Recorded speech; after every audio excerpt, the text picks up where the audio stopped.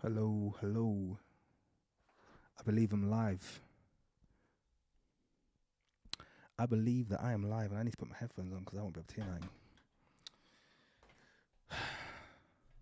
Good evening, everybody. Internet looking circumspect, but I hope it holds up for today. How's everyone doing? Let me know if you can all hear me. I'm live. I'm sorry we didn't get that calming Afro beats that normally plays us in.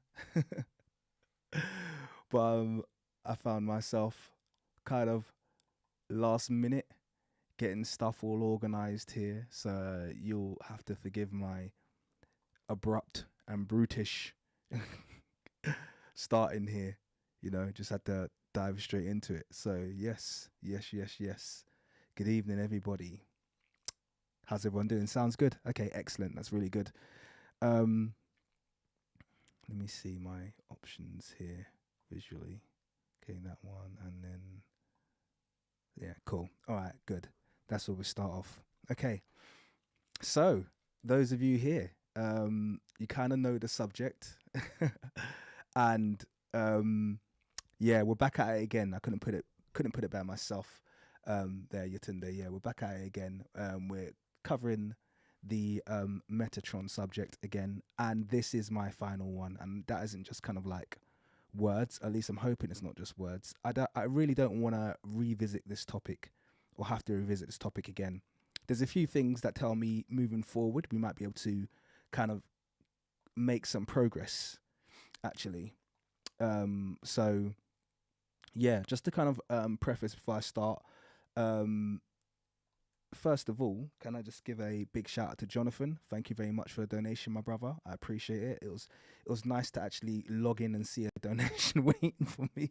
So I appreciate the $5, man. He said, don't forget to mention they said there were Nubians living in Egypt from his first response video. Yes, he did. Actually, that's one of the things I'm gonna mention. But okay, let me just quickly kind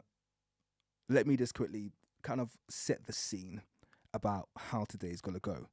First things first is that I've got a lot to cover, and you guys know when I do my responses to or reactions to any video, but in this case Metatron's videos, I always play them in full because for me context is very important. I don't like to take people out of context, and I think even though it was insinuated that was done in this video, I think he knows, honestly, I'm probably the only creator who's actually looked at all of the videos he's posted on this subject and actually live stream responded to them. I'm quite happy to live stream respond to them because to be frank, I don't find it a problem. I think most of the arguments he raised are ones that I've heard before, and I'm not going to say none of his arguments hold any weight, but I think a lot of the arguments are easily debunkable and easy for us to basically be able to kind of say, look, let's put this in full context. It doesn't make sense what you're saying. So that's my approach. That's what we're going to do today. But as you can imagine, in his last video, he's done an hour video, which is longer than he normal does. For me, that's actually short because I do my live stream responses. They're like 2 to 3 hours. They go on forever. So if I'm going to get through what he's posted, first of all, I'm going to have to play it faster. So I'm going to have to do it on a faster playback. So I know he doesn't like this because you're going to see there's a chunk of the video where I think Mr. Imhotep speeds up his voice and he accuses him of all sorts of nefarious mind control manipulation tactics.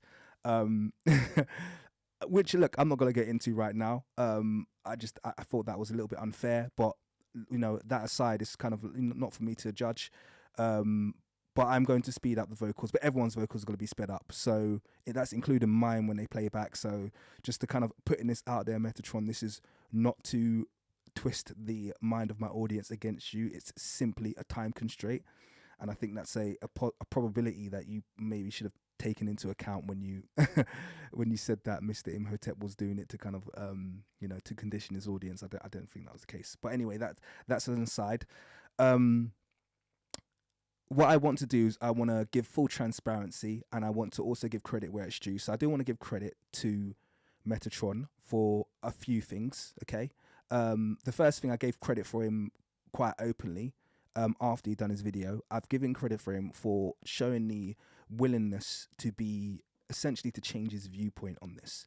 And that is something I do give high credit to, because many people are very stubborn and will not change their perspective when they're given a better argument or given another argument, another perspective. They kind of die on their sword. They're like, well, this is what I came in believing, this is what I'm gonna go out believing, and damn you all to hell if you think I'm gonna change my perspective. Whereas I think I've seen something within Metatron in this last video that suggests to me that he's adjusting his perspective. I think he knows he's been presented with arguments that are academic, that are strong, that are sound, and that are grounded in reality and not in delusion. And as a result, being a fellow content creator and research, I think he's got a degree of respect for that. And I respect him for that. I do. He hasn't perhaps been as transparent with these changes as I would like him to be. I still think there's an element of kind of like, well, you're now saying this, but you haven't now gone to, you're saying that you've always said it, which kind of, does give me kind of tones or nodes of dishonesty, which I've kind of pulled him up on, and I've been quite honest about that. And that's one of the areas I pulled him up on, but I'm going to give credit where credit is due. I'm also going to give some credit in that I'm not going to say he's still been antagonistic. I think he's been really antagonistic actually in areas. I'm going to put him up on that. But I also think that in some areas he's tried to diffuse some of the antagonism. But in other areas he's kind of fueled it. So he's kind of like cancelled himself out there. So I'm not really sure where to put him in terms of praising him in that area, because he hasn't done the best, if I'm going to be totally frank with you. And yeah, I'm just trying to pull out as much positive as possible, because I think in terms of, in reviewing the way that I've reviewed this stuff, I've always tried to go in there and be really open-minded and be really nice. But then, I know I get about 10 or 15 minutes in and I get so irritated with him that I just start being really, really cocky and really smug and really kind of like, I know I do it. I'm not gonna lie about it. I'm quite open about it when I do my streams. I'm just like, nah, this guy's really irritating me, and then I'll start just taking the mick. I'm gonna try and do that less today. So today is gonna be a little bit more dry. I'm sorry for my audience, who maybe like my kind of look. You gotta understand. I'm British, okay. Our first port of call is sarcasm. It's literally what we default to when when we're in uncomfortable situations. So you have to understand that, I will default to sarcasm, but I'll try and do it less, because I don't want this to be antagonistic. I think there's an academic middle ground that we are starting to reach. And I think what's been lost on a lot of his audience, and a lot of time actually, I really do hello know thyself, by the way. Yes, a lot of the time I really do blame Metatron for the belligerence of his audience, and I don't think he really knows or understands how vile, and I will use that word, how vile his audience is. He's got some of the most vile followers that I've ever come across. They are absolutely horrendous, and I don't think I think he doesn't appreciate it, first of all, how offensive some of the things that they say can be. But at the same time, I think because people don't make a big deal out of it like he does when people come onto his page and say offensive stuff about his content, which is at a much smaller ratio than what they attack our pages, what his followers attack our pages, that he gets really offended and he makes massive deal out of it, like you're going to see he does in this video. But I don't think he realizes how bad his audience are. And I'm going to pull up a couple of pages so he can see those in real-time view and see how really vile his audience can be, because I don't think he has that in full context. So yeah, just kind of like giving you guys a little bit of an overview. We have so much to cover. Like I said, we didn't dive into any music, so yeah, I can't blame him for that. That's the bottom line. And I probably have done previously where I've kind of like, because of how belligerent his audience is, I've been really harsh towards him, and I don't think he's as bad as his audience. I do think there's a degree where he feeds some of that negativity, which you're also going to see come out in today's video, but that's a whole nother thing. Now the other thing is that I mean, just to give you an overview of this video itself, as much as I've given him some praise moving into it, he has done that whole thing again where he spent more than 50% of the video. I can't give it another phrase other than character assassinating us, I'm going to say in this occasion. Last time it was Kuellimika, but now it's kind of like he's gone. He does spend a lot of time doing character assassination and not raising points. And, you know, frankly, this only serves two things. One, it makes me really bored because I don't really, I mean, it's like, come on, this is supposed to be an academic debate. No one cares about he said, she said about this guy's, you know what I mean, this guy's auntie. We're supposed to be debating academically, and I like to think in all of my videos I've just dove straight into the content. I've just gone, here's what Metatron said, played it for you in live view, and then literally, you know, being able to address some of his points, you know, where I disagree, which is normally most of his points, to be totally honest with you, but address his points head on. That's kind of an academic response. When you spend 40 to 45 minutes of an hour and a bit video just kind of like character assassinating people because you don't like the way they phrase something or because you feel they've accused you or something, it's kind of like, Metatron, what is this discussion about really? Because you're the one who's brought it to this personal place. I am not interested in having a personal debate with you. I'm not interested in getting into a he said, she said. That's boring.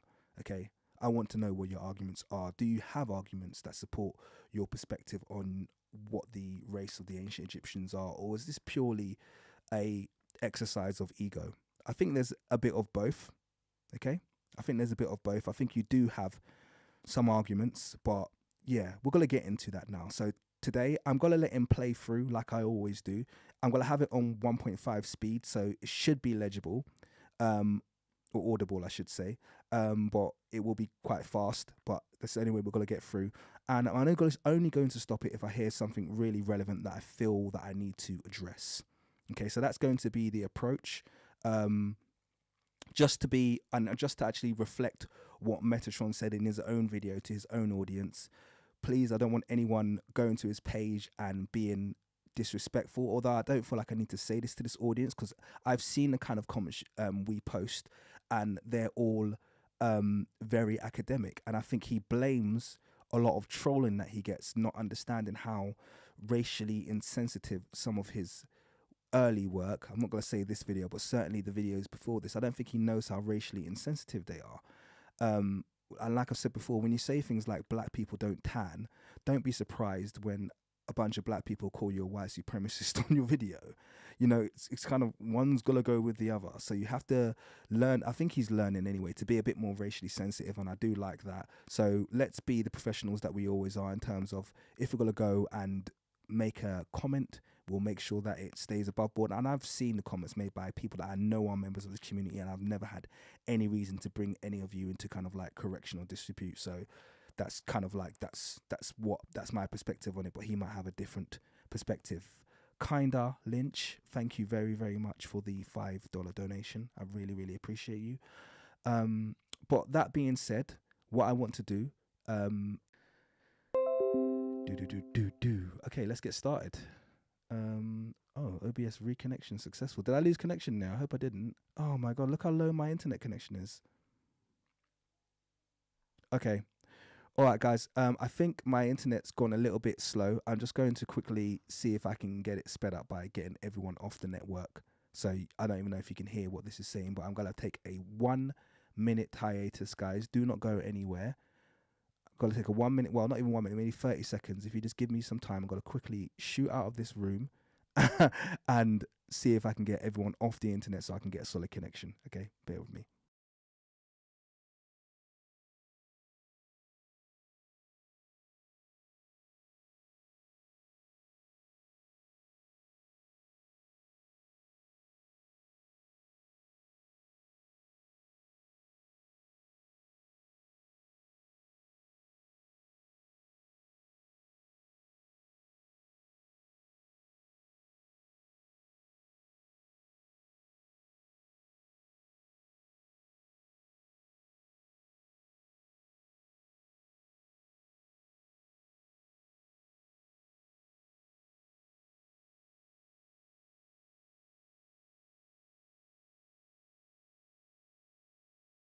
Okay, I am back, and I've got a much more solid, well, a little bit more solid internet connection now. So I hope that it doesn't cut out again. Let me just quickly change my view. Boom. Yeah, let's keep it there. Okay, cool. Let's go. Actually, so to start with, let me play you this little clip so you get an idea.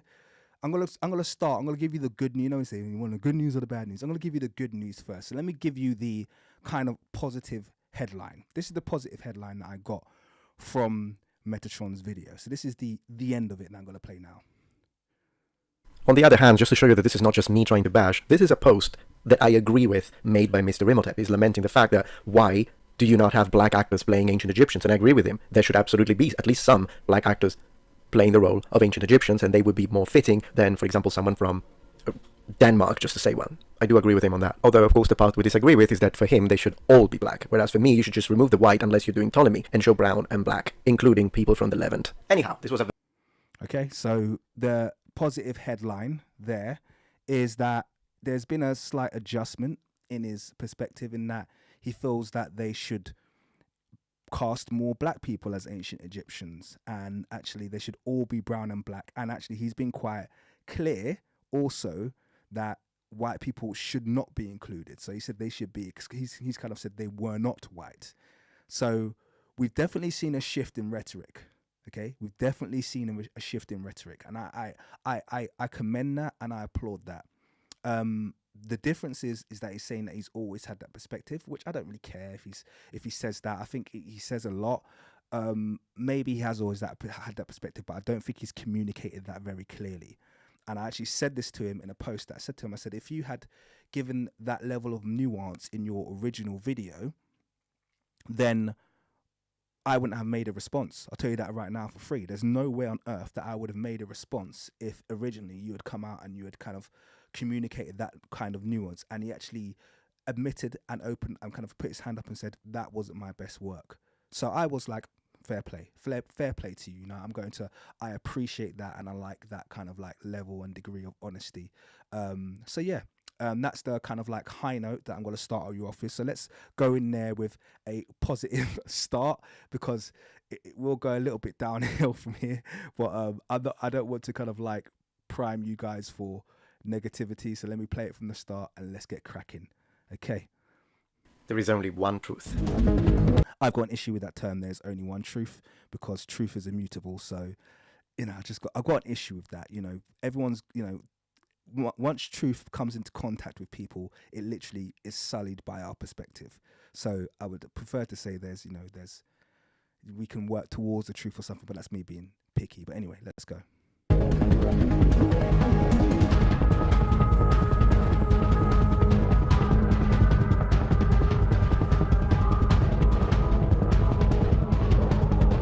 Hello noble ones, welcome back to my channel. This is the Metatron speaking. 1 year ago I posted a video about the results of my research on the ethnicity of the ancient Egyptians.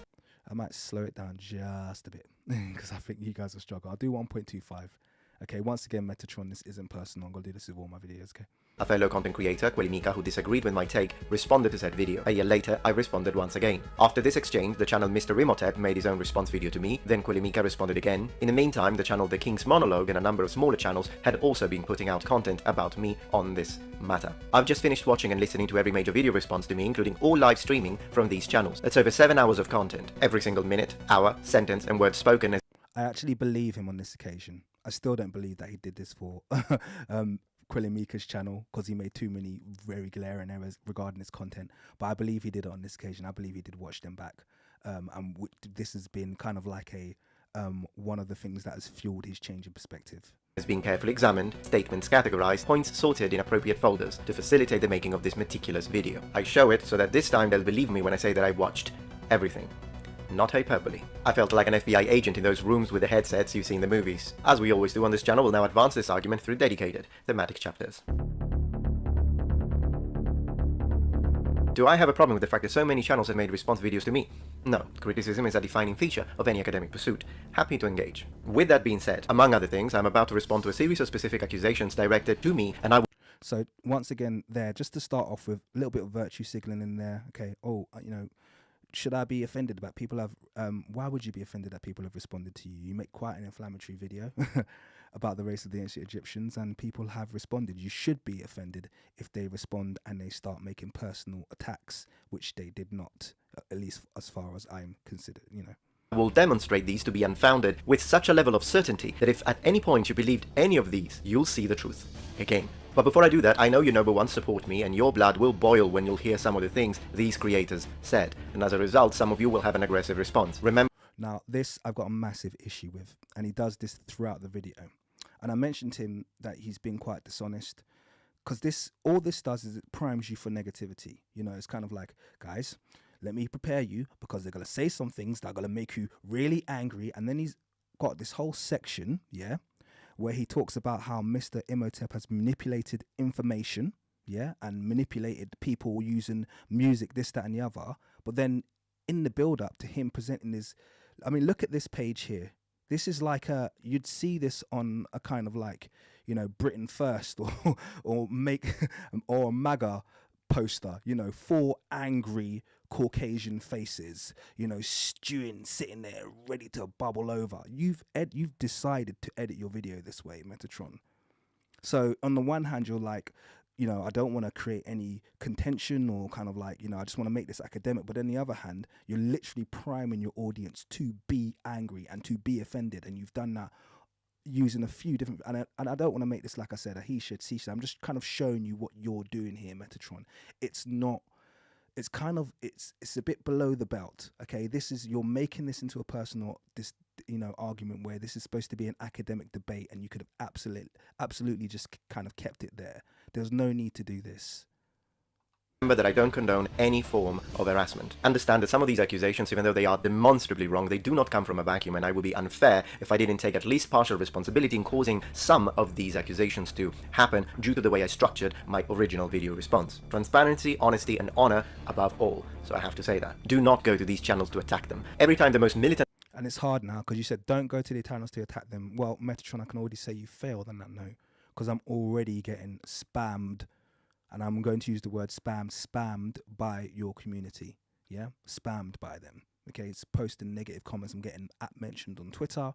All of these from your community as a result of the way you structured this video. And I kind of just say this because I know you're going to watch this back, Metatron. Can I just say this? If you had approached this debate and you had missed out all of this personal stuff and just gone straight to the last third, which you actually did dedicate to academics, I don't feel like I would have been inundated with any negativity from your community, because you would have kept it all on the academic level. But you've chosen to preface your video with this kind of like them versus us. Oh, I'm under attack. Oh, they say such horrible things about me, but I'm going to be the bigger man. You've chosen to take that approach.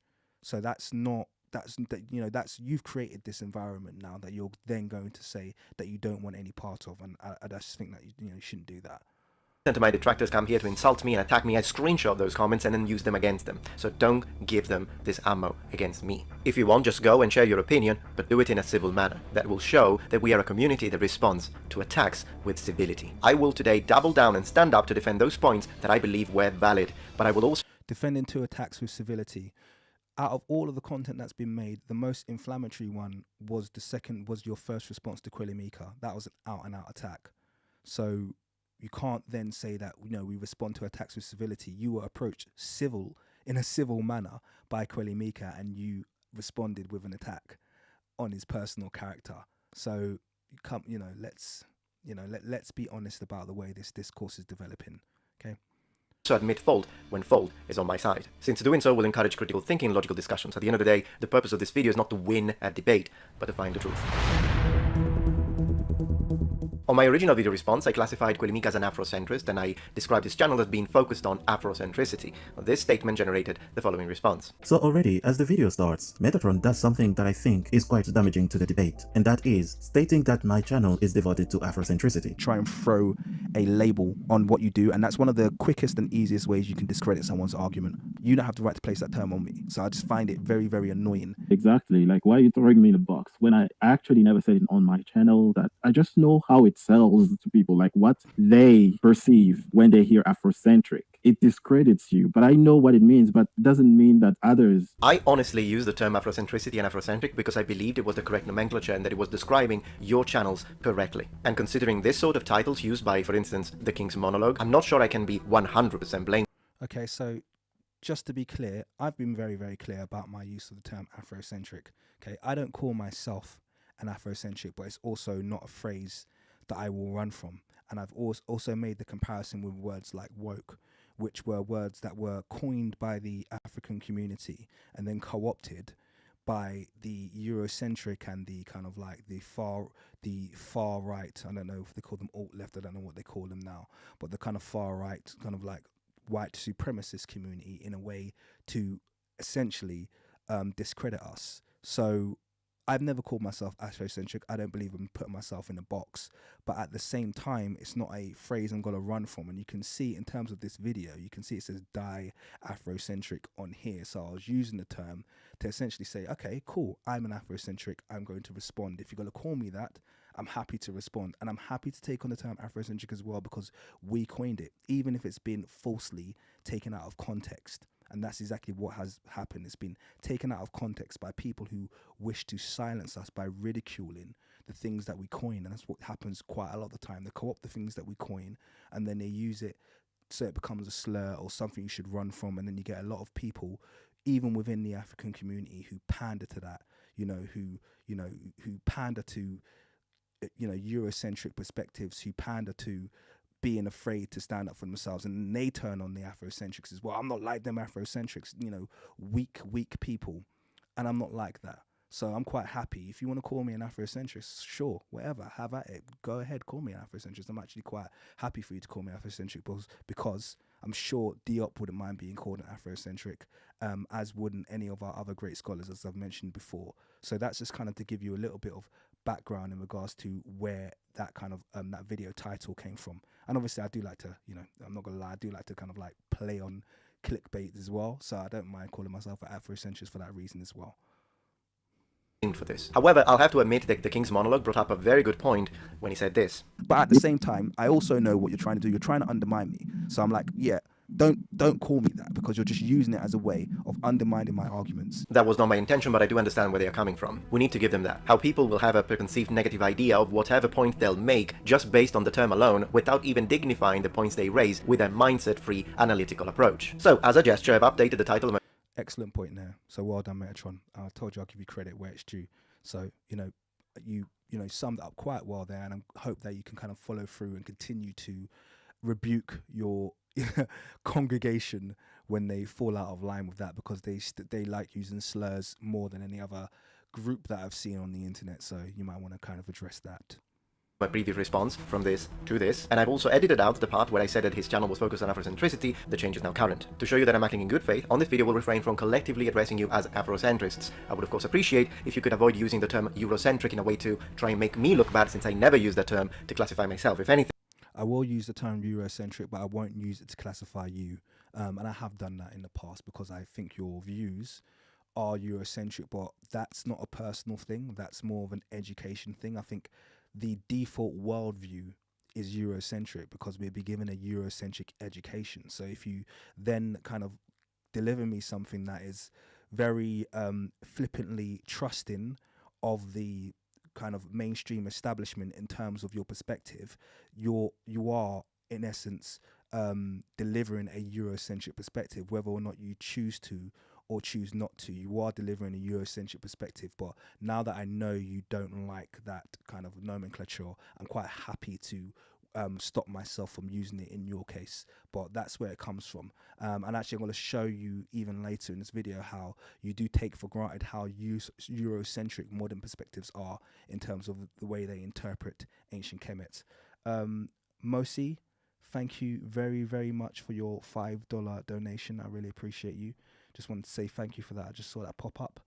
I'm gonna continue to let it roll. Like I said, that this kind of first part, I'm not gonna get into the he said, she said too much. But by the way, I just want to check something as well here. So when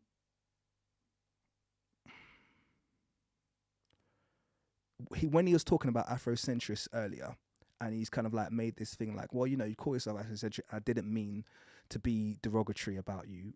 I just want to kind of check him on that really quickly. So if we look at his, if we look at this video, and this is his first video about the race of the ancient Egyptians, I just want to go to a certain point and see if he's being consistent there, because let's be as thorough as we can in terms of checking what's being said here. More. All of these questions matter because they help us better understand a people, a civilization, their story. You create history by asking questions. Now, the question about their ethnicity becomes even more relevant when you are confronted by a group of people that tells you that the ancient Egyptians were black, the ancient Romans were black, the ancient Greeks were black, and if you disagree, you're a white supremacist and a racist. Well, so you heard that, okay? A group of people, in this case, he's talking about Afrocentrists, yeah, who say the ancient Egyptians are black, ancient Romans are black, ancient Greeks are black, and if you don't agree, you're a white supremacist and a racist. That's quite a loaded set of accusations there, okay? And we're not done there. Let's just quickly see if there's any more in this kind of like vein that we need to address. Comes down to it, but the people I'm really going to be disproving are the ones who say they're black. So your whole argument or question about were the ancient Egyptians black should be really rephrased to the ancient Ethnicity, the value, the truth, backed up by evidence. I just didn't believe him when he said black brothers there, but anyway, that's versus irrational, that's convoluted, and politically motivated, annoying people. Let me show you. Cleopatra. So there, he called politically motivated and annoying people. So there are people who say the ancient Egyptians are black, this were black, that were black, and they call you a white supremacist and a racist, and they're politically motivated and annoying people. These are the people that he says have an Afrocentric perspective, okay? So on the one hand, you're like, oh, well, I just called you an Afrocentrist in best faith. But on the other hand, you've made it clear by your definition of Afrocentrist that you don't have a positive view of them. In fact, there's an overwhelmingly negative view of them. So it's important that you kind of like, you know, make sure that you also accept that when you're making this new analysis. I do like I said, where it seems you're progressing to which is a much more, I want to say, less hostile. You're in a much less hostile place than you were before, but let's not, you know, kind of like completely disregard the background that has brought us to where we are at the moment.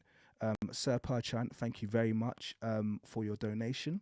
He said, I think you should accept the Metatron's I already have offer to debate and spank him live online. I've already accepted it. I accepted it straight away. Literally a couple of hours after he posted his video, I watched it in full. And I said, let's do a live stream. I'll do it tomorrow if he wanted to. You said, show him Nama, show him the studies, show him all the Afrocentric Europeans that unequivocally state Egypt was black. He's aware of all of those. I'll be happy. Like I said, I'm happy. I'll do it any day of the week. I'm happy to discuss and debate with him this topic online. I actually offer all of these kind of like, I'm not saying he's a Eurocentrist, but there are other Eurocentrists. There's another one called E7 or something like that. I've offered her to debate online. She's totally, I'm not going to go on debate online. You could get lost, and just devolved into real kind of like insults, and her vile community did the same. All of these people, they have a real fear. I think a lot of this is based on the fact that they know that a lot of these perspectives don't hold weight, don't hold water, and they wouldn't be able to maintain a debate. They wouldn't be able to maintain a sustained effort in terms of proving their position. And so you'll notice all of their arguments center around trying to disprove Black Egypt as opposed to trying to prove, you know, Arab or white or olive Egypt. They have very little data to do that, but they can certainly ridicule when someone presents them with a statue that looks black or with red brown skinned Egyptians. They'll have reasons, you know, they have ways of augmenting reality to say that's not a black person. But then when you kind of flip it and say, okay, so is that a modern Egyptian, or is that a this, or is that an Arab person? They don't have an argument for that. It's like, well, it doesn't matter if it's that, it's just not black. That's kind of the argument that's being made here. So, you know, this is it really. So anyway, just to kind of, I just want to give you some background in that. Let's continue. thing. If I get a choice, I'm truth-centric. Part of me now thinks that he Yeah. just Googled these names. Sorry. This led me to question both the competence of these linguists and even their existence. Since it has been suggested that the team that I mentioned at the very beginning of my original response video doesn't exist, you're not my imaginary friends, right? I exist. As you will have undoubtedly noticed, 3 of the 4 members of the team have now appeared on camera. The anthropologist hasn't. That is because, first, she's not comfortable appearing on camera. Not only Okay, so you've shown your team there. They exist. Fine. To be honest with you, I never doubted that they exist. I just liked poking fun of you in that regard. The point and the reason why I poked fun at you with this team is because, and this is not me being smug or anything, and this is me being totally honest with you, I was not impressed with the research that you did. In my opinion, the research that you did and the arguments that you presented have basically become increasingly worse with each release that you've done. The second video kind of response to Kuellimika was really, really poor, really, really poorly researched in my opinion.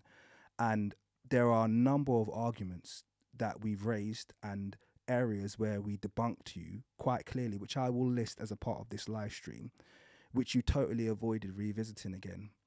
And so it wasn't a case that I didn't believe these people existed. It's just that I was kind of like, well, what was the point in getting them on board if you weren't going to raise a more, argument that has greater, more strength and veracity? It was a very weak argument that you kind of presented. And I think also in that second video, you doubled down almost in terms of your viewpoint became even more extreme in the kind of like not black direction. And I'm going to prove that as well in a little bit. I will prove on all of this, by the way, with your own content and with references and sources. I will be proving all of this. But the point is that I wasn't impressed by them, and that's nothing personal. And that's not me trying to be rude to them. And I'm sure even your accusation of them getting attacked by who, I guarantee you no one from my community has even made the slightest attempt to attack any of these people. And I doubt that that's even the case. So, but once again, that seems like you kind of posturing to put yourself in a victim position. I don't think there's any fear of that person releasing their name, but that's absolutely fine. You don't need to. I believe all of these people exist, and I believe they've all contributed something. I just wasn't impressed with what they delivered, and that's just me being totally honest with you. And I'm not being smug in that regard, I promise you. Macy, thank you very much for your $4.99 donation. I really appreciate it. So let's carry on playing. only because she's camera shy, but also due to the toxicity of some of the attacks in the comments that my team and myself have received. And we need to respect that. What we did today, we didn't have to do. He's pretended that he's got this huge team of scholars. And neither Kuellimika nor Mr. Imhotep ever show their faces. But if anyone is going to try and say that the anthropologist doesn't exist, I'll be happy to swear in front of a court of law. I would like to now thank the members of my team that have showed their face today. That takes courage, considering I believe you. Once again, you continue to put yourself in a position of victimhood as though we attack your community and we attack your pages. Metatron, in fact, you know what? Enough of me talking about this, all right? Let me show you what your community are like, because I think this is something that perhaps you need to get a little bit of a reality check regarding, okay? So I'm going to actually go to my page, okay? And I'm just going to quickly, this is for the sake of everyone who's on the live stream. I'll do this very briefly, but I want there to be no doubt about how toxic your community is. In fact, I'll tell you what, I won't even go to my page. I'll go to your page, because that's an even better place, because I could show you them attacking my page, but let me show you what they're like on your page. Sorry, so I'll do this very quickly. Let me quickly just... You guys can see all the stuff that I searched now. You saw like AJ versus Ngannou. You know what I'm into in my spare time. Yeah. So let's go. So I'm going to go to Metatron's page here. And I'm going to go to the community. And I just want to make this point very, very quickly. Like I said, I don't want to get into kind of he said, she said, but I just want, it's important, Metatron, let's stop taking this victim mentality position, because honestly, your community can be incredibly vile. So this is here. So his post here is, I just finished watching and listening to every major response to me, including all the live stream of excuse me Excuse me. I'm going to full screen this anyway. Let me just quickly full screen this. I need a cup of tea. Including live streaming from Kuellimika, Mr. Imhotep, and the King's Monologue. Every single minute, hour, and word spoken has been examined. Blah, blah, blah, blah, blah. I need a glass of water. Let's look at the comments. Okay, so everyone can see what kind of stuff is. So, the Metatron represents humility, integrity. Oh, that's a nice one. Over a year ago, I ran into Imhotep guy. I sent over unbiased research, and he still said Egypt is in Africa, so therefore it means they were black. I don't think he said that. Well, moving on. Admired your commitment to factual truth. Okay, that's quite nice. I've always admired this about you, Raf. You're an excellent intellectual man of honor. Here we go. If someone is arguing from ideology, it can be difficult to break for sure. Your parents should be proud of you. Don't worry, we're going to get there. It devolves very quickly. Arguing with an intelligent person is hard, yes, but a fool? No, it is even harder, especially if there's not one fool, but 3 fools. Yeah? That's your community there. Good thing that is that people who are on the fence, well, they are fools, even though the fools will never admit to it, as they are already made their foolishness their identity. It's still worth an endeavor. I don't need to read on for much of that. 7 hours of we was kangs sounds like torture.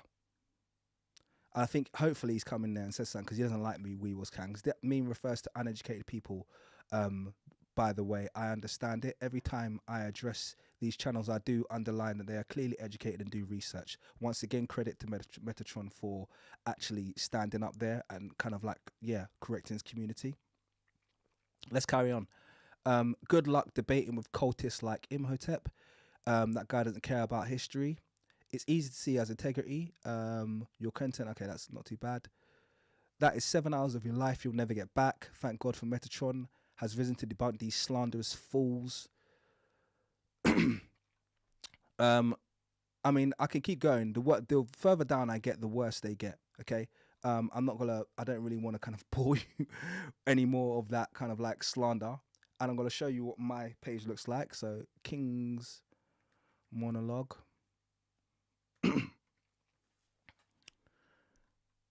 Sorry, I know this is a bit boring, but I just have to just quickly address this because it is a bit of an issue.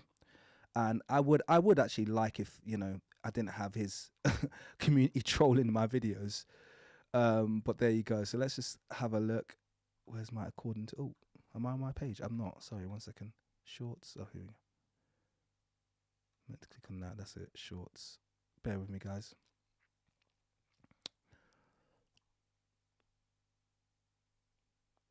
So this video, which I think we actually need to watch, we'll watch this a bit later. According to for now, because we'll watch it a bit later. But let's have a look at the comments. This is 1,300 comments. Taking one sentence out of context doesn't make you trustworthy, my friend. This video is a blatant lie. Metatron never made any claim that could anyway taken away is. It's an absurd video. Actually, Metatron said black people were of different shades. No, he didn't. Out of context, pathetic. There's another one I'm not going to read out. It's too long. Metatron wouldn't say this. You people on the video aren't black men. You answered yourself. It's an example. Cleopatra was a Greek. This is not even about Cleopatra. Not African. She was a descendant of Ptolemy. A Greek. She was very likely not African. This video perfectly represents TikTok toxic culture. Wakanda dreamers on copium. Do I have to read it? Okay. Every single comment back to back. Negative comments from your community. Okay. Who do their best to obviously negatively downvote all of my videos as well, but they don't do a very good job there because I'm okay in terms of my positive to negative ratio. But I do have a very, very suppressed channel thanks to kind of a concerted approach to make sure that YouTube doesn't promote my content. It really only gets promoted to my subscribers, and outside of that. additionally, the introduction. Yeah. There you go. So let's stop less of the virtue signaling. I just want to share that to everybody and to Metatron so you can see what I have to deal with as a content creator from your community. Okay? We have to deal with a lot of really hateful and negative posts all the time. Absolutely all the time. So you're not unique there. And to be honest with you, the ratios, I think, in terms of what we deal with from your community versus what you deal from our community suggests that you probably shouldn't be complaining about this fact, you know? Let's go on. During the kind of attacks that I get online, but we are here for the world to see, and we have nothing to hide. The number of times you guys use this term is concerning to me. So he's quite clearly lying here, which is... Metatron is simply spreading lies. But that's a lie. Metatron lied to you. It appears that for you, a disagreement equals a lie. But that's not what a lie is. I can disagree with you academically. I can think differently from you. And that wouldn't involve a lie. To be a lie, the intent needs to be to deceive. And is this a pattern? You bet. Everyone is a liar, from creators to academics to an entire continent. And talking about possible lies. When he did his video on the Nordic Romans, Mr. Okay, so just to pause there. So first of all, I do call Metatron a liar a few times. It's not like loads and loads of times, but I'll tell you the trend that you can pick out when I call him a liar. I tend to call Metatron a liar when I've caught him in a lie. That's my rule. It's not really that difficult. And he has been caught a couple of times in very, very blatant lies. Okay? So let me just quickly just give an example of times when Metatron has been less than honest. Okay? I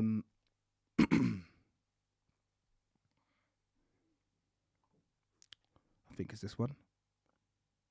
Yep. So let me just quickly get a timestamp.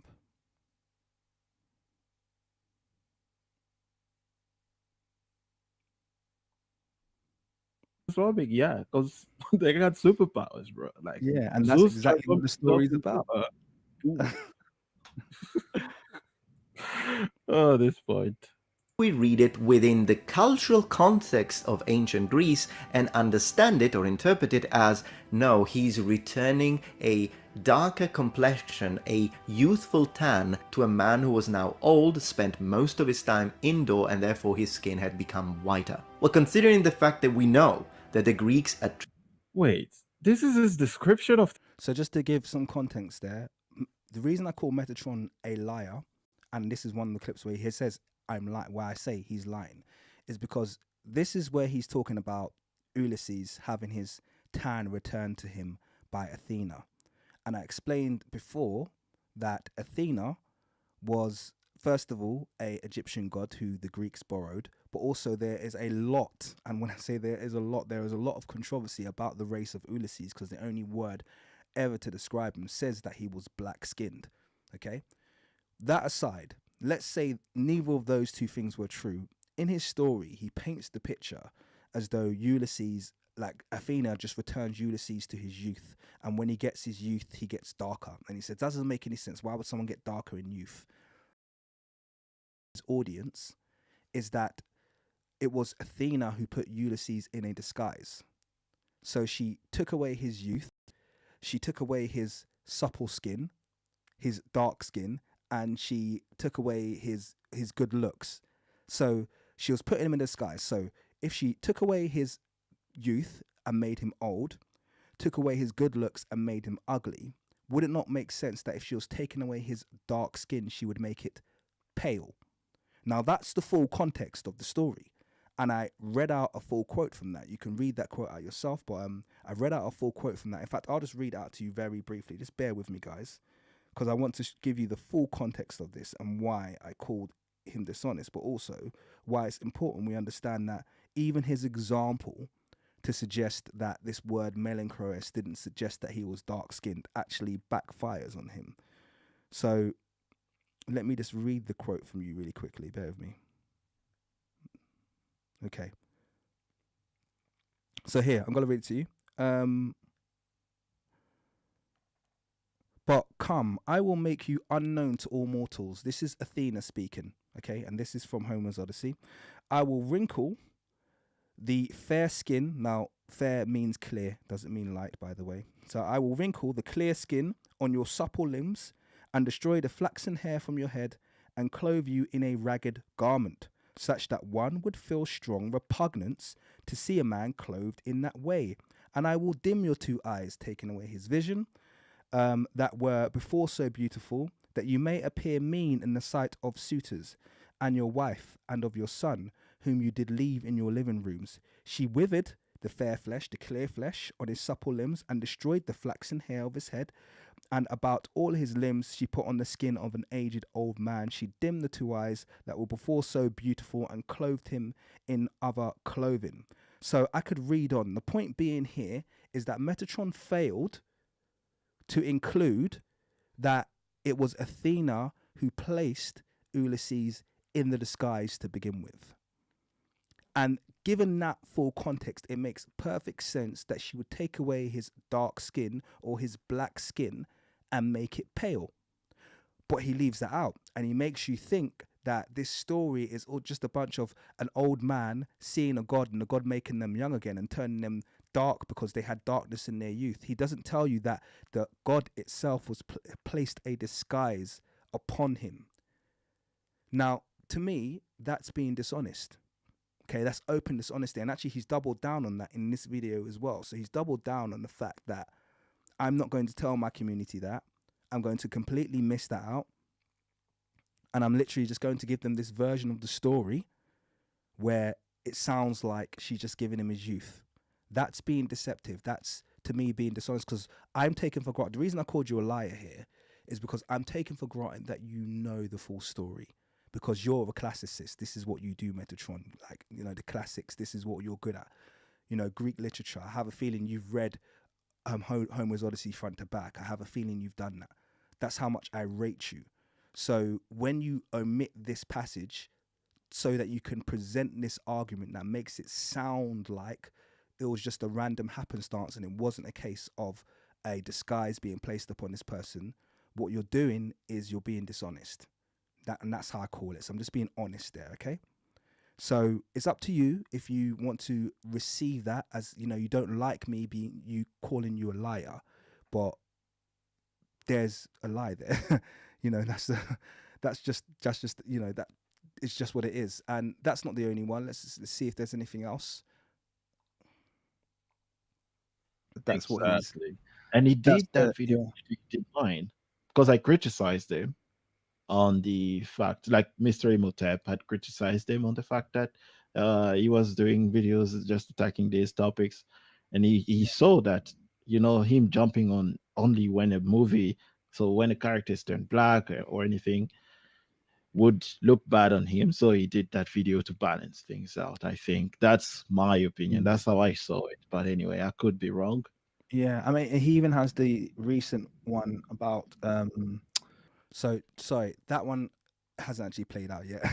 Sorry, ignore that one that I just played, because we'll come back to that. Just want to give you one more example as well, because I did call him a liar, and I feel the need to kind of like basically clarify why I called him dishonest. Cause it's not nice being called a liar and then someone not explaining why they've called you a liar. So here again. And let's compare his scholar on the. By the way, I never used this I never used this man's picture to say that they have no relation whatsoever, as it said. What a liar. So I called him. Another Did you use the deceptive picture at all, or did you make a different point? I made a different point. I said, look at the way modern Egyptians dress nowadays when they're working outside to protect their skin, which is not so full of. So to be clear there, Kuellimika raised a very legitimate point where he said, this is the way modern Egyptians dress in order to protect themselves from the sun.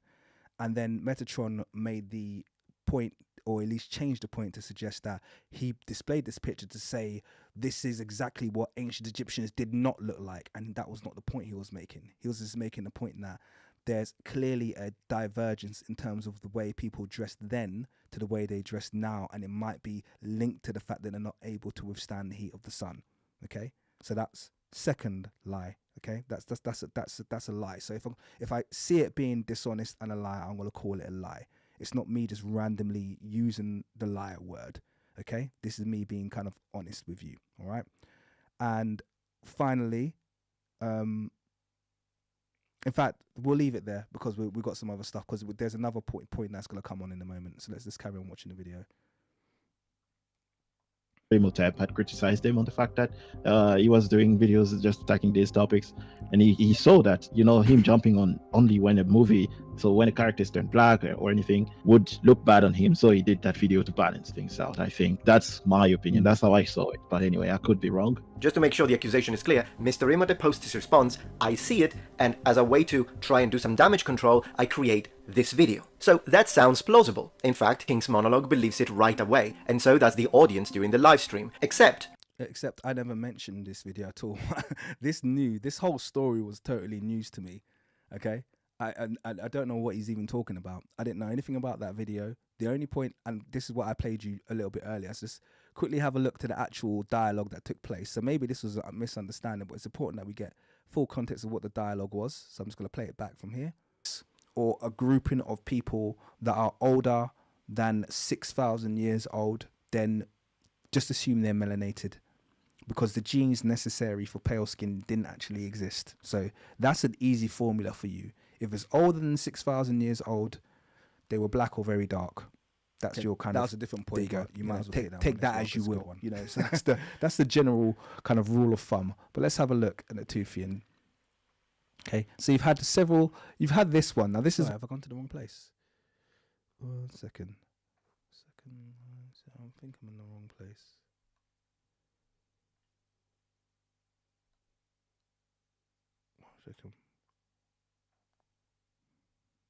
Yeah, I'm in the wrong video. Sorry. Here it is. I thought that sounded a bit wrong. Okay, sorry, it's here. Bear with me, guys. Just here. Okay. That's what he's. And he did that video. He did mine because I criticized him on the fact, like Mr. Imhotep had criticized him on the fact that he was doing videos just attacking these topics, and he saw that him jumping on only when a movie, so when a characters turn black or anything, would look bad on him, so he did that video to balance things out. I think that's my opinion. That's how I saw it, but anyway, I could be wrong. Yeah, I mean, he even has the recent one about Alexander, and he's totally fine with Alexander being depicted as a blonde person, but he recently done another attack on kind of Hannibal being depicted as a black person, yet there's far more evidence that Hannibal was black than Alexander was blonde. But you don't see the same, like you said, you don't see the same energy. He has to toe that line very carefully. So you'll see there, that was the complete dialogue of us regarding his channel. No mention of that White Nordics video, which I've never heard of. But he's just now, when reporting it back in this video, and I told him, you've kind of been dishonest in a few areas. This is one of the areas where I feel he's been dishonest, because you're saying that we've said things that we absolutely didn't say, okay?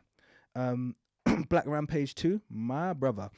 You're on the right side of history. You are inspiring the next generation of black thinkers. I appreciate the time you take to submit your work to the black think tank. Black academia thanks you. And I thank you for your support and for your very, very kind words.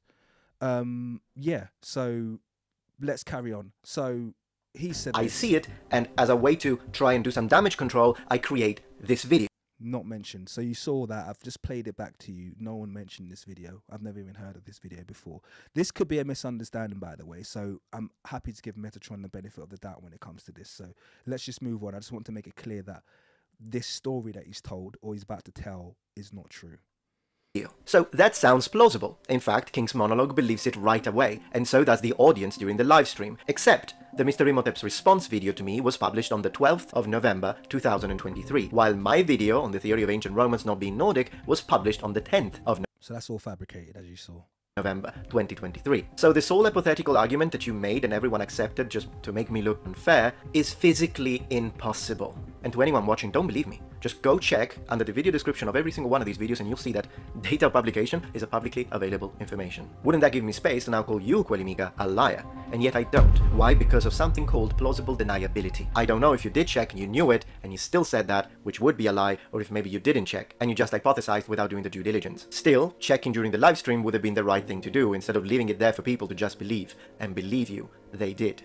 He delves deeply into specific topics when it aligns with his agenda, but when faced with information... So 8 minutes in, still just personal attacks, as you can see, guys, and this is one of the big issues I have with this. I'm waiting for him to come with the the good stuff here. that contradicts And by the way, I'm just letting you see it all because I just feel like it's the fair thing to do. I know it's long and I know it's boring, but you just gotta have to let it play out. And I hope the speeding up helps a bit. his viewpoint, he remains superficial and avoids the truth.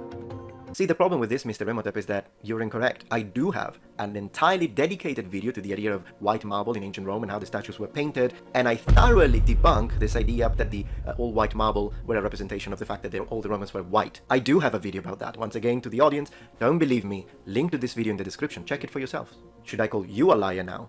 Plausible deniability. I still give you the benefit of the doubt, but maybe next time before you state something like this, specifically designed to make me look bad, double check. And I don't have opinion about all of this, by the way. No opinion about this. for fairness, I have to tell myself that too, because when I mentioned the idea that I thought perhaps the fact that Kuellimika created his symbol just to put Africa on top of Europe, I was wrong. I read anti-European sentiment in that action, whereas what he was doing was just to represent the ancient worldview whereby, from the position of the Egyptians, the north was south and the south was north. So I was wrong about that, and I admit it. Kudos to you for owning up to that mistake and error that you made there. Will you?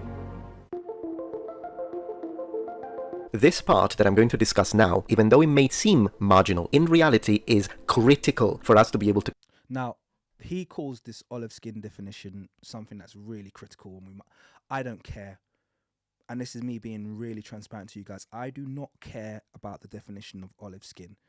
And he acts like I make a big deal out of it, and I don't. I just think it's an invalid descriptor. And I've communicated this to him in those exact words on Twitter. You know what I feel about olives. Olives are green, black, and brown. Those are the three colors of olives that you get. So my understanding of the word olive is it probably meant something different historically than it does now. But either way, it's an invalid descriptor. It's vague. It doesn't give us anything. Like I said, olives are green, black, and brown. And olive oil, people say, oh, it's the color of the oil. Olive oil is tepid yellow, and no one looks like that unless they've got they're about to die, essentially.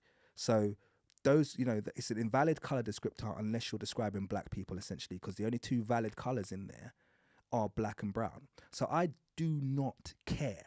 I cannot say that strongly enough. I don't care about the word olive. And why don't I care? Because it's not used. So this is kind of like one of those completely irrelevant strawman topics, because no one uses the term olive anyway. None of the ancient Greeks use the term olive. None of even the Roman authors that you described use the term olive. No one historically used the term olive to describe the ancient Egyptians. You're using it. And you're trying to make us argue over a word that you've given importance to, and I don't care. So that's kind of like my be all and end all when it comes to what does olive mean. To me, it means nothing. It's a meaningless word. Come with a better word. And as you can see from all the ambiguity that surrounds it, I hope that you agree with me now in how much of an invalid descriptor it is. Let's just drop they were olive skin, because olive is meaningless. Be bold. I'm quite bold about the way. I will tell you right now, the ancient Egyptians were the same as Africans. And when I say the same as Africans, I mean continental Africans, that skin range that we have from yellowy brown right up to pitch black. That is the same range that I believe existed in ancient Kemet. Okay, everything from black to dark brown to medium brown to reddish brown to yellowy brown. All of those are tones that can be indigenously found within the African population. Just to give that some veracity, let's have a look at my short that I posted to Metatron. Okay, let's just have a look at it quickly so you guys can get a full... Where's it gone? Will it be at top?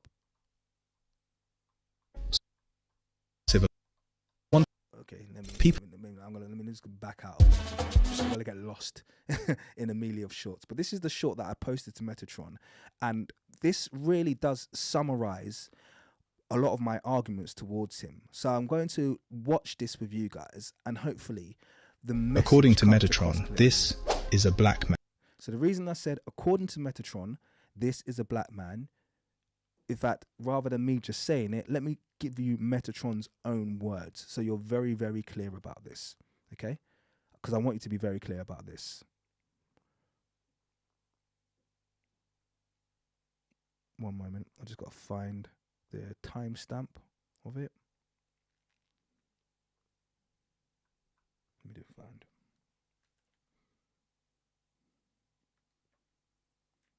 Oh, wrong thing, sorry. Bear with me.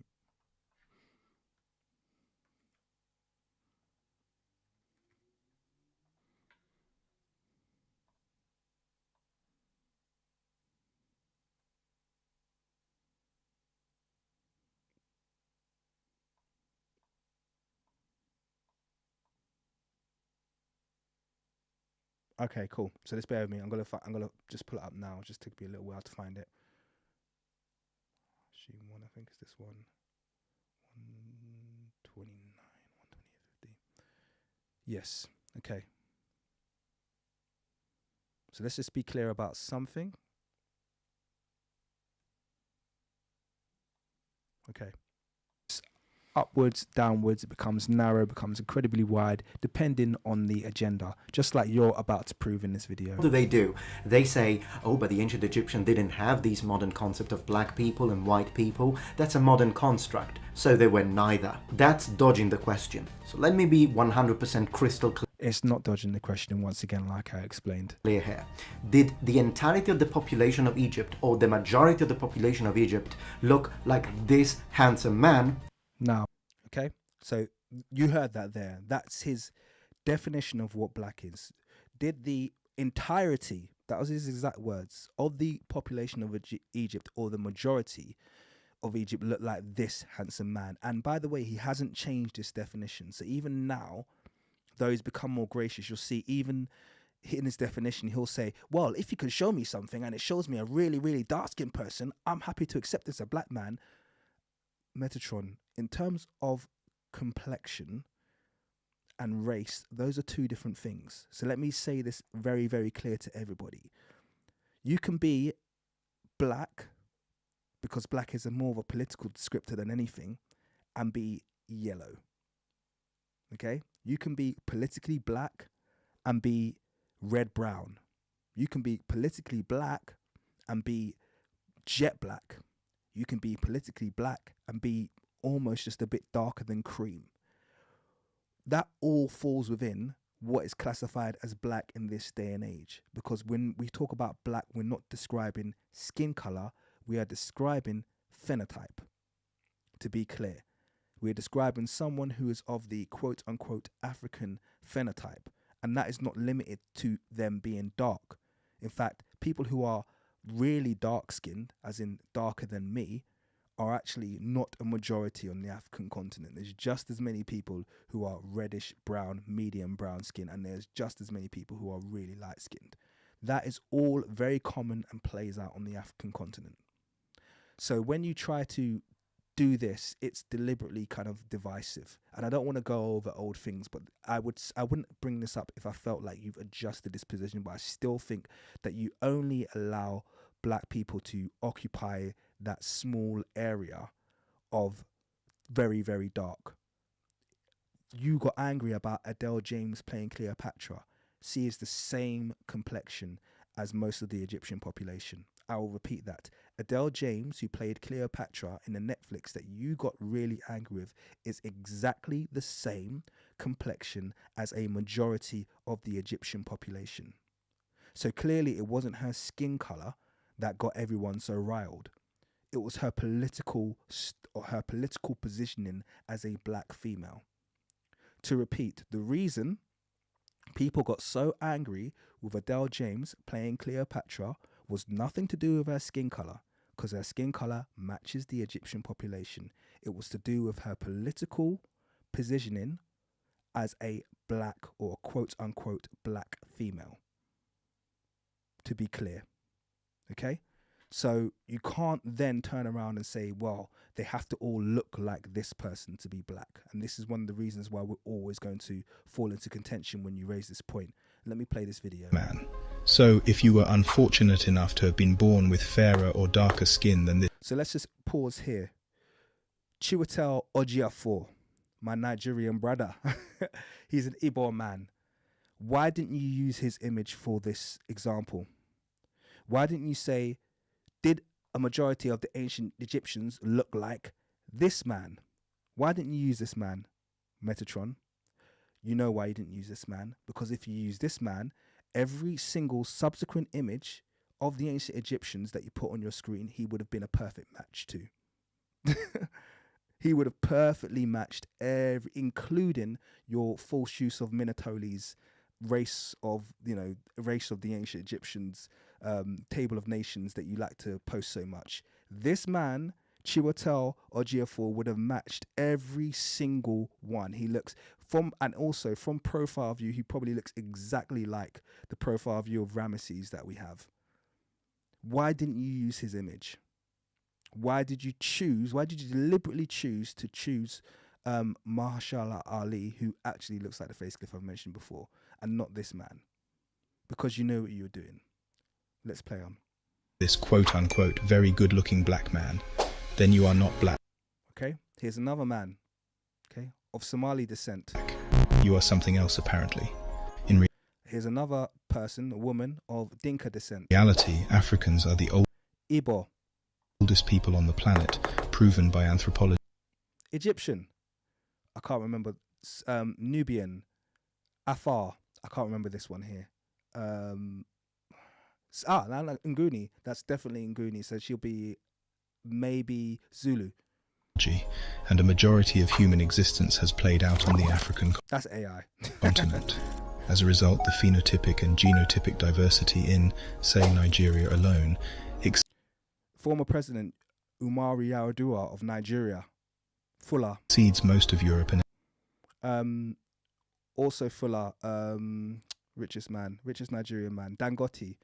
Aliko Dangote. Look at the facial features. Look at the complexion. Asia, and the Also Nigerian. Babangida, former president. diversity Also on the Nigerian. Obasanjo. African continent itself greatly exceeds Eritrean man. Why didn't you choose this picture? This is a black man. Are those features a bit too close to home? the entire world. Here's another male. Afar. Of the Afar tribe, Ethiopia. Why didn't you choose that image? I mean, this one would have blown out your entire argument because it's even got the hairstyle. For this reason, variation previously believed Rwanda. President. Right, current ruling president. Gosh. Lost his name. Sorry. Too much off the spot. Too much head top. I've kind of fried my brain. Someone will post it down. to be inherited from some kind of foreign admixture. Khoisan. Is in fact indigenous and Robert Mugabe. Viva Robert Mugabe. Long live. Lips. Very, very thin. Incredibly dark skin, but incredibly thin lips. Very, very, very typical of Southeastern Africans. normally a telltale sign of foreign inheritance from Uganda. Africa. Look at the different ranges Skin of color. phenotypes you get in there. Samburu. This woman has zero prognathism. Okay, zero prognathism. Very, very. If they found this woman's skull, they would classify it 100% as European. But if you look at her features, this is a black woman. This is a black woman with zero admixture, I would say. This is a pure, thorough black woman. And yet, look at that feature set. Why is her feature set like that? Because Europeans inherited their feature set from Africa. Not the Feature other way thickness, limb proportion, hair texture, hair color, and feature set all have indigenous variety on the Indigenous Moroccan. continent that greatly exceeds what is Indigenous Nubian. seen around the world, proving that this is perhaps an example, but not the definition of a black man. Okay, so that was my 1 minute short. Why did I play that for you guys? Why did I play that for you guys? It should be pretty obvious the reason I played that. Because this whole game of trying to limit, and Metatron, in fairness to him, has mentioned he's very aware of African phenotypic diversity, but the problem is that he will opt to forget that it exists, and he won't show this. And this is one of my criticisms that I have for him. I told him that he'll be dishonest a little bit because we've raised these points to him before, and he won't show this to his audience.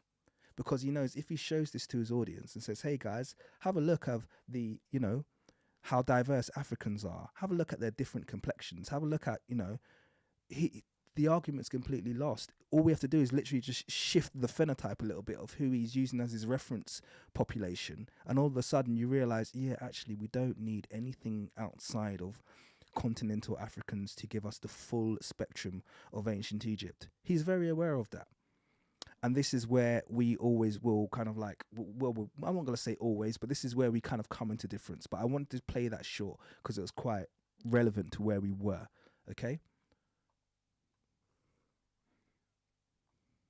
continue this discussion. And at the end of this section, you will see that in fact, even though we disagree on a few fundamental things, when it comes to this word and what it means, my position has been misrepresented. This is a great moment to introduce another point of contention, which is the idea of olive skin and the massive misunderstanding that we have here. Because it seems like we're using and interpreting this word in completely different ways, and I think we need to clear this one up before we can jump into evidence, iconography, passages, and research. And I won't use the Photoshop color picker this time. You are right, that was not scientific of me, a valid point of critique.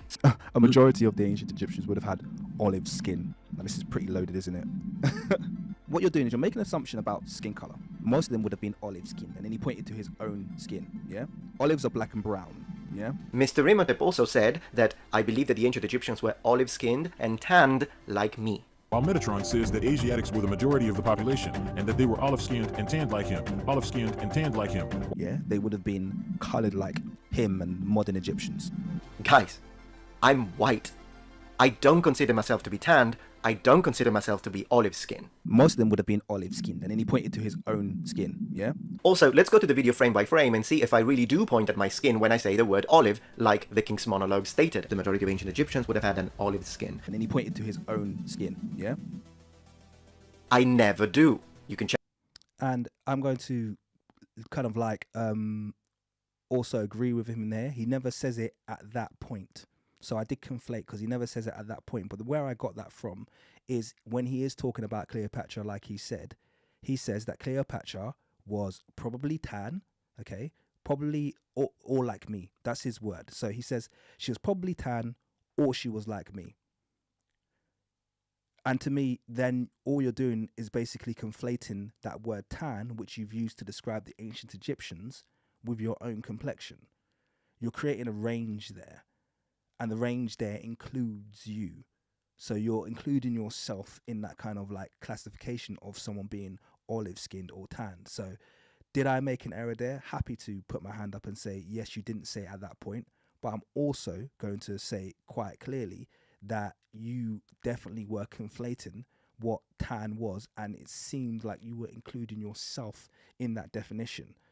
Now, I could play that back, but I'm not sure if I can be bothered, because it's not, like I said, I didn't want to get into this whole olive skin thing, because this is one of the, it's a straw man. I never raised it. I don't care. I don't want to argue it. It's not a relevant word in the context of discussing the race of the ancient Egyptians. It's not one that's raised. It's not a contemporaneous word. It's totally irrelevant. It's just kind of like, oh, well, I chose to call them this and they this. Okay, cool, whatever. Call them olive. Don't call them olive. I don't care. It means nothing to me. Afrospora Films, thank you very much, my brother, for that very generous donation. He says, for all you do, my brother. Sorry, one moment. I can barely see it. What's going on here? Getting close up. For all you do, my brother, for your love of truth and your love of our people, may you and your channels continue to rise. Thank you. And it's much easier when I know I have fantastic support from the likes of yourself. So I really, really, really appreciate that. So yeah, let me see if I can find. There's a lot of cutting around I need to do, so that's why I was gonna skip that one, but someone just asked me to play it. So let me see if I can find where he makes the argument. 1 second, bear with me. Okay, here it is. It's actually not a hard find. It's right there. So here, this is exactly what he said. So you tell me if I jumped the gun in making that statement. 120. Here. Okay. He's made that point and he's got to totally contradict himself. Would have looked like a Southern European, a Greek of the time. Now, I happen to be a Southern European. I'm from the Mediterranean. I'm Sicilian. I happen to be on the pale side. Maybe she looked like me. Maybe her skin would have been a bit more tanned, perhaps. Maybe she looked like me. So that's where I got the, someone including himself in the range. Yes, he did say maybe she looks like me, or maybe she looks a little bit more tanned. Okay, so like I said, I'm happy to withdraw and say he never actually word for word said he looks like an olive-skinned Egyptian. He never said that, but there's an equivocation being made in my perspective. Okay, so it's kind of like, yeah, I think it's a misunderstanding that was easy to make, but I'm happy to withdraw because it doesn't really matter that much in the scheme of things. But that's fair enough. He's pointed that out, and I'm happy to move on. Check it for yourselves. Still, when we say that someone is olive skin, it doesn't mean that we expect that person to have the exact same color of an olive, which is your rebuttal, and by extension. So this is my rebuttal, and it's been the same. Anyone who's been on my channel knows I don't change this. Olives are brown, black and green, I just said it. Olive oil is tepid yellow. It's an invalid descriptor for the demographic of people that you would describe as olive-skinned, in my opinion. What aspect of the olive are you referring to? And this comes from the fact that when people come out with comparative terms for complexions, it always comes, they're always made on that basis, okay? That's where we get the name of colors from things, okay? So this is where people would get the names from. They would say, okay, you're olive. It would mean you look like an olive. If, you know, you can't, it's not really that difficult, to be honest with you. So to me, it's an invalid descriptor. And one of the reasons I kind of, in fact, you know, I'm gonna move on. What your audience is telling me now in the comments. To understand why the word olive is absolutely fine to indicate skin color, we need to discuss the concept of dynamics of color perception in communication systems, which is a fascinating topic. I'll leave a link in the description. Olive-skinned like me. What is tanned olive-skinned anyway, mate? Honestly, what is tanned olive-skinned? Olive used to mean olive, okay?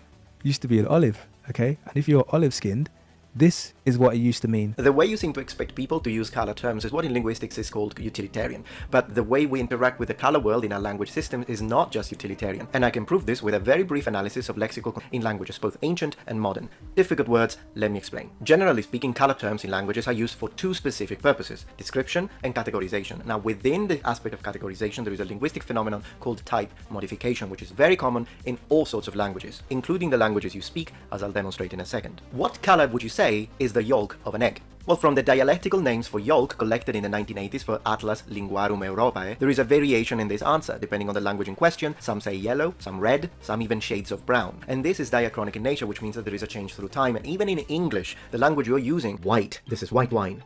Okay, so just before he goes into this next section, first of all, when it comes to color, I have never, ever defended a kind of monolithic perspective on how we define color. I am very aware of the fact that when you deal with words like black, you're dealing with a range. So when people like Herodotus said the ancient Egyptians were black, he didn't mean they literally meant like they looked like coal. He meant they were within that very dark range. When people said people were white, that could literally just mean you were in the lighter side of a black population. And I've also referenced Mustafa Gadala, who talks about that used to happen quite a lot in Africa, on the African continent, where within the population you would have parts of the population within a, let's say a populace like somewhere in Congo or something like that, where the fairer skinned people would classify themselves as white and the darker skinned people classify themselves as black. That's within population. All people that we would classify as phenotypically black to this day. So I've never had an extremist view when it comes to the use of color. It absolutely needs to be taken in context. So that's never my point. The only point I was making with you here was that olive was an invalid descriptor. It's not, it's still, even to this day, you're not making any sense with the way you're using olive. It means absolutely nothing. It can include someone, from what I can see, who is really, really light like you, but has a slightly, you know, a slight brown into their skin, to someone who you're going to show later is incredibly dark. That doesn't make any sense. That's not a valid descriptor. And I don't think historically people were that vague when it came to their descriptions. So that's the reason why you're not going to get me on board with this. This is yellow, mate.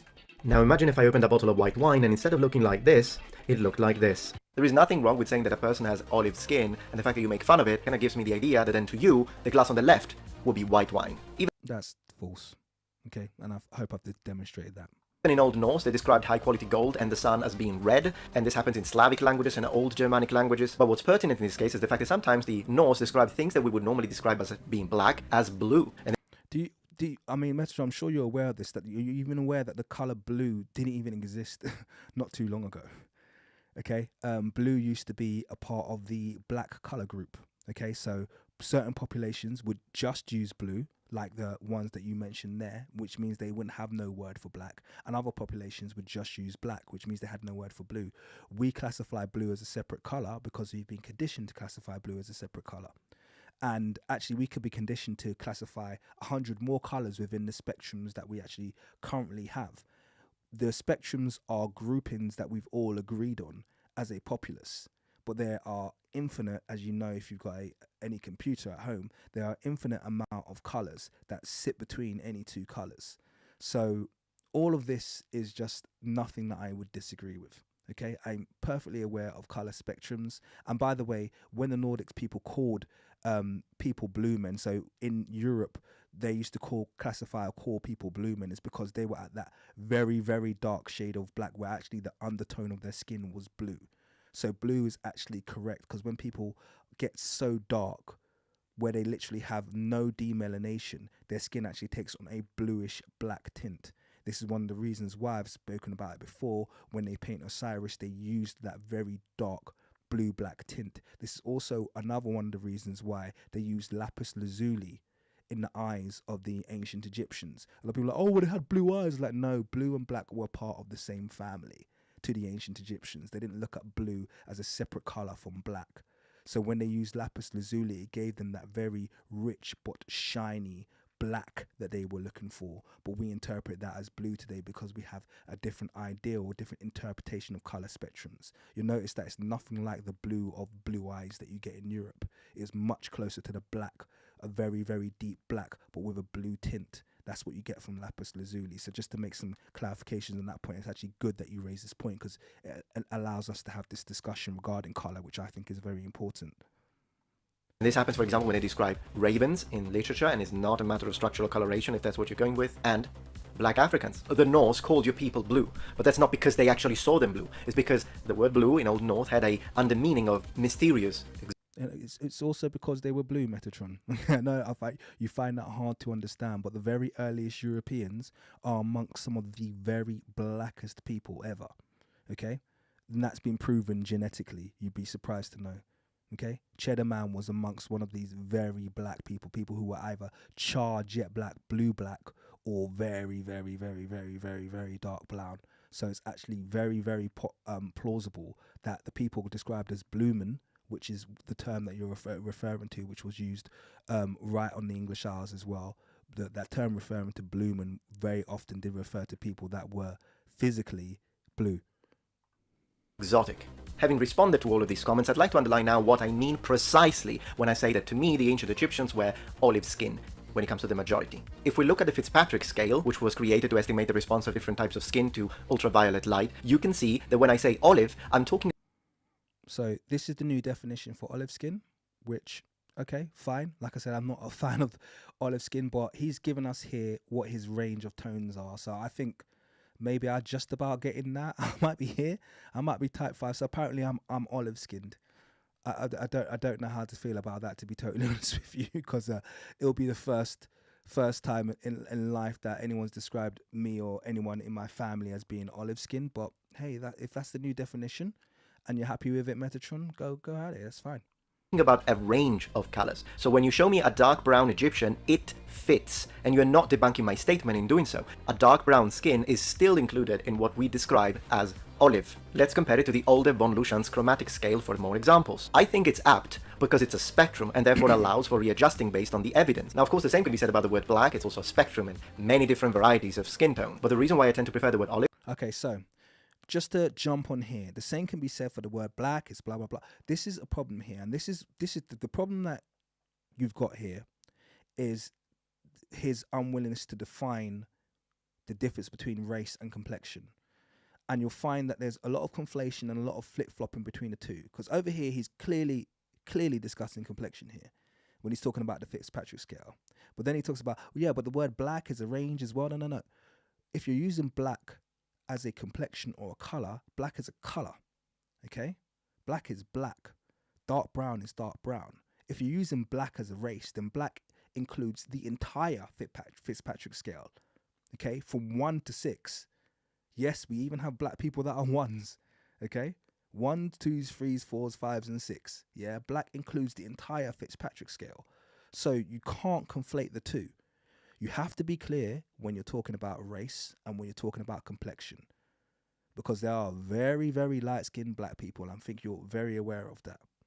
Okay, there are even I won't include albinos because it's fair to classify that's a quote-unquote mutation without being very rude about it.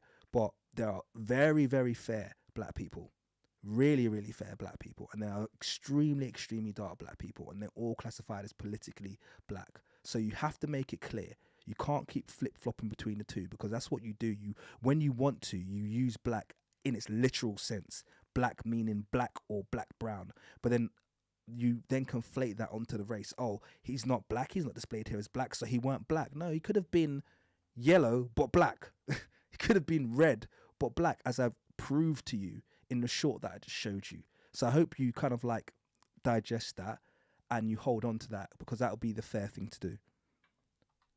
Is because it includes both people from the Near East and people of African descent. They can both have an olive skin, so I'm not limiting ethnicities. And since I believe in a multi-ethnic Egypt, to me it fits. But whether you agree with that statement or not, what's key about all of this is that by saying olive, I do not mean white. Okay, so once again, kudos, well done. He's made it very clear there, by saying olive, I do not include white. He actively excluding white people from ancient Egypt, and I think that's the correct thing to do. It doesn't make any sense.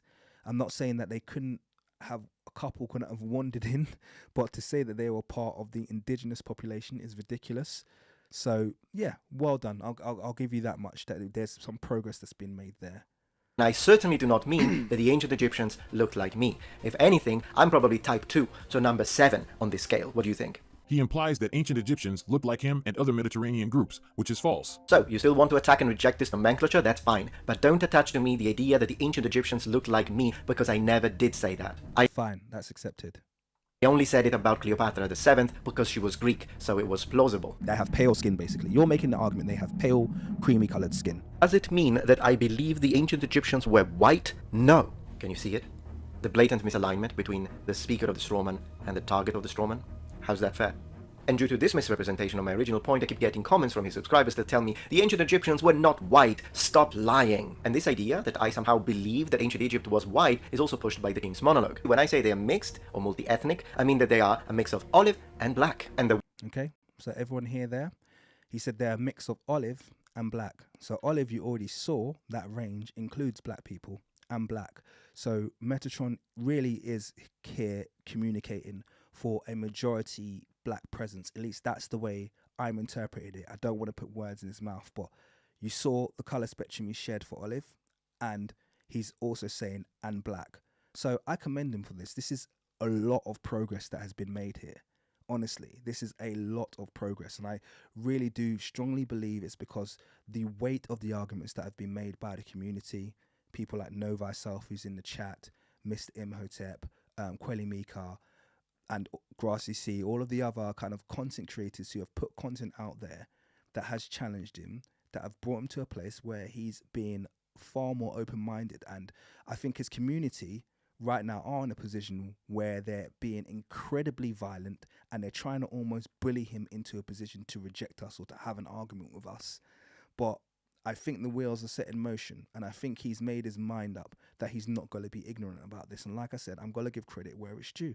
Really good progress, and this could be quite good. It could be quite impactful for the community outside of our own. I know we as a community don't need convincing. I know we already know, but I think engaging this argument was about people who perhaps are on the fringes, or people who are perhaps from the outside looking in and don't know what to think about this topic, and they've probably, you know, at some point are going to come into contact with Metatron's content because he's such a large channel in comparison to like my own. You know, he's 10 times the size of my channel. So, you know, I think it's a good thing that some progress is being made here. White inclusions came later, see. And by the way, I know that he's obviously including other races in there, but that's progress from excluding, which is what it felt like. He might not have said it in those words, but it was kind of like they were multi-ethnic and not black. We've kind of progressed from that to they were a civilization of black and olive-skinned people, and we can see olive skin also includes black people. So it's a lot of progress. I'm not saying it's perfect. I'm not going to say, I don't think me and Metatron are ever going to get to a position where we agree on this. I don't think he's ever going to agree with my perspective, and that's absolutely fine. But showing that kind of willingness to adjust his perspective, I'm obviously going to receive that positively. Ptolemy, and Rome. So I consider valid all your attacks against a multi-ethnic Egypt, I'll address them of course, because that is my point, and since you disagree with that take, it is your right to attack it. But I do not consider pertinent your attacks against a white ancient Egypt aimed at me, since that was never my point to begin with. Metatron is preparing you through character assassination to discredit Kuellimika and build your sympathy for himself. So Mr. Imhotep says that my original video response to Kuellimika is a character assassination attempt. Now that's a bit much, but I do understand where he's coming from, and the fact that he stood up to defend a friend, I can respect that. With that being said, since we're talking about character assassinations, well, the character assassination you tried to pull on me makes my original video response to Kuellimika look like I'm in love with the guy. Now we're about to get into a very... No, I totally disagree. I think that, yes, Mr. Imhotep does use some kind of like, I would say, I'm not even going to say inflammatory language, he just uses some kind of like passionate, for want of a better word, language when describing your points, and he's quite accusatory. But I think in the context, I think you've forgotten how bad your initial videos were, Metatron, and I'm not going to give you that pass. So I'm not going to sit here and throw Mr. Imhotep over the bus and pander to you like a lot of some other creators have started doing already, and start saying, oh, you know, I'm not going to pander to you here. Your first two videos were really bad. Your first one was awful. You attacked the entire black community and called us a bunch of, you know, weirdos and hateful people and, you know, racists for basically thinking that the ancient Egyptians were black. And then in your second video, you just literally doubled down, went even worse, and attacked Kuellimika when he made a response to you that I think was very academic. Yes, he had little quirks here and there, but you said he had deceptive indicators and all of this stuff that we've already addressed in the live stream. So let's be fair about the way that we address it. Mr. Imhotep was far more scholarly. He didn't make a personal attack on you. He just literally went through your points once again and kind of like disarmed them. Yes, he was a little bit more aggressive, I want to say, for want of a better word, in his language, but you got to take that with the territory. You would kind of set that tone, Metatron. Strong section of this video, and some of you will get really pissed when you see the sort of accusations that Mr. Imhotep launched against me, which is why before doing that I want to be fair and show you this. On the video where I publicly announced the fact that my mum was diagnosed with stage 3 cancer, Mr. Imhotep left this comment. Now, I dislike the way he built his video response to me, but this shows a man who at least has a baseline of decency. And he also wrote this as a pinned comment on his video encouraging his own audience not to attack me. So I am being fair in showing the good and the bad, and I didn't have to do this, also considering the fact that you accused me... Okay, so mentioning that you didn't have to do that makes me kind of go, well, why wouldn't you do that? You know, you'd be a dick not to do that. You know, excuse my French. Yeah, if he's been nice, and not even nice, he's been, you know, very much supportive, and I think that's the right thing to do, by the way. I think it would be, what you accuse me of later, which we're going to get onto, is actually abhorrent. To actually think, I'm not going to go into it right now, but to think that anyone would wish you, you know, harm upon your family it beggars belief. I would, you know, never do that. And the fact that you kind of took it there, I don't want to say it shows a bit of desperation on your part. I kind of know that you know that wasn't that. But anyway, back on the point. The point is that Mr. Imhotep, if he's wished you well and you didn't mention it, that would kind of make you a bit of a dick, in my opinion. So I think it's right that you mentioned it. Of having attacked Kuellimika and then systematically removed and not show your audience every single clip where I said this. And he doesn't call me a racist, so Kuellimika, I commend you for that. I would like to begin by saying that this is not a direct attack to him, so I encourage my subscribers to not retaliate to that. Skin tone does not matter, because that wouldn't have helped you in trying to represent... He didn't omit that. It wasn't relevant because he wasn't making personal attacks like you were. Okay, so he didn't admit that. He just focused on your actual scholarly content. He didn't talk about nice stuff or the bad stuff you said about Kuellimika. So that's a relevant point that you've raised there. Present me as the attacker. I don't think that was fair. Because it is a very known technique to manipulate people.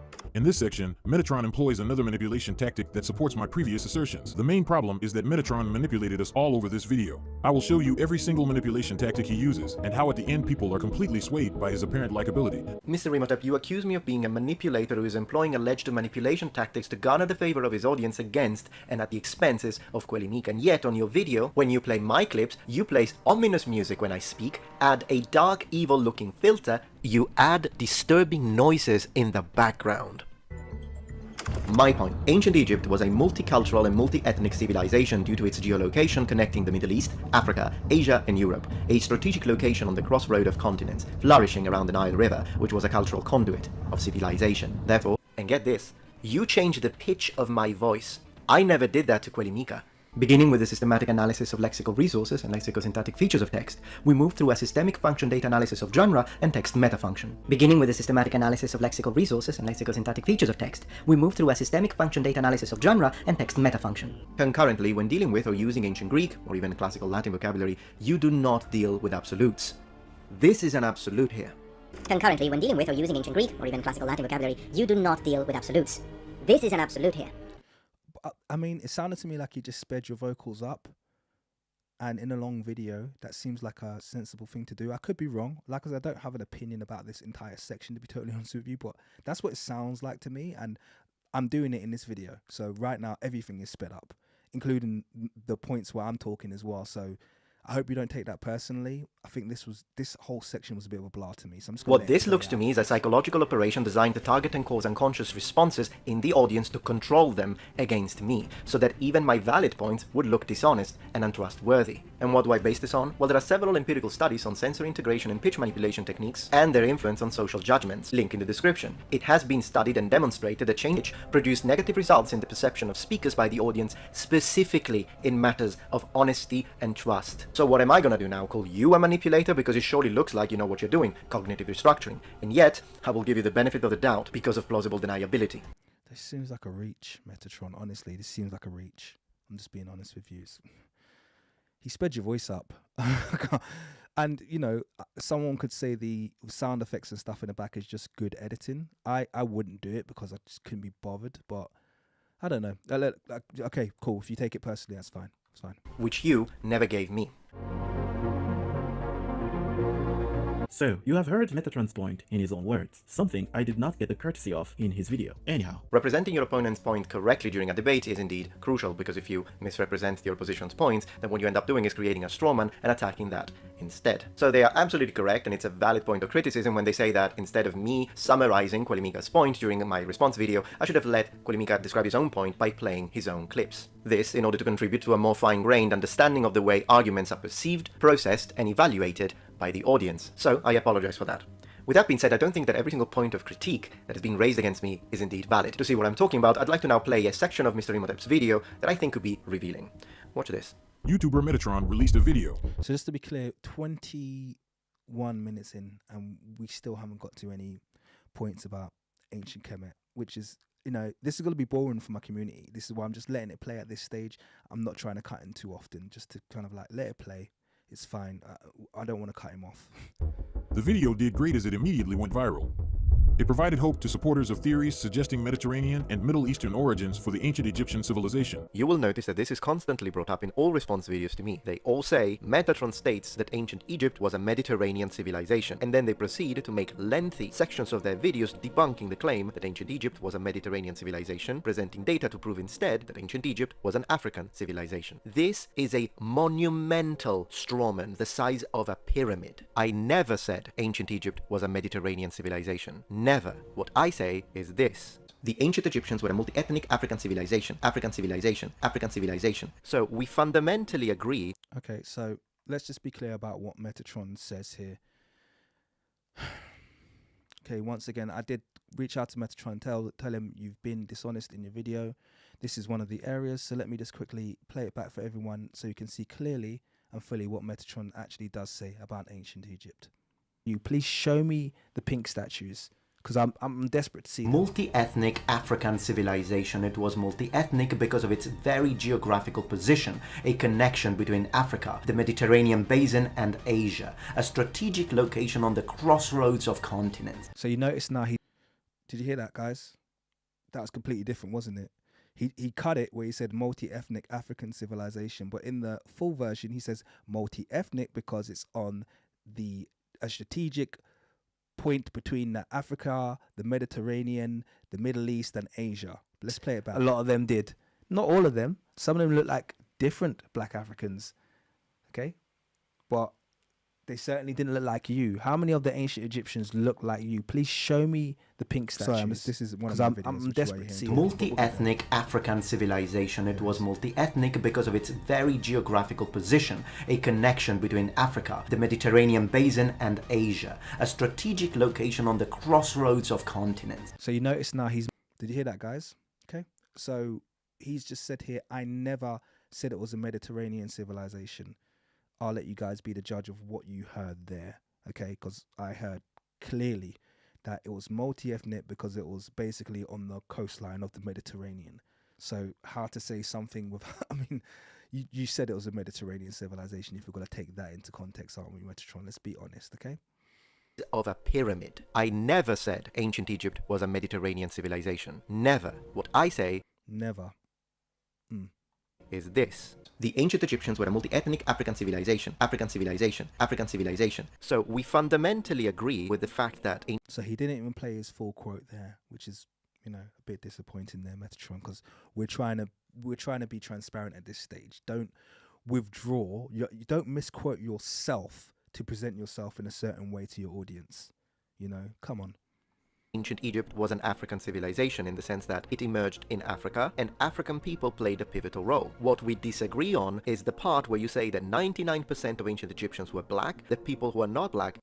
So this is a straw man, because I don't know who said 99% of ancient Egyptians are black. My argument is that an ancient Egyptian was an African civilization and they were the same as modern Africans, and you'd get the same kind of diversity that you'd get in modern day Ethiopia or modern day Nigeria, with people ranging right from the very, very blackest dark right to the very, very lightest skin, but they were all indigenous Africans. That's my argument, okay? It's not that they were all dark skinned. So I don't know if that's your perception here, but that certainly isn't my argument. Are fake Egyptians and that all pharaohs were black. I disagree with that because I also think that it being a multi-ethnic civilization, which is my point, people from the Near East, the Levant also played a pivotal role throughout its history. That's what we disagree on, but I never said it's a Mediterranean civilization. Okay, so you have to clarify how people from the Levant played a pivotal role, and what does that mean? Because if we're going to take that perception, you're saying because of their location, well, Greece and Rome, where you're from, came after ancient Egypt. And we know they borrowed heavily, not slightly, but heavily from the ancient Egyptian civilization. And like Kuellimika says, does that mean then you're going to classify those nations as multi-ethnic civilizations? Because Egypt, we know, played a very pivotal role in Greece. It played a very pivotal role in the development of Rome. Both of these civilizations, you could argue, would not have existed were it not for ancient Egypt first existing. So by that definition by itself, we can accept that all of those nations have multi-ethnicity. Yeah, are you going to accept that? But I've heard you argue on several occasions that the Greeks were white. You've made that argument. I'm pretty certain of it. You say they describe themselves as white. That's what you say. So on the one hand, you're not willing to accept any level of multi-ethnicity when it comes to the ancient Greeks, which I do fundamentally disagree with, by the way, but we're not going to get into that right now. But you're not willing to accept any level of multi-ethnicity when it comes to the ancient Greeks. But then you're going to use that, even though ancient Egypt predated any of these places or regions having their own civilization. Ancient Kemet predated that. Nile civilization predates their civilizations by several thousands of years. You're going to insist that their civilizations played a fundamental role in the development of ancient Kemet, which I'm going to argue, where's the logic there? If it came before, that doesn't make any sense. And we could make this argument on a linguistic basis and look at the development of the Afro-Asiatic language film. We can make it on the anthropological basis and look at the Nakada and Badarian culture, which you mentioned a little bit later, and we're going to talk about in some detail. There's many fronts that we can mention this on. The cultural, the lexicon used in the hieroglyphic language, all of the fauna come from within the African continent and firmly within the African continent, not along the Mediterranean coastline. There are many, many things that we can make this argument based on. Okay, so that's just, Rome is a Mediterranean civilization. Greece is a Mediterranean civilization, not Egypt. So where does this misunderstanding come from? From this section, as we can see on the video made by Know Thyself. Egypt faces the Mediterranean. I am Mediterranean. My sea, my history too. Ancient Egypt was by definition a Nile Valley civilization. Proceeding, Know Thyself will go into a lengthy explanation of why ancient Egypt wasn't a Mediterranean civilization and instead was an African civilization. And to be honest, he does a good job in that section. So I'm not saying that that section is invalid. I'm saying that it's based on a misrepresentation of my point, which is also what every single other video that... But it wasn't a misrepresentation because I've just played where every single video got that from. It wasn't just that quote, it was the other quote as well. You said it's a multi-ethnic civilization, and it was multi-ethnic because, and then you defined it as being multi-ethnic because of its location on the Mediterranean. So therefore, that's where people got that perception from. And just to clarify as well, whilst we're on the point of the Mediterranean, I've said this before on previous live streams, the Mediterranean coasts contains no nomes. All of the nomes of ancient Kemet lie along the shoreline of the Nile, with the first nome being Tarseti, the one furthest south, and then they go upwards from there. The furthest they reach out is to the Delta region, and I think the furthest north is Sais. I could be wrong about that, or Tanis it might be. But they don't reach to the Mediterranean coastline. So if the Mediterranean was an important region, then you would have had coastline cities established on the Mediterranean that were nomes, and you don't have any. And to compound that, the major coastline city that we have, Alexandria, was established by the Ptolemies after the last dynastic kingdom had already gone and passed. Okay, before then it didn't exist. And I've made all of these points before. It kind of goes on ad nauseum, but ancient Egypt was certainly a Nile Valley civilization and was not Mediterranean, and you did say that. Responded and talked about this did. They all took this statement of mine about being Mediterranean and used it out of context to create a strawman. I'm not saying they did it on purpose, I can't prove that, but let me show you what that statement meant. That statement comes from the section where I talk about the fact that Kuellimika uses the expression our history to talk about ancient Egypt and African history in general, which to me is a red flag, and Why is that a red flag? If he's an African and he talks about our history as being African history, that's certainly, why would that be a red flag? I don't understand why that would be a red flag. African people have been lumped together in every single sense of the word for as long as we've been in modern times. You know, I'm talking about the last 500 years. African people have just been looked at as African people. So why would it be a red flag, someone saying African history is our history? I know people, because I don't think you'd have that problem if he was speaking about South African history, like Great Zimbabwe, and he said our history, even though he's geographically located as far from Great Zimbabwe as he is from Egypt, you know, being that he's Central African. I'm sure you wouldn't have a problem with that. I'm sure even if he said the Kingdom of Mali, you wouldn't have a problem, but he's as equally as far away from Mali as he is from Egypt. But you've got this thing where maybe you feel he shouldn't be claiming or shouldn't be classifying Egypt as being his history, even though it's on the continent that he shares with it, and he shares a culture with it, and he shares a language with it, and he shares all of these different things that are shared with ancient Kemet. You're not happy with people of African descent classifying themselves or saying our history when it comes, because you obviously have this thing where it feels like, no, it's not your history. Maybe that's my interpretation. I could be wrong there, but that's what I'm reading into this. Still stand for that. And then I connect it to the fact that Kuellimika's subscribers in my comment section say, stop talking about our history, talk about your history instead. How do you know these are Kuellimika subscribers, by the way? That's just a quick thing. Did you check these people up and see who they're also subscribed to, or is this just a wild assumption? Because I've only assumed people are your subscribers when they come into my comment feed and they clearly say, Metatron would never do this. Then I know, okay, these are Metatron subscribers. But it seems like every negative comment you get on your channel, you feel like it's, you know, coming from people, subscribers to our channel. It might not be. It might just be people who've stumbled along your content and don't like what you're presenting. And this doesn't say our history, it says your history. I don't know, this seems a little bit, I don't know if you did that deliberately, but you know, anyway.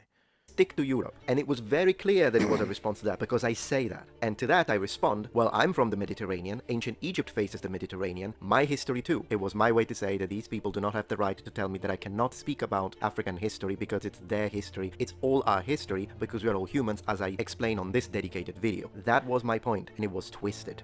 My goal is to defend objective reality. Your goal seems to want to rectify the current understanding of African history and culture. He then presents himself as a defender of objective reality, accusing us to rectify the current understanding of African history. Apparently, we are twisting facts. Rectify. Accusing you of rectifying. I use the word rectify to put myself in your shoes. Rectify means to make right again. Rebranding Africa, isn't that what you're trying to do? So what you're doing in reality here is that you are taking something that honestly was not an accusation and you're twisting it. I am saying the word rectify, but you're treating it as if I said the words twist, rewrite, or distort history. I never said that. I used the correct word. I think you presented it like that though, Metatron.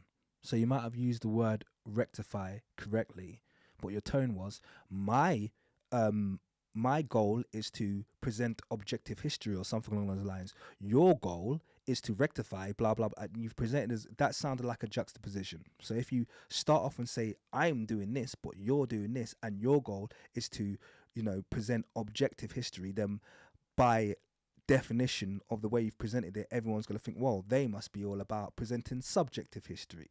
So it doesn't matter after you phrased it in that manner, it doesn't matter what you then go on to say, because you've already presupposed it by stating that your goal is to present objective history, and us being opposition or being opposite to that are doing the opposite of that. So can you not see how it's not always the word you use, it's also how you present things sometimes? Although rectify might be the correct word, you didn't present it in the right way. So that's not on me. Usually he loves to complicate things, using big words to make his claim sound more. Any point of agreement will have to be ontological, factual, and documented. This is the point where I'm going to jump in now. This is Metatron 101, and this is one of the reasons why when I was responding to him, I get so frustrated. All this bloody word salad, yeah? I haven't got time for it, honestly. Yeah. Don't just throw out words that you have no... I look, I'm not going to lie. I lost my rag a little bit here, okay? Because I do get a little bit annoyed sometimes with the whole things. And I've already said, when it came to the ontology thing, ontological has got two definitions. And obviously, being someone who's schooled in ancient Egypt, I have the one definition that relates to the study of metaphysics and how they apply. He used the other definition of ontological correctly, okay? And so that was my error there. But I think I'm justified in being a little bit irritated. Look, here's the difference, Metatron, in terms of the way I feel. And this is all subjective now. So you are well within your rights. I don't have any kind of any primary or secondary sources to back up. This is purely how I feel. I feel like sometimes you use complicated sentences to give your arguments credibility, where the argument itself doesn't have its own weight. That's what I feel you use. I feel like when I use long words, and I don't do it very often, or at least I don't think I do it very often, I feel like it's because it's the best word I can think of that communicates, clearly communicates what I'm trying to give to my audience. So my goal is always maximum clarity, and that comes from my background in pedagogy, okay? I have a background in teaching. I have a background, I'm a qualified teacher. And so I'm always very concerned when I'm communicating something that as many people who are tuned in or who are listening understand what I communicate. So that's when I use certain words. It's because it's the best word that fits. Whereas I feel like sometimes you use words in the knowledge that not everyone's going to understand it, and then that gives you a little bit more credibility. That might be unfair, and I'm happy to say I will take that back. So anyway, he's going to play the whole stuff with ontology, and yes, I put my hand up. That was my error. No big deal. Okay, I own up to that. Intention on revisiting again. When it comes to the way I express myself in my videos, I do love using high-level vocabulary. It's just a form of artistic expression for me. I love languages, and the selection of certain vocabulary to carefully craft the way I present information is probably the thing I enjoy the most about making videos on YouTube, and by the looks of it, it seems like people enjoy it too. And besides the King's Monologue, you use high-level, complicated vocabulary yourself. Check this out. The phenotypic and genotypic diversity. Called a semantic shift, isn't it? Anthropological and paleopathological analysis of the basal epithelial cells were packed. Phenotypic and genotypic diversity, paleopathological analysis, semantic shift. Okay, so in fairness to me, whenever I use things like phenotypic and genotypic diversity or semantic shift, I will then go on to explain what I mean. But I've chosen it because I think it was the best word to use. The other one, paleopathological, that was me reading the title of a paper. So I don't think. But anyway, look, this is neither here nor there. This is a small fry argument, and I'll admit that I raised it. So whatever, you can have. This is definitely one I'm going to give to you. Go ahead. I won't accuse you of the word salad thing. Do it if it makes you feel good. It appears to be a double standard. When you do it, it's fine. When I do it, it's a word salad just trying to sound smart. Yeah, I can't take it, honestly. All that word salad stuff, like, dude, just speak. You're not sounding any smarter by it. Unfair. And to be clear, I think you should keep doing it. I think it sounds great, and it makes your video sound more professional. Just for clarity. All of your arguments will need to be ontological. What? What was ontological about any of the responses? I'm sorry, I was being particularly antagonistic there. Sorry, sometimes I laugh at my impressions of Metatron. Yeah. Sorry. I even have to laugh. That was that was a low blow. Is that he made, because I find it bizarre. He didn't touch on ontology at all, as far as I saw. There's no aspects of ontology brought into it, but yeah, I think he knows the meaning of the words. This problem you have with my usage of the word ontological surprises me, also because I think you gave an incorrect definition, which is probably the reason why you don't think there is anything ontological in my original response, even though there absolutely is. Ontology is just basically the study of the supernatural, the spiritual, metaphysical. I mean, it's so far from anything he raised in this. Ontological has two different meanings and two ways of being used. So as you can see, I used the first one, which is the one that I know. Admittedly, he used the second one, so that's fine. So, all right.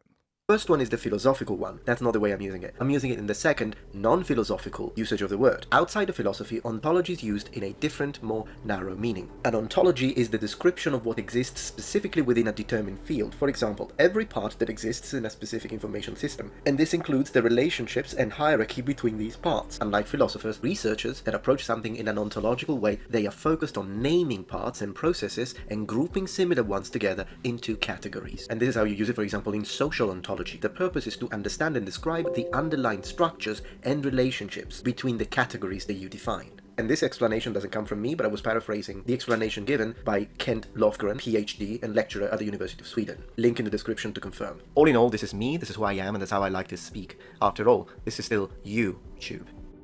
Be you, brother. That's fine, I'll give you that. Dear.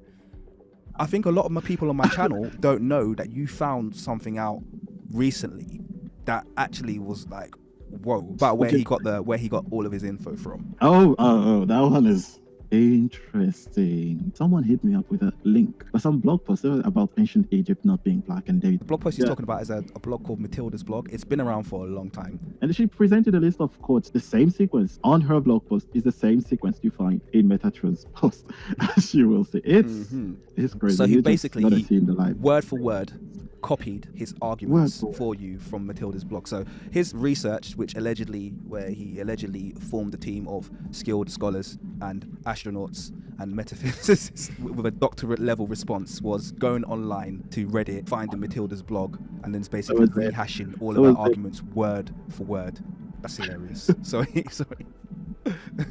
So this is the part where we enter the accusation of plagiarism. What they are stating is that when we say that we did research and examined passages and translated ancient Greek, in reality that never happened. Okay, so I'm going to pause it here because I'm going to kind of preface this and say, Metatron, you're not going to like this section now. Okay, first of all, there was no accusation of plagiarism made, yeah?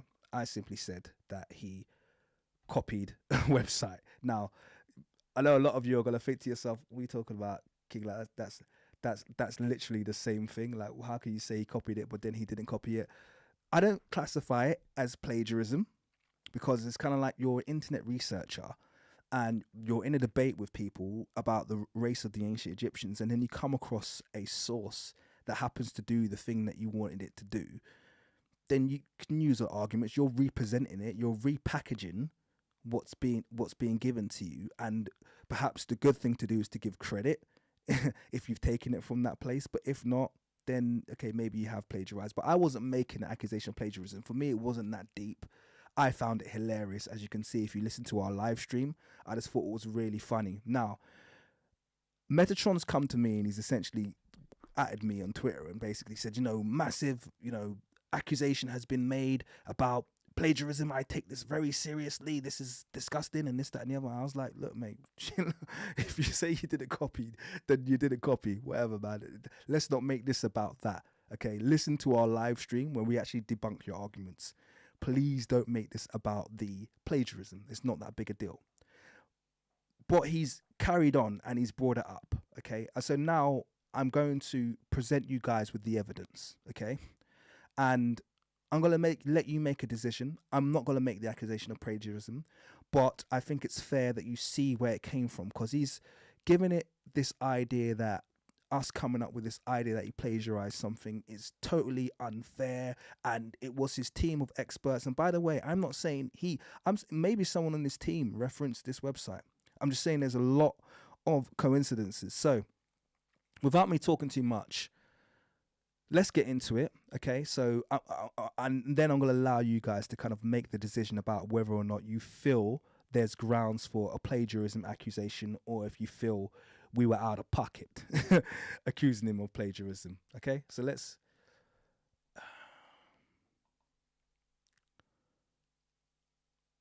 have a quick look through. Okay, let me just quickly get I want to get my link to Matilda's blog as well. See, this is a bit irritating now because I'm plugging a website I really don't want to plug, because it's like a proper Eurocentric website. And I do not like it whatsoever, but it's important that we get a really full and clear discussion going on here and allow you guys to have the opportunity to make your own conclusion. If I can find the link, where's it gone? Here it is. Well, that's far up. Boom, boom, boom. Okay. So I'm definitely going to play this back in double speed now, because I don't need you to see everything. But let's go from here first of all. So this is his other video, by the way. So this is the video before this. Remember I said he was particularly antagonistic in this video? You're going to see why I say he's particularly antagonistic, because he is very antagonistic. So just have a listen first of all. That I believe need to be addressed. And besides, within your entire debunking video, this is in fact your weakest point. How can I put it? You are, let's be generous, catastrophically mistaken here. Allow me to elaborate. There isn't only one verse that can completely debunk this point. So I'm going to go back because I want to hear what... Is Metatron aware that the ancient Greeks unanimously called the ancient Egyptians black? Is Metatron aware that the ancient Greeks unanimously called the ancient Egyptians black? Okay.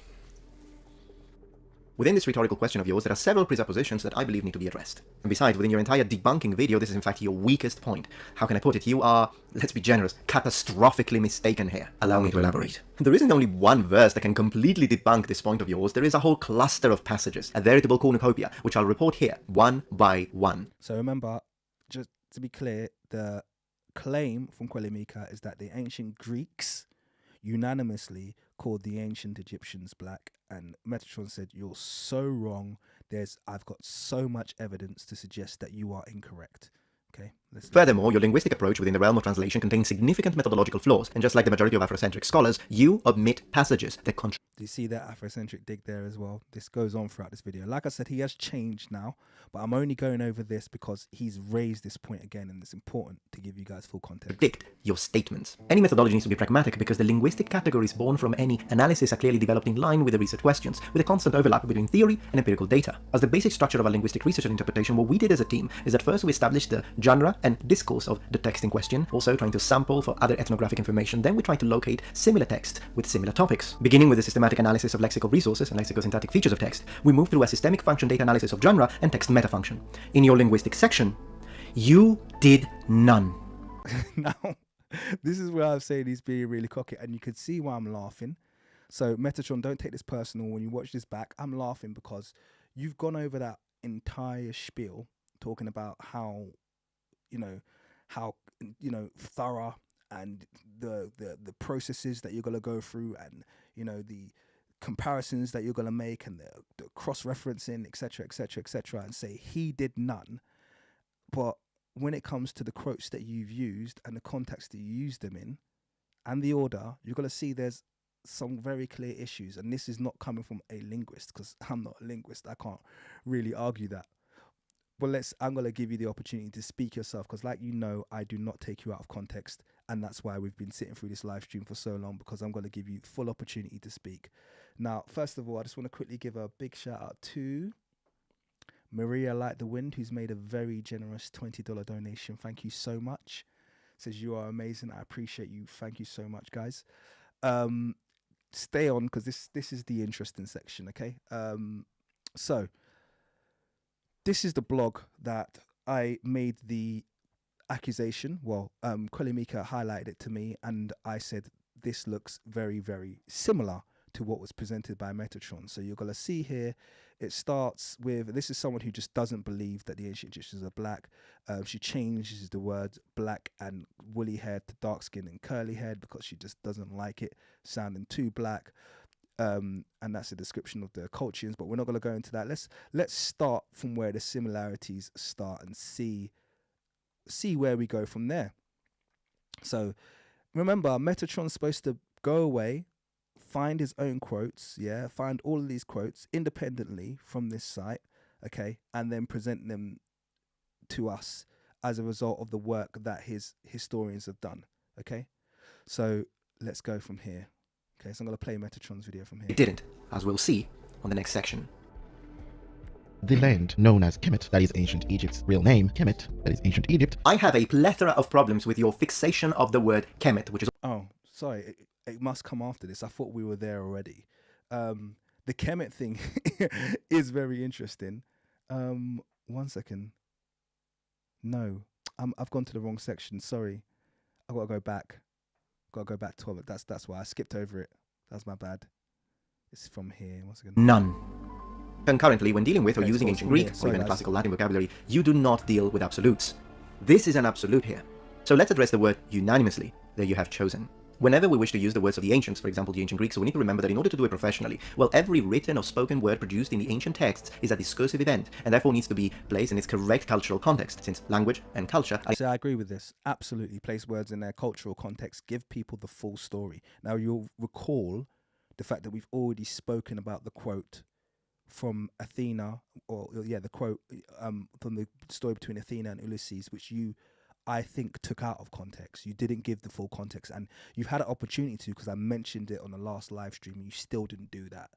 So, yeah, just saying. Inherently intertwined. Moreover, the historical context need to also be analyzed and integrated within the interpretation. With that in mind, let's now talk about the word Ethiopian in ancient Greek text. The original Greek word derives from the word I burn, plus the word face, so literally it means burnt face. It occasionally refers to the population south of Egypt, but in general, it's an indicator of a specific phenotypic type, not a population. For example, to Pliny, the word Ethiopians indicates not only the populations living in the southern territories of the Roman province of Egypt, so in Africa Proconsularis, we're talking about the populations led by the famous Kandake Amanirenas in Nubia. I'm just going to skip over. About celestial phenomena. The Ethiopians stay in the world and... Okay, cool. So this is the first of his quotes.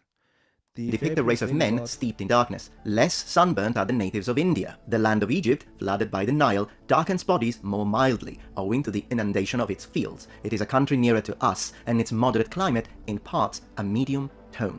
Okay, let's go to Matilda's blog.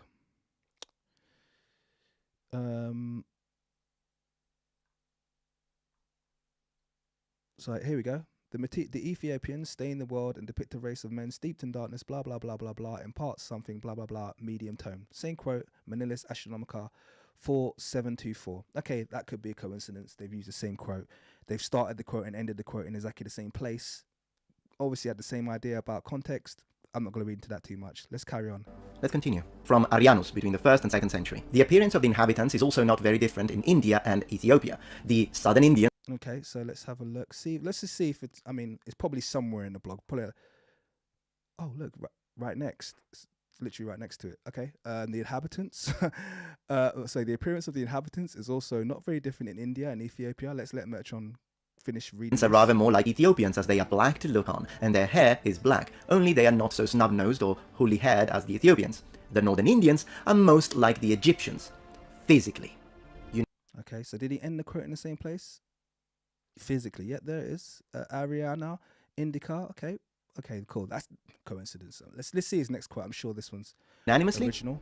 I'm not done. From Strabo, in its geography, between the 1st century BC and the 1st century AD. As for the people of India, those in the south are like the Ethiopians in color, although they are like the rest in respect to countenance and hair, for on account of the humidity of the air, their hair does not curl, whereas those in the north are like the Egyptians. Next one. Okay, so let's just see. I mean, that one sounded... I mean, that's... You must... As for the people of India, Those in the south are like the Ethiopians in color, although they're like the rest in respect to the countenance. This sounds like it's from the same spot as well. Whoa, that's 3 in a row. Let's keep going. There's this one over here. Black people resided not in the Nile Valley, but in a far land by the fountain of the sun. He didn't include that one, but then doesn't really say much thing about the Egyptians. Let's see this one over here. Okay, the men of Egypt are mostly brown and black with a skinny, desiccated look. Okay, cool. He might say that one, and then this one, a little explanation for this one. Okay, so this one needs a bit of explanation. So there's 3 quotes there. Let's see if he says any of those. Philostratus, nicknamed the Athenian, writes, "For when he arrived at the confines of Ethiopia and Egypt, and the name of the place is Sikaminus, he came across a quantity of uncoined gold and linen. It was a marketplace to which the Ethiopians bring all the products of their country, and the Egyptians in their turn take them all away and bring to the same spot their own wares of equal value. Now, the inhabitants of the marches being the bordering land between Egypt and Nubia, for context, are not yet fully black, but are half-breeds in matter of color, for they are partly not so black as the Ethiopians, yet partly more." Okay, so let's see if that quote, is it in here? It was a marketplace to which the Ethiopians bring all their products of their country, and the Egyptians in their own turn take them away, and the inhabitants of the march. Oh, it's the same quote. And he starts it and finishes it in pretty much the same place as well. So that's four in exactly the same order, and the only ones he didn't mention are the ones that said basically Egyptians would certainly have been called black by the Romans. Okay, the men of Egypt are mostly brown and black. So the ones that mentioned black, he's omitted. Once again, I can't make the accusation of copying here. Okay, but to have 4 quotes in precisely the same order is gonna raise suspicion. Let's just say I was a professor, okay, and I had these 2 essays handed in, I would be calling Jim Bob into the office to ask him why his paper is exactly the same as Tunde's. Yeah, that's just I just think that's what I would do personally. But we're not done yet. Let's carry on. So then the Egyptians. So, according to an ancient Greek, the Egyptians are the light-skinned. And by the way, just to address his quotes, all of them in one go. One thing you'll notice about these quotes is none of them talk about, and this is the thing that you must understand, none of these quotes actually talk about the ancient Egyptians not being black or dark-skinned. None of them do. The only thing they do is make comparisons complexion-wise to Indians. And I've already made this argument before. We could go to India. We could go to, or at least the Indian region, okay? We could talk about Andaman Islanders. And you get the very blacker skin people there who are the same complexion. Can't spell, so hopefully it'll come up. The same complexion as the Dinka. Blue-black, these people are. We could go a little further north to Sri Lanka.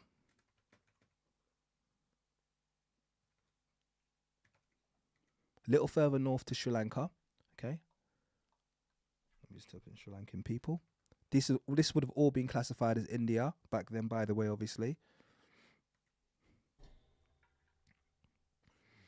And you can see the thing about this, about India, South India, was always classified as being the same as Ethiopia, because you have to remember historically, and this is what I was saying earlier about color, you didn't deal with races, okay? People didn't have this idea of people being race, a certain race. They dealt with complexion.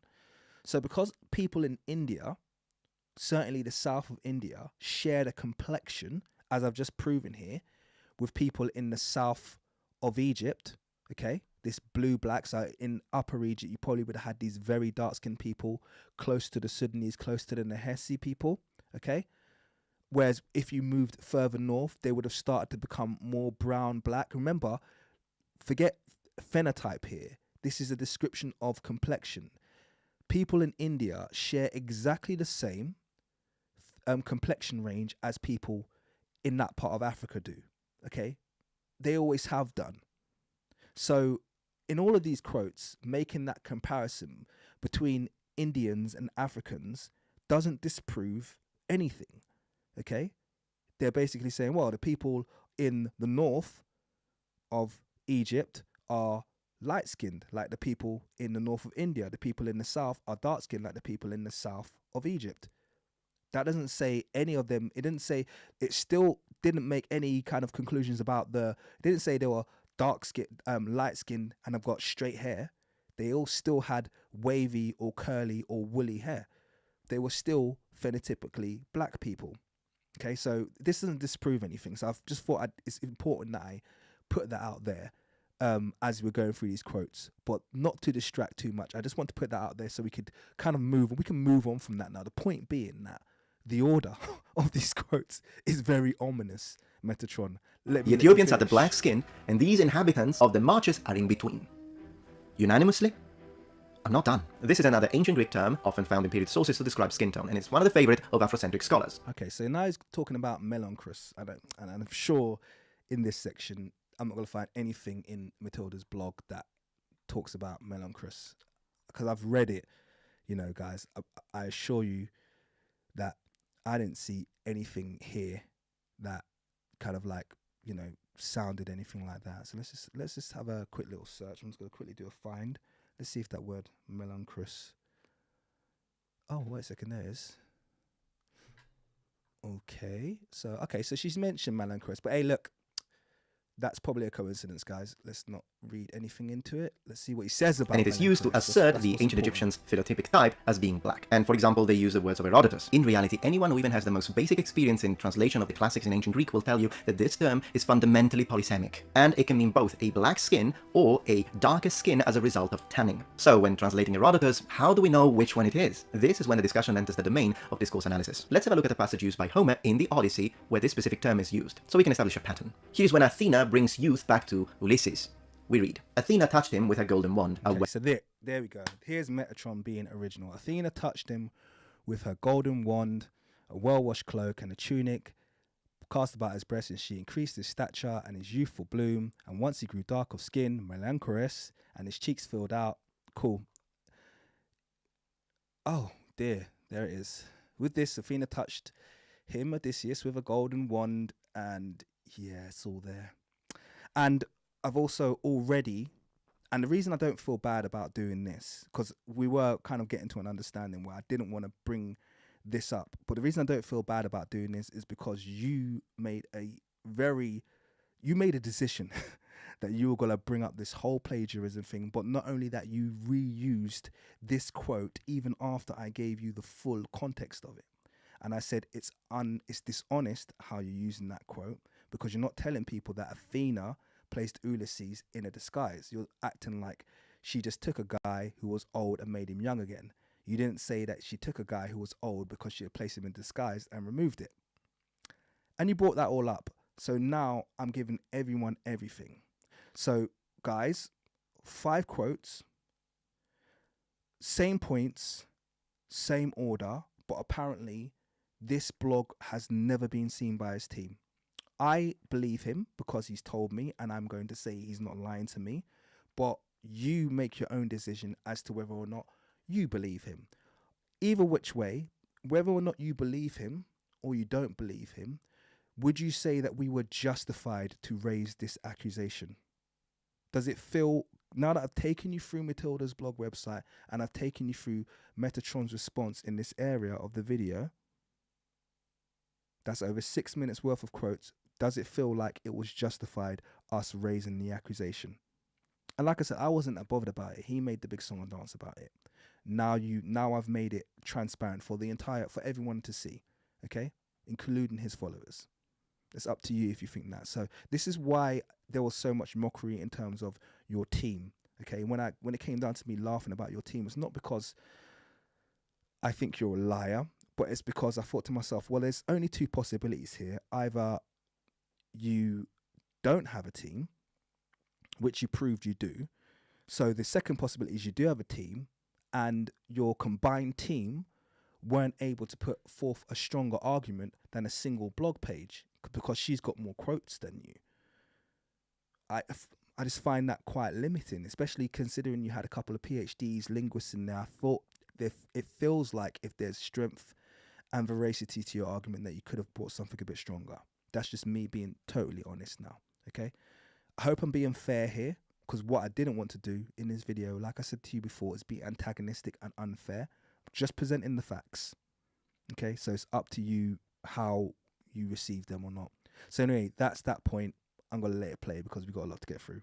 And what they say we did is that we found this Matilda's blog and copied word by word. Remember this. And they say this as if it's a fact, even though they have no evidence. How do I know they have no evidence? Well, would you say that we provided with a fair amount of evidence there, guys? You decide. Evidence? Because there can be no evidence. Because we didn't. We as a team were not even aware of the existence of this blog until they mentioned it. I didn't use it. No one in my team used it. This is false. On a positive note, since to try and be as fair as possible, I also have to say that I appreciate the fact that first, it is in fact the King's Monologue that provided me with the link to this blog because I couldn't even find it. And second, he did believe me when I said that we did not use it. So I do appreciate that. And I did, like I said. I'm not going to get into a back and forth about it. He said, we didn't use it. I said, fine, we didn't use it, whatever. That's not going to stop me, obviously, with presenting this to my audience. And actually, to be honest with you, I wouldn't have done it. Like I said to you before, I was happy to bury this until I saw the video and saw that he doubled down not only on the reuse of that Athena quote, but also on this entire debate where I thought, well, actually, if you're using it to kind of sully my reputation, I want everyone to see where we got the wild, crazy idea that you copied that website from. But I think the part that annoys me the most is that they inflated the claim. Well, actually, scratch that. The part that annoyed me the most is this. Someone said, is Matilda Metatron's mom? People stop it. Stop it. Now, this is where I got really irritated watching this video, because I'm not sure if you heard that, but Kuellimika read out, and I just finished reading something. Kuellimika read out, someone said, is Matilda Metatron's mum? Yeah, which he started laughing, and I was already laughing about something else, and I thought, oh, yeah, that's funny, yeah, you know. And the reason, by the way, that was said, to be very, very clear, is because just before that, I had stated that the Matilda blog is really, really old. It's been around for about 15 years, and I mentioned that. So I said it's a really old blog. It's been there for ages, one of the kind of thingy ones. And so as a result of that, someone in our community was like, what, can't he come up with his own research? Is Matilda his mum or something? Now, obviously, this was said without any knowledge of the fact. I don't, Metron, to be clear, and this is me being totally honest with you, apart from your videos on ancient Egypt, I do not watch any of your content. I think I should, because I think there's a potential for maybe a kind of a relationship to develop. I want to do a live stream with you, like I've said before. I'd happily do it with you. And I think we could definitely lower the tone of kind of like antagonism that sits between us at the moment. But I don't watch your content because I think the first thing I saw of you was Were the Ancient Egyptians Black? And that's kind of like put me up. I've watched your Hannibal video as well. Like, you do go for these really inflammatory topics that make me steer clear of your content. And that's just me personally. I know a lot of people rate you really highly, and I would like to get to a stage where I've used probably something that's less political, so I can appreciate the fact that you are a good researcher, and I think a lot of people do rate you highly. I had no idea that your mum was unwell, and I would never laugh at something like that. That's not in my character. I think everybody who knows me knows it's not in my character, and I think you really milked this, because I think you listened to it and you're very aware that, first of all, A, it wasn't a joke that we made, but B, you knew that we were laughing at the joke, not at your situation. And this long silence and long stare is going to garner me, because remember, a lot of people are going to view my video in comparison to yours. The amount of hate that I'm going to get on my page as a result of you choosing to interpret it this way, I think that was very deliberate on your part. And I think that was really unnecessary, because you know for a fact that we do not wish your mum any ill health. We obviously wish her back to health, and we hope that your family continues to thrive and to grow and that you're very well. So for you to kind of like do this was really low of you. And to be honest with you, we've been in discourse whilst you've been making this video. I've responded to you on Twitter. You could have said to me, King's Monologue, you know, I really was offended when you laughed at my mum or whatever. And I would have said to you, had no idea. And I apologize if that's the case. I would have been happy to do that. But you didn't do that. You've published this now, and this video could get 1 million views. You know, probably will get 1 million views, and I'm going to bear the brunt of that with negative comments because you've chosen to interpret it a certain way. I don't think you handled this very well, if I'm going to be honest with you.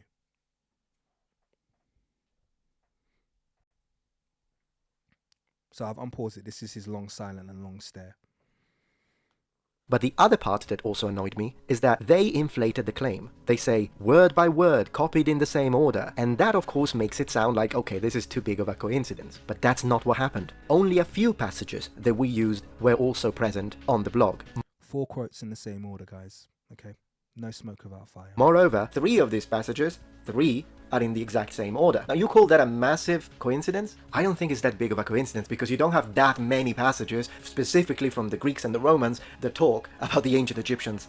And by the way, one of the other things I didn't mention as well is all of the quotes that he took, none of them are from the era of Herodotus or Strabo or any of the ancient Greek historians. Some of them are Roman historians that he's quoted from. Some of them are poets and not historians. And all of them are Roman era and beyond. Okay? So he didn't even match his premise, which was to say, you've said that the ancient Greeks agreed on this. I'm going to prove you wrong. He didn't even manage to do that because the quotes that he gave were not ancient Greek historians. He has nothing that is equivocal to Herodotus in any of those passages that he read. And as you can see, all of them basically, the harshest criticism they gave to the blackness of the ancient Egyptians is to say, well, they have the same complexion as the Indians, which I say, yes, so what? We still do, you know. That's kind of my argument there. Look, so it is only natural to converge into the same point, and I'm happy to put it through our anti-plagiarism software, if that's what it takes. Once again, what's missing here is the concept of plausible deniability. We did not use it. And I believe you. Okay, so straight away he's gone for this very, very poor reproduction of Tomb of Seti I. It's not a mockery. If you look at the original, it looks nothing like that. Okay, nothing like that. So this is just a myth, all right? This myth of kind of like Tomb of Seti. This is people going in and basically trying to back apply European presence into ancient Egypt, even if it doesn't show them as the ancient Egyptians. This is not real. This is not real. So we can't give a qualitative discussion based on this image. So let me be clear about this, okay? I'm really irritated by his continual use of Minatoli's reproduction.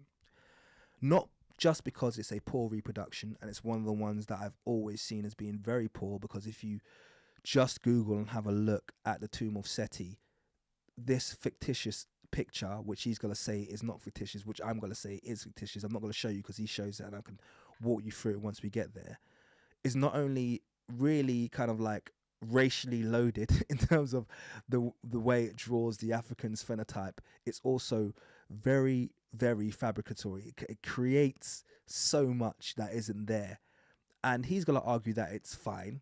And my issue with it, not to go back and forth, is not whether or not it's okay or it's fine, it's how he presents it. So just to give everybody context, this is how he presents Minatoli's reproduction.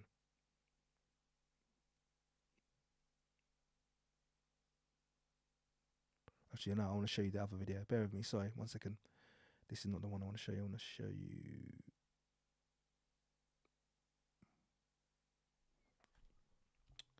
Sorry, give me 1 second.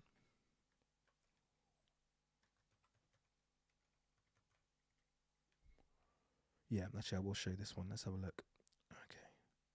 If this one doesn't show you the right stuff, I'll show you another one. He said black there and nearly threw up in his mouth. Black! I hope not.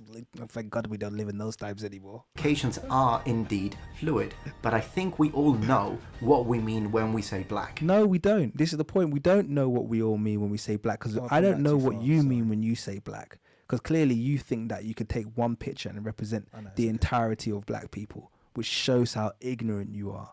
So no, we don't all know what we mean when we say black, but maybe this is an old video, by the way, just bear with me, guys. That'll be something I have to educate you with. Like this guy. Here is what the Egyptians said. Look at this image. To the right, you see how the Egyptians...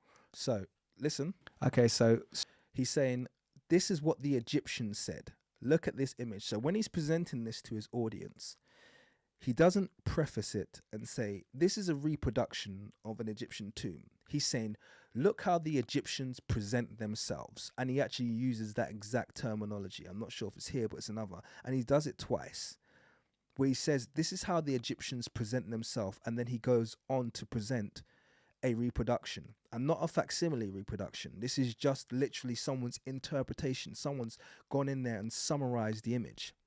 Now, Metatron comes from a school. Remember I was talking earlier about the fact that basically the entire educational system is grounded in Eurocentrism. So he goes into this entire argument about why he feels like it's an accurate reproduction and he can trust it. Even though when we look at it, it clearly presents the ancient Egyptian much lighter skinned than he's presented. We'll see that on the walls in a moment. It presents this Asiatic much lighter skinned than he's presented. It presents the Nubian much uglier than he's presented. And then it does this dubious thing with these 4 white people, I can say, with dreadlocks, and which he insists is fine, but we don't see this representation of Libyans in this format ever again. So where has this come from? This is not something that we see. You know, in fairness, you can make arguments for this one, maybe the skin tone slightly off, but it's generally quite consistent with what we see with ancient Egyptians. You genuinely will see physical representations of Nubians like this, Asiatics not this light, but you'll see them with this. We don't see this.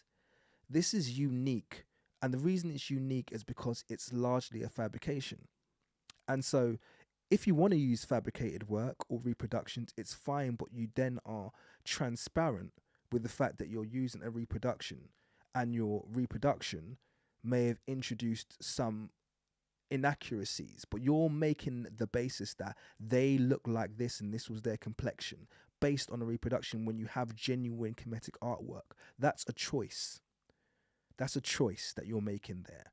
And I don't think it's a very honest one. This is one of the reasons why I have an issue with you using Minatoli's reproduction, because you could just use genuine Kemetic artwork.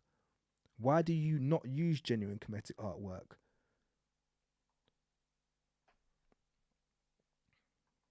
What's wrong with genuine Kemetic artwork?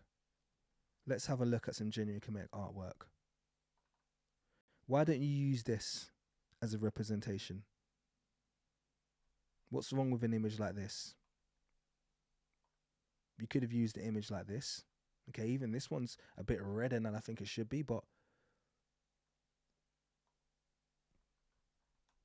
what's wrong with using genuine Kemetic artwork to present your point?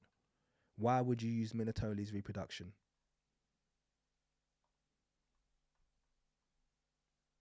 And by the way, these are all pharaohs, by the way. You tend to find when it comes to quote-unquote Afrocentrists, we've got this troublesome thing when it comes to us presenting our argument. We only ever use pharaohs and people whose names you actually know. Yeah? We tend to not use randoms like nameless scribes. We tend to always just present you with actual people who have cartouches and, you know, people who we know were nobles or royalty. That's who we tend to show when we're proving the Africanicity of the ancient Egyptians. Sorry, just to apologize on our behalf.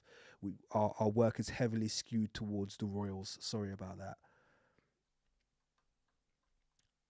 Senusret the First, Tutankhamun. I'm showing this to show you complexions here. Okay, this is the controversial reddish brown tone. I say controversial, Africans look at this and go, what's controversial about that? Tutankhamun.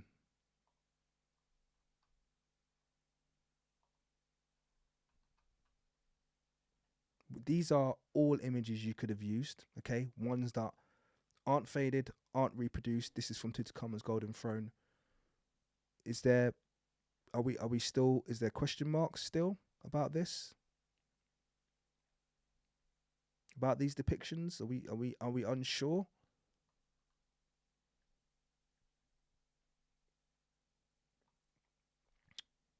So this is why I issue with your use of Minatoli in a nutshell, that you've kind of like just picked over here. Now, I understand why you would choose not to use this image in your videos, King's Monologue, but I do not understand why you'd be this categorical about it. And I did say this, so this is a tweet that I sent to him. If you say, so this is regarding the copy, and I said, if you say you didn't copy it, I believe you. We can just chalk up the precise order of quotes and arguments to a massive coincidence. That's a bit of my British sarcasm coming out. I told you it's passive aggressive. Apologies. It happens, I'm sure. And I then gave a link, but then I said using Minatoli's fake reproduction twice in 2 videos. That is unforgivable. And I do think it's unforgivable because you've used them and you haven't said they're reproductions. Okay, you've used it and you haven't once said it's a reproduction. You just keep referencing it. This is how they portrayed themselves. That's like the word that you use for that, I believe you said, is a deceptive indicator, because you're not providing your audience with context, and they are coming to you thinking they're getting full context. That's the whole crux of this debate. It's the belief that you're providing full context and you're not trying to lead people down a path. That's where going as far as saying it's unforgivable to use it. Now, you justify this by calling it a fake, but it's an interpretation. That's what it is. A drawing based on a real ancient Egyptian wall art found on the tomb of Seti I. Just like this, and this are all interpretations, and we all use them. No, we don't all use them. I've never seen these before. But this is on your classicist world, and that's absolutely fine. On videos to show what, for example, the ancient Roman statues and temples actually looked like in period. It is an approximate reconstruction based on pigment examination and literary evidence. Reproductions of all kind are constantly used within any given educational framework. Now, of course, you are more than free to say on your channel that you do not believe this reconstruction to be accurate, and you can defend your point of attack as much as you want, but the burden of proof is on you. It's not on me. I've shown, you say the burden of proof is on me. I've shown what the tomb of Seti I looks like. I've given the image. It's already been proven. It shows that the Egyptians are darker. They have a darker brown and red. It shows that the Asiatic, even you go into this. So why would you ask me then, say the burden of proof is on me, when I've provided my rebuttal and I've said the reason why it's no good? I don't have to provide any more proof than that it's a bad reproduction. It's up to you if you want to be trusting of Eurocentrists, but I'm sure you don't have a problem with the fact that, most people that have a problem with, for instance, Seligman, okay? Or they don't have a problem with, I'm trying to think of other Egyptologies, Champollion Figeac, okay? These are some of the early Egyptologists that were very, very racist, Norton. Most people don't have a problem with them, but they were racist, and they were Darwin. I know he wasn't an Egyptologist, but most people don't have a problem with these. These are just very esteemed historians and scientists and people of the past. These were people who had a passionate hatred towards dark-skinned African people, and they wrote it into their everything they did. So Minatoli, I don't know much about him and his background, but I can say that the reproduction is inaccurate enough for me to disregard it. That is my choice, and that's the choice that I've taken. The reason why I say that is because Minutoli, who considered this a fitting reconstruction of the original art, was an archaeologist. He was appointed a member of the Academy of the Sciences. Moreover, he was an eyewitness of this wall in the tomb of Seti I, 2 centuries ago. Therefore, it's not so far-fetched to think that perhaps he had a better perspective than we do due to a possibly better state of preservation of the wall 200 years ago. We don't have access to that anymore. And I'm not basing this on just temporal speculation, but I justify it based on something that happened in the 19th century, and this information can also be found on pro-Black Egypt Reddit pages in case you don't believe me. The practice of wet paper for tourism, which is why... Okay, so you've just raised the fact that it's known that heavy and extensive tampering and destruction went on in the 19th century of a lot of basically the ancient Egyptian artifacts. That as a population, most of that I would assume has been done to erase the black contribution. I'm sure you wouldn't see that as a Eurocentrist, but the reason it's probably been reported on black blogs like you mentioned is because we as melanated people understand that this has been an ongoing tactic to erase our presence. Do you not think that within that backdrop we are justified in not trusting the reproductions that have been made by former Eurocentrists within that environment? Do you not think it's logical for us to take the perspective that if they're going to erase something that existed and make reproductions, are they not essentially trying to rewrite history? Does that not just give more strength to our perspective and our argument that we shouldn't be trusting these reproductions? I'll leave that one with you. Why I'm inclined to believe an eyewitness when he tells me that this is a good representation of what the wall was showing. Talking about colors, I found a study from the University of Florence specifically dedicated to the tomb of Seti I and color alteration with time, link in the description. Now there are several ways to see how color would have most likely looked like in period. The study in question uses image spectroscopy and mapping techniques for non-inclusive analysis of the paintings in the tomb, including photo-induced luminescent digital imaging, and the results of this study show that there are plenty of images where the colors have darkened.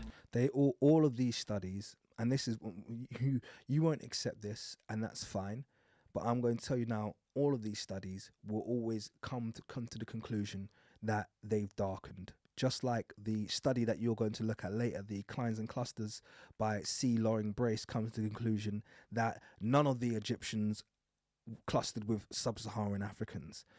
There's agenda within many of these studies, Metatron. There's agenda, okay? It's much easier to, I mean, why would you need to go through all of these, kind of jump through these scientific loops and stuff like that to prove that something's darkened after 3,000 years of being exposed to the elements and not have the conclusion that it's faded like everything else in nature does? Anything that humans create will fade over time, okay? The only thing that will cause it really to darken is some kind of exposure to like damp or dirt or elements. Other than that, it's going to fade over time. Colors fade is what they do. But you'll have Eurocentrists jumping through these hoops to come up with a theory to say that, oh, actually, we put it through this, blah, blah, blah, and actually, it's lightened over time. It's like, okay, yeah, I mean, sorry, it's darkened over time. It's like, yeah, okay, sure it has. Sure, it's darkened. Okay, they've all darkened. It's like, you have to understand that I will read the study. If you link it to me, I'll absolutely read the study, but I am obviously skeptical prior to reading it because I've read similar studies and the arguments aren't very strong. It just sounds like they went in with the agenda to prove that they had darkened over time. But I could be wrong. Link me the study. Happy to read it. And used to be lighter in their original state. Once again, link in the description. So you are correct in saying that some colors do fade with time, but it isn't as cut and dry as you make it sound. Sometimes they fade, sometimes they darken. And that's factual. Is this the best image I could have used? No. Should I have showed it together with the original, maybe right next to it, for context? Sure. So, just for argument's sake there, man, woman, deep brown, or even deeper brown, okay? Remember what your perspective was. I'm sure you've come away from the argument now, because actually, in fairness to you, you haven't raised the whole women were painted in white and yellow. You seem to have abandoned that. And I'm really glad to see that you've made that progress there. So actually, kudos to you there. So I don't need to make that argument. I'll give you that, but I do not believe this is invalid. I do trust Minutoly's expertise and direct experience. But let's examine it further. The image, as we can see, represents 4 different people: Nubians, Egyptians, Libyans, and Asiatics. Now, when it comes to the Nubian, apart from the profile, which, as you point out, isn't the most skillful depiction, I mean, the ancient Egyptian did a better job, but he didn't make him white. So I find that sufficient for me, since that's what we are talking about. Yeah, but he wouldn't make the Nubian white. That's deliberate, okay? In fact, if anything, they make the Nubians darker to create a separation between them and the Egyptians, okay? That seems to be what the trend is, but anyway. It's accurate. Now, the Libyan is where we strongly disagree. You say this. Let me tell you something for free. Libyans did not have this complexion, okay? This pale white is a complete invention and a complete myth. So here's the original image it was taken from. Yeah, so you'll notice the washed out skin tones there. The place where they have these depictions of these 2 white-skinned Libyans, you can see this looks nothing like. The Libyans that we find on the left of the recreation picture is not a representation of... And you are correct there. I did point to the wrong place, but... what we see on the left of the Nubian on the wall, like the King's Monologue is saying here, but it's actually found on the right of the wall. I mean, look, there are no ostrich feathers on top of these people. This is the part where they got the Libyan from. By the way, you can see this Nubian scratched out here. Sorry, just to be clear, this Nubian scratched out here probably was not as dark as this one, because it was very normal for when they depicted Nubians for them to be alternating between black and reddish brown to show that kind of closeness to the ancient Egyptians. And this has been proven in the tomb of Hoi, the tomb of Usa, the tomb of Horemheb. you'll see alternating black and reddish brown Nubians, and the reddish brown that they're displayed in will be the same as the Egyptians. And someone has made sure that has the evidence of that has been erased. But anyway, let me let it play. That they placed on the left of the reconstruction on the original wall. You'll see that both the leg and the arm on the right are well preserved. Even this image has been slightly enhanced. I couldn't find an exact image like this, so I don't know if someone's gone in and retouched this, because the only one that I could find is the one that you just had, which is slightly before this, which clearly shows that the image is just faded beyond comprehension. And yet you have this one that shows them in I couldn't find this, so I'm going to ask you to link this to me, because I couldn't find this particular image. I feel like this one's been retouched. And today, you can still see the tattoos. I'm sure you're not trying to tell me that this... Because if you look at the face, it doesn't match. Because if you look up there, there's the hair, the face is supposed to be there, and I can see dark brown all around there. It's just, I don't know, this looks circumspect, and it still doesn't look like the image you've shown, because it looks like there's some kind of a waistband there. I don't know, but this just doesn't look the same. This is the color of a black person, because the color of the skin does look very light, almost European light. And when it comes to the way the Libyans are normally represented in ancient Egyptian art, well, sometimes they are dark-skinned, other times they are not. So in this case, of course, Minutoli could have chosen any of these, but I think the fact that he chose the light-skinned version is good, because that's what the wall shows. Now, the Egyptian is the most reconstructed one, because on the wall we only see the feet. But we can see plenty of other Egyptians around here in that deep reddish color. Did Minutoli do to justify this? Well, to me, he looked everywhere else in the tomb and chose the typical reddish-brown hue you normally see the Egyptian represented as. I don't see this as a problem, although then again, you could argue that the tone should have been dark. Well, I wouldn't just say you could argue the tone clearly should have been darker. And what would have been the motivation for him doing it this light? I've rarely seen an orange brown like this used. We all agree that reddish brown is the color used, and this isn't orange. He's deliberately chosen to do that. Once again, you have the luxury of having a European perspective and not thinking anything nefarious, whereas we as Africans are used to having our image erased deliberately. So you have to understand why we're going to be skeptical with this. Darker. I'm open to that interpretation, but we also find this color. So once again, to me, this does not make it a fake. The Asiatic is the only one that I have to agree may have been lightened a bit too much, but with that being said, when we say Asiatics in context, we mean Semitic people, usually. So before I can really engage with this one, I need to know what you think ancient Semitic people and people from the Near East, were they supposed to be black? I mean, Absolutely. People from the Near East still are black, Metatron, and this is one of the areas of ignorance I feel exists. People act like they will know I'm not going to go into the blackness of the Near East, because then that will take us down a whole nother line. Be like, oh my God, he's claiming that the Arabs are black too. Oh, what do you think? Oh, Queen Elizabeth was black. Oh, well, you don't want me to go there. Okay, so let's sidestep all of that, and let's just quickly, just for the sake of argument, okay, have you ever looked at, Yemen people? Okay, just to kind of like, because I used to live in the Middle East, by the way, and I've made that clear to people on several occasions. Okay, people from Yemen, okay, are a mix of phenotypes, but many of them are phenotypically black. Okay, is there anyone who would say that this girl is not black? You saw I didn't type in anything special there. Okay, these are Yemenis. Remember that the Abyssinian Empire, or the Habesha people, were spread from the Middle East right down into Ethiopia, Somalia, modern day Somalia. Okay, that Habesha or that Aksum Empire spread right to the middle of the Arabian Peninsula. Okay, so you can see a lot of that phenotype there. These are Yemen people. Okay, are these people not phenotypically black? That's a question I'm asking you, Metatron. Do you not agree that these people are phenotypically black? Now, I'm sure you're not going to try and make the argument of some kind of slavery influx. These are what ancient Middle Eastern people, I believe, would have mostly looked like. This is Oman people as well. Okay, you get a lot of similar phenotypes in Oman. Okay, where people are mixed or black looking. Okay, very, very common. You get the same thing in Saudi Arabia. So to be asked that question, do I think these are Oman people? Okay, if I told you I took that picture in Ethiopia, would you have known?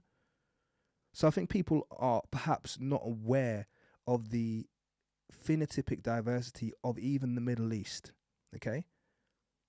Many nations in the Middle East have got very similar phenotypic outlook to what we'd say in the modern day Horn of Africa. Okay? I haven't typed in anything special there. I've literally just typed in Oman people, Yemen people. You saw that was a live search that I've done there, guys. Okay? So to answer your question, Metatron, do I believe the people of the Middle East are black or were black? Absolutely. It's provable. Okay? I've just shown you that. So yes, I do. I don't know, so I don't want to create a straw man. You let me know. As I promised on our exchange on Twitter, if you convince me that this is a fake, I'll cut it out from my videos. But as of now, you haven't. I'm not going to prove it's a fake. I've never said it's a fake. I said it's a bad reproduction. Okay? I'd say, when I say this is fake, I wasn't saying the image itself is fake. The image is real. Someone's created it. I can't say it's fake. What I'm saying is what it's trying to depict is an illusion. Okay? Even this whole idea of a table of races and this, that, and the other, this is a European notion. Okay, this was a stele that was depicting different stories that were taking place at that place in time, and Eurocentrists and Europeans have just decided to make it about race. It might not have been communicating anything about race, but what that is a presentist argument. When we go, oh, okay, they must have been trying to communicate to us something about race. Maybe they weren't. Maybe they were, maybe they weren't. You know? And I don't think that calling it a fake or unforgivable based on the fact that you disagree with interpretation. So I think your behavior was unforgivable in not making it clear it was a reproduction, by the way. Okay, just to be clear. Is fair. You just disagree and you think it's inaccurate. That doesn't make it automatically a fake for everyone. And now that I have explained this, I think it's time to discuss Herodotus and the way he described the ancient Egyptians in ancient Greek. Most ancient Greek sources do indeed describe the ancient Egyptians as black on multiple occasions. The people dwelling there along the Nile are black because of the heat. So, did Herodotus say in his Historia that the ancient Egyptians were black? Well, how about we jump into Greek interlinear and see for ourselves. I will now proceed to give you a full contextual analysis of his words, in period. Let's begin with Book 2, verse 12. On this verse, Herodotus uses this word, same stem, same origin, to describe the black soil or the fertile land of Egypt. On verse 22, it then uses this term to describe the people of Egypt, still same stem. So, does this mean black when it's applied to people? The best way to understand what a term can mean from the perspective of an ancient Greek is to... So, black soil, black people, okay? I'm waiting to see why there's any controversy there. And by the way, just to be clear, like I said earlier, black doesn't necessarily historically mean black, but we're talking about a range. We are talking about a very dark range. If we were talking about it in the context of another word, it can be used comparatively as well, but it depends on the word, as I think he's aware. So that melanchroist term, like that, tends to be a description of very, very, very dark. But yeah, I'll let him carry on. See how they use it in a variety of verses. And when we do that, we'll see that all it means is a dark complexion, not necessarily black in the black African way. Now, what is black in the black African way? So this is where we always going to come into disagreement. It means a very dark complexion, not black in the black African way. It's always going to be a description of complexion. I've said that already. When they use color, they're not describing race because race did not exist. Have to push that, okay? Race did not exist. They're always going to be describing complexion. So if they use that word that you've just said, that it means black or very, very dark. Now, when he says not in the black African way, that's neither here nor there. Because he goes on to say that they were woolly-haired and snub-nosed. That is probably given the context in terms of phenotypically what they were. But the word itself just means very, very dark, like you rightly pointed out. We're taking the full context of what Herodotus said to draw the conclusion that they're black African. It's not just that he said that word. It's because he used that word. He compared them to the Ethiopians. He said they had the same rituals. He said that they had woolly hair. It's all of these things taken together, Metatron, that make us draw the conclusion that he was talking about a race of people that looked the same as the Ethiopians, who I think you agree are the black Africans of the continent. So he's equating them to be of the same race, of the same stock. Okay? And it's many things were taken into regard to come to that conclusion, not just that the use of that single word. I need to give a thank you for a donation. Nerd Large, thank you, my brother. Appreciate it. $20. Facts are mutable, but truth isn't, unfortunately. I know you are too classy to not talk ill of people's mums purposely. Thank you. Please cover the Nakada point. I will. I know it's really late, but I just feel like I'm going to keep going on this one. Guys, if you still got time and you still got energy, please stay on, because I've got energy and I'm going to keep going. This might be a long live stream, but it's going to be worthwhile, I promise you. Thoroughly, because this was one of the few worthwhile things he presented, in my opinion. We'll go on from there. Now, whether I agree with you or not, I do need to underline that the following section that I'm going to play from your video does bring a very strong argument in your favor. You will show that the same term used by these ancient Greek authors is used to describe both the Egyptians and the Nubians. Let's watch it and then I'll respond to that. And Theodorus said this about the people he saw. But there are also a great many other tribes of the Ethiopians, some of them dwelling in the land lying on both banks of the Nile and on the islands in the river, others inhabiting the neighboring country of Arabia, and still others residing in the interior of Libya. The majority of them, and especially those who dwell along the river, are black in color and have flat noses and woolly hair. So, the Ethiopians are described with this term in ancient Greek, so are the Egyptians, and since we know that the Ethiopians are black Africans, by extension, so are the Egyptians. It means black. Now, I can respect this point, but I disagree with it strongly. Here is why. I will demonstrate now how this term is used in a huge variety of situations, describing loads of different people. These words are used to describe people from Syria, people from Cyprus, the Colchians from modern-day Georgia. It is later on also used to describe Othello, and it is used also to describe the skin tone of Ulysses. Okay, so let's just pause it here, okay?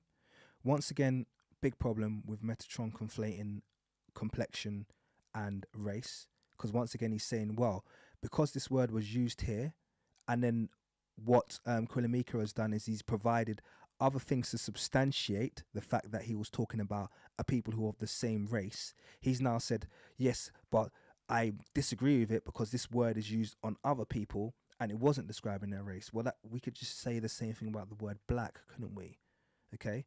Well, look, he's used black here to describe a keyboard, and he's used black here to describe a camera, so therefore he couldn't be using black to describe someone's race. Do you understand? Like, you can't, that's what you're doing is, it doesn't make any sense. And to be clear as well about these populations, Syria, Cyprus, Colchians, Othello, and Ulysses. First of all, Othello was absolutely black, okay?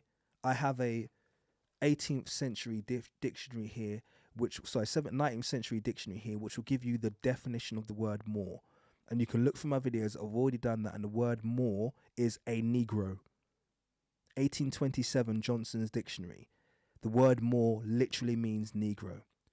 Okay, so this is a little bit later, but is closer to being contemporaneous with Shakespeare. And the understanding at that time would have been, when you're using the word Moor, you were describing someone who was black. And Negro equates with Negro land, which is the Sahel region of Africa. Okay, so that's who Othello was classified as. So Othello is not a Moorish Arab. Okay, that I don't know where you got that from, but that's absolutely not true. But there's no reason why you know that, so that's fair enough. Ulysses, I already spoke about the fact that there is controversy about his race, because the only one time his race was described was said that he was melanchro, said that he was dark-skinned, which you don't accept because you think that was a tan from his youth being returned. But then you took that story out of context, in my opinion, but I'm willing to hear what you come back with that. The Colchians have been described as black-skinned and woolly-haired. Okay, we are aware that the Colchians were in the Black Sea region, but you seem to think that any mention of a black person or a black ethnicity on the European continent is immediately invalidated by being present in Europe. This is not academically or anthropologically supported. It's very, very possible that the Colchians could have been a black race. That's what was reported by, I believe it was Strabo, okay, who said the Colchians must be descendants of the Egyptians because they are black-skinned and woolly-haired, okay? You don't accept that because they were on the European continent, so they must have just been describing Eastern Europeans. That's a presentist view, Metatron. The world changes over thousands of years. Okay, populations are conquered, populations die out, populations are replaced, populations are bred out, and you're you've got this idea that all black people were restricted to the African continent. It's just not correct. Okay, Cyprus, which you've mentioned, Minoans, Mycenaeans, you can see the artwork where you have white and black people alongside each other with this ancient artwork from that region. They have pottery, they have steles showing black and white people alongside each other. And Syria historically is also known to have had a black population. So all of these examples you've put up to kind of like kufor, to kind of like really drum down or silly the idea that any of these could have been black, all of them are falsifiable, historically falsifiable. Okay, just to be clear on that. So we're definitely not going to agree on these points that you've raised here. And though you rejected that, I still think it's very valid. It does not matter that it's mythology. It's a term used within a language. I'll get back to that in a minute. Plutarch describes a Syrian mercenary, Diodes, with this term. Syrians are not black Africans. Diogenes uses this term to describe the philosopher Zenon. Syrians are not black Africans. No one's arguing that Syrians are black Africans. But there could have been black Africans. They could have been black African. I'm glad I showed you those images of Omanis and Yemenis, because from the tone of voice in the way that you asked me earlier, oh, do you think Middle Easterns are black? And then I've shown you Middle Easterns, the populations of Yemen and Oman, which large swaths of these populations clearly qualify as black.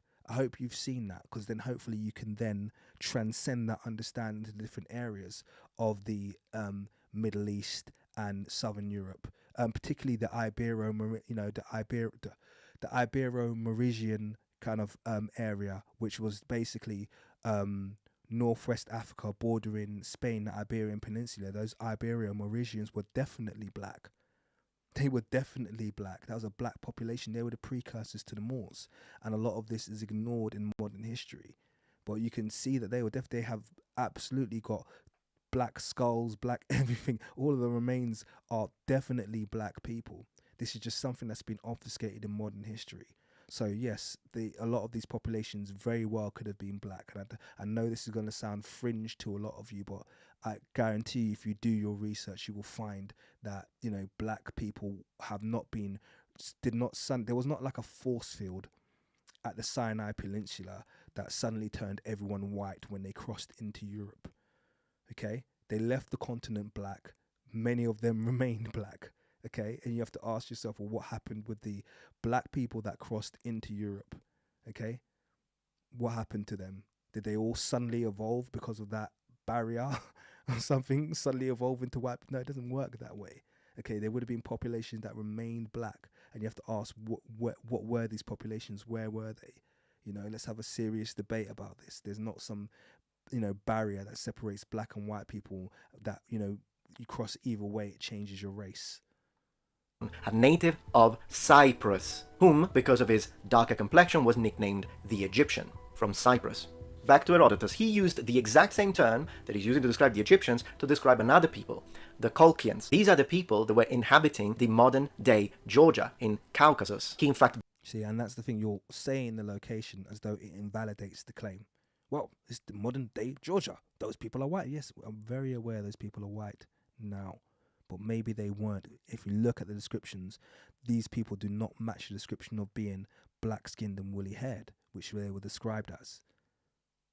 Believes that they must have been related with the Egyptians because they look similar, we read. But it is plain to see that Colchians are Egyptians, and this that I say I myself noted before I heard it from others, partly because they are dark-skinned and curly-haired. Black-skinned and woolly-haired. Use the correct definition, because I think you're very aware of that. Don't use Matilda's with translations, please, for the love of God. It's black-skinned and woolly-haired. Though that indeed goes for nothing, seeing that other peoples too are such. But my better proof was that the Colchians and the Egyptians and Ethiopians are the only nations that have from the first practiced circumcision. So he's talking about a people that we... So we got people, just to be clear, who are not only ethnically or phenotypically very, very close with Africans, is what they're saying. And bear in mind, all of these quotes he's saying, have you noticed how they're always equating Ethiopians and Egyptians, who they say must be of a different race? But then when you ask them, well, why can't you find quotes in that entire quote section? You didn't find a single quote that equated Egyptians and Greeks, or Egyptians and, I don't know, even Syrians or something. No one. It's always Ethiopians and Egyptians. Why are they always being equated? And yet you need more and more evidence to prove that they're black. Is not enough that everyone is saying, well, in comparison to the Egyptians, to the Ethiopians, the Egyptians are kind of like this. Why are they always using those two nations as a comparative? Is it because they were contiguous? Is it because they were, consistent with one another on many verticals that it made sense to make the comparison? Because that's what sounds like it's logical to me, that over this span of thousands of years, all of these historians treat the Ethiopians and the Egyptians like they need to be compared. Would not consider black Africans, and he's using the same term, which is... See, and this is the thing, you're imposing your view a lot here. You're saying they weren't black because they were here, but you're not citing anything. You're reading the quotes and then you're saying they weren't black Africans. Based on what? Based on what? Why I prefer to translate it as dark-skinned rather than black. Also note how he describes Colchians, Egyptians, and Ethiopians. And as you can see, he does use Ethiopians separately from Egyptians, even though they had cultural common ground. How? Well, how does he... Yes, because there were two separate nations or two separate people. Okay? He's not going to call Egyptians Ethiopians because Egypt wasn't in Ethiopia's territory. So this is you're now conflating Ethiopia to be a race and for people to just call random black people who pop up anywhere Ethiopians. That's not going to happen. They're not going to call Ethiopian people who, someone who's, like you said, in culture in Europe or something like that. Oh yeah, the Ethiopian. He's not Ethiopian because he's not from that region. It might have been a kind of phenotypic descriptor, but it still was regional. You still had to be from that region for you to be described as an Ethiopian. Ethiopians had more than just skin. They had a dress type. They had a cultural continuity. They had things about them that made them Ethiopian, just like modern day Africans do. You're not just going to call any black person you meet an African, okay? There are black people outside of Africa. If you meet a Papua New Guinean who looks exactly like the black people in Africa, you're not going to call them African because they have black skin. They're going to say, okay, no, he's a black person, but they're not an African. You have to be from Africa to have that label. You do understand that. What this tells me is that if we accept that this term means black in the modern sense, it means that every single one of these people... No, it doesn't mean black in the modern sense because we aren't dealing with race, to be clear. ...are all black Africans. The way we interpret this, and this includes professional linguists and experienced translators of ancient Greek, is that the term is a lot broader than the modern, politicized, restricted word black, and it includes all sorts of people with all sorts of different degrees of dark skin. Remember, we didn't politicize the word black, just to be clear, okay? Because I think you do like to turn the knife on the blame onto the victims of racism quite a lot. All right, we didn't politicize that word, okay? It was politicized against us, okay? And now that we're, once again, like I say, researching our history, it's now being used. They're finding a way to make it seem like somehow they're the victims by us saying, well, okay, well, if we're black, like you said, we're black, these people were black also. Oh, no, how dare you? They're not related to you. Which includes black Africans, but also Middle Eastern people, Semitic people, and some Mediterraneans when they tan. And yeah, that's a load of imposition there. Okay, I didn't see anything in any of the quotes that you just read that would suggest that.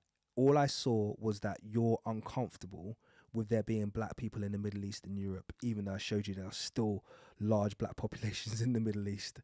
Okay, you're uncomfortable with that, and so you're saying, oh, all the experts have got together and said, well, it must have included all of these people. So you're basically saying that the people in Georgia look like the people of Georgia today, and the blind Greek historians just decided to say, oh, actually, yeah, they kind of look like the Ethiopians up there in Georgia, and they didn't know what they were talking about. You like to talk about Occam's razor a lot. Wouldn't Occam's razor suggest that if he says that they looked black like the Egyptians and the Ethiopians with woolly hair and snub noses and black skin, that they were just woolly hair, snub nose, black skinned people who happened to be in that part of Europe, but you just weren't taught about it. It's I would say that you need to think about that.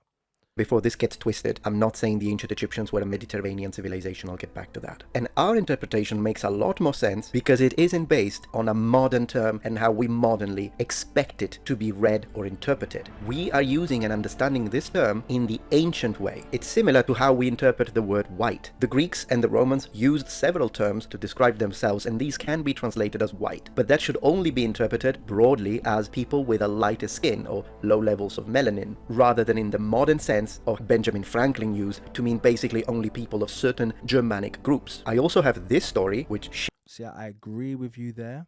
The only thing I can't agree with is that I haven't done enough research into how the word white was defined. I have yet to read that, so I would love to get some of your sources that where the ancient Greeks referred to themselves as white, because I always had the impression that they referred to themselves as kind of a hybrid, a mix between the very whitest people and the very darkest people. They kind of saw themselves in the middle. So I would be interested to learn more from you in that regard. I'm sure you've got much more resource in that area than I have. I haven't started looking into Greece yet, so yeah, I'd appreciate that.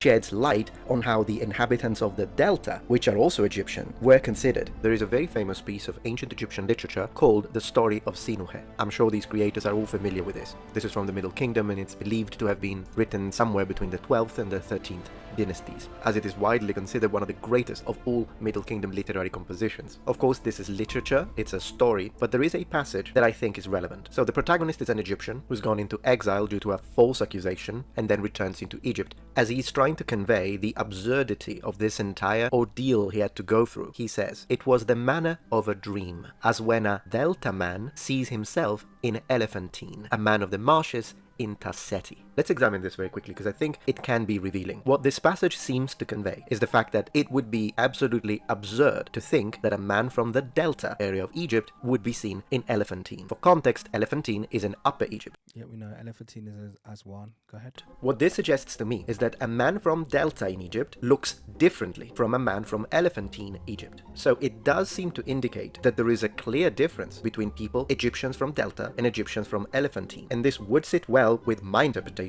Okay, so this is once again where you are projecting Metatron, okay? And like you just said, it's your interpretation here. Now, first of all, the difference that is being noted here could very well have been a complexion. I'm going to say complexion, not racial difference. In your mind, it must be racial. So in your mind, the man from the Delta must look like a modern-day fair-skinned Arab, and the man from Elephantine must look like a dark-skinned Dinka. That's kind of what I'm guessing you're getting at, because you've got furthest south and the furthest north, and therefore that must be it. I'm sure in your mind it hasn't crossed your mind that, you know, the man from the Delta could look like a modern-day Somali, and the man from Elephantine could look like a modern-day, I don't know, another group, Sudanese. Okay, still a difference. Okay, both members of the quote-unquote black race. Okay, that aside, I don't even think it's that deep. Egypt, like I always say to people, ancient Kemet had 42 nomes, and what is not fully ever appreciated or expressed is that nomes were almost effectively ethnicities. You had completely different groups. Pliny speaks about the Denderans, who were pygmies.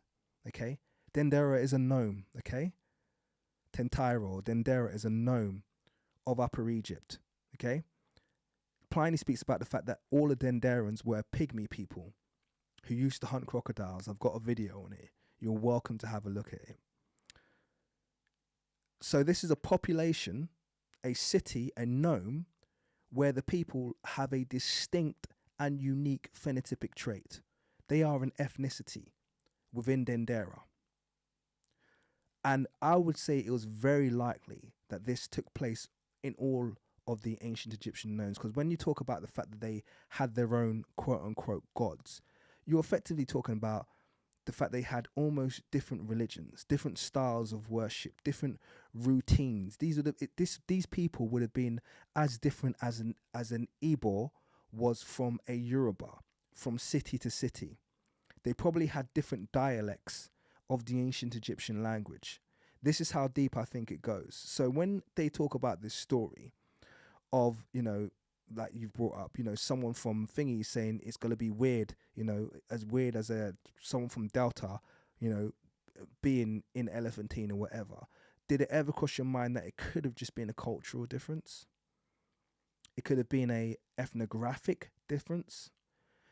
The fact that your mind shoots straight to a difference in race speaks about your conditioning within the society that we live in.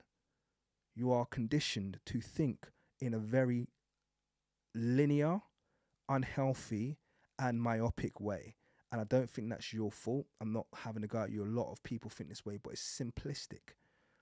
And there's far more complexity, especially when you're dealing with Africans. So I'm telling you this as an African person. You need to understand that Africans are not monolithic. As a European, you won't understand this because you don't have that kind of in population diversity in Europe. In Europe, a Spanish is a Spaniard, an Italian's an Italian, a Brit is a Brit.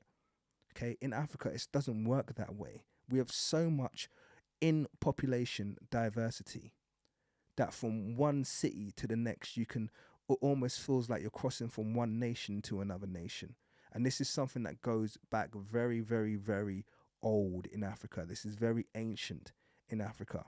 Okay, even within Nigeria, when you go from state to state, you're looking at completely different people, different traditions, often different religions being practiced where they haven't been Abramized, I should say. You get all of this nuance, and you're qualifying it all down to your very monolithic and simplistic European, I'm not going to say Eurocentric, European perspective.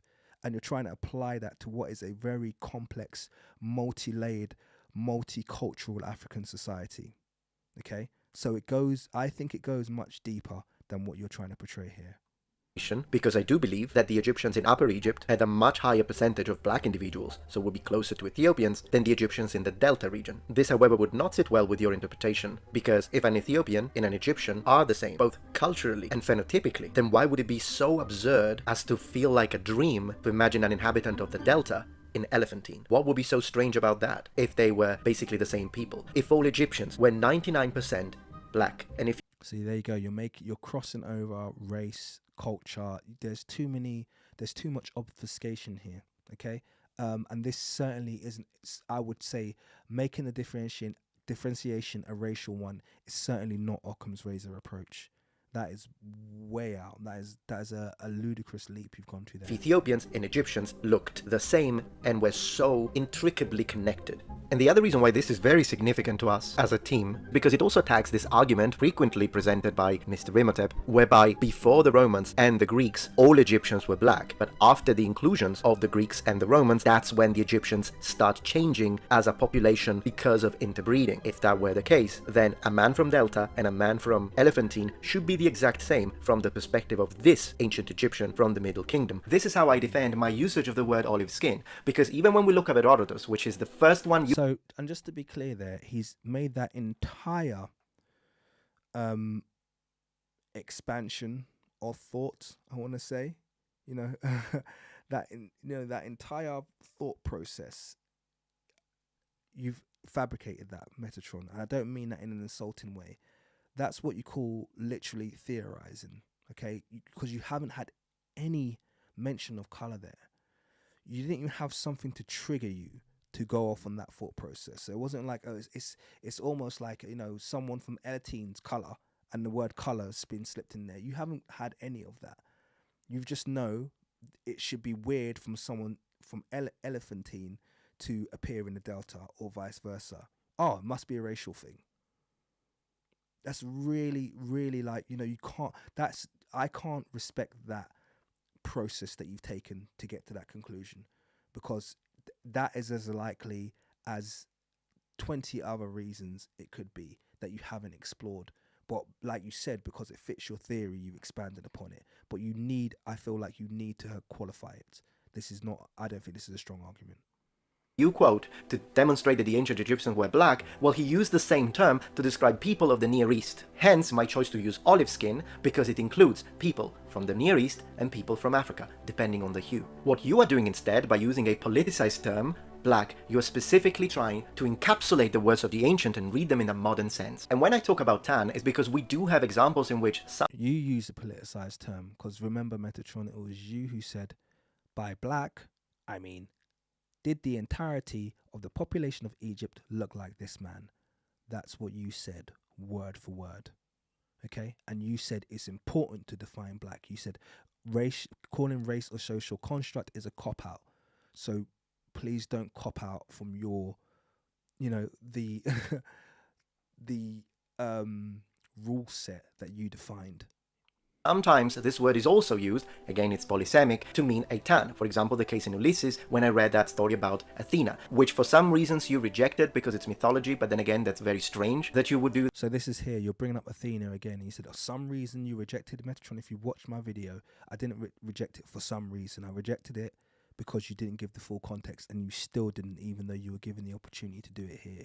This is where I sent you the message after your video where I said, congratulations on some of the changes you've made, but I still feel like you're being deceptive, and this was one of the areas. That since all I was doing by utilizing words used in mythology is cross-disciplinary examination. Nothing wrong. Standard practice in academia when I'm trying to contextualize a word and you need more examples. Doesn't matter that it's used in mythology. It's still a word in their vocabulary, and we can see how they use it and learn from it from a linguistic standpoint. So, if we use it in full context. Were the ancient Egyptians white? No. These passages just debunk that. You're welcome. But there is a connection with Semitic and Asiatic people. You can of course decide to disagree, but at least you can see where I'm coming from. I didn't see any connection with Semitic and Asiatic people. It all depends on if you're willing to accept that... Excuse me, I'm about to lose one of my screens. It all depends if you're willing or not to accept that black people exist outside of Africa. I think if you have your perspective when you don't believe that's the case, then yes, that's the only conclusion you can come to. And classifying these opinions that we form based on how we read the classics as lies is not fitting. My point of contention, again, was that the multi-ethnic argument makes it sound like all ethnicities that were there at some point contributed equally to the foundation of the civilization. That's simply not the case. By this logic, Metatron should have no problem calling ancient Rome a multi-ethnic civilization, since it was present in Africa and Asia too, and that many people of different ethnicities were part of the great Roman Empire. But were they equal to the people from Southern Europe who founded the civilization? No. So Rome should be classified as another multi-ethnic civilization, and no one in particular should claim it, or at least Africa, Asia, and Europe together should claim the creation and development of the Roman civilization. But we all know this does not stand, because the ones who built the foundational elements that made that civilization what it was, and were the primary group to have unified the other ethnicities under their empire, was a Southern European ethnic group. And Metatron, you make videos where you are not okay with Europeans trying to over-highlight the multi-ethnic side of ancient Rome. In those analyses, you look at the foundational population to back your argument, but for ancient Egypt, you don't do so. But I am not one to ignore that. I do not think this example... That was an excellent point by Kuellimika. I want to see how it comes back to that. fits, because in order to fit, the parameters need to be similar. You're removing a very important factor from this equation: time.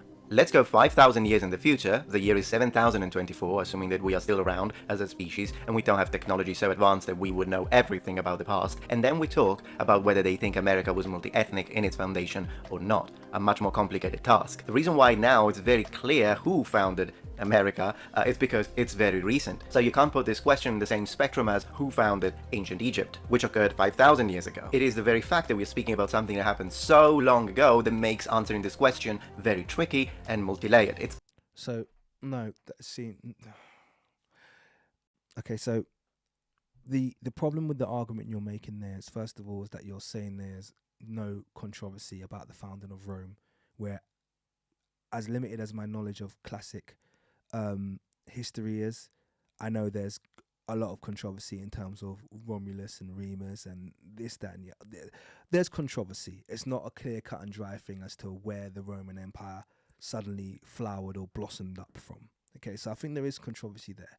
Secondly, dynastic Egypt was formed in, according to your historians, Eurocentric historians, not that you're Eurocentric, but according to European historians, it was founded around 3000 BC.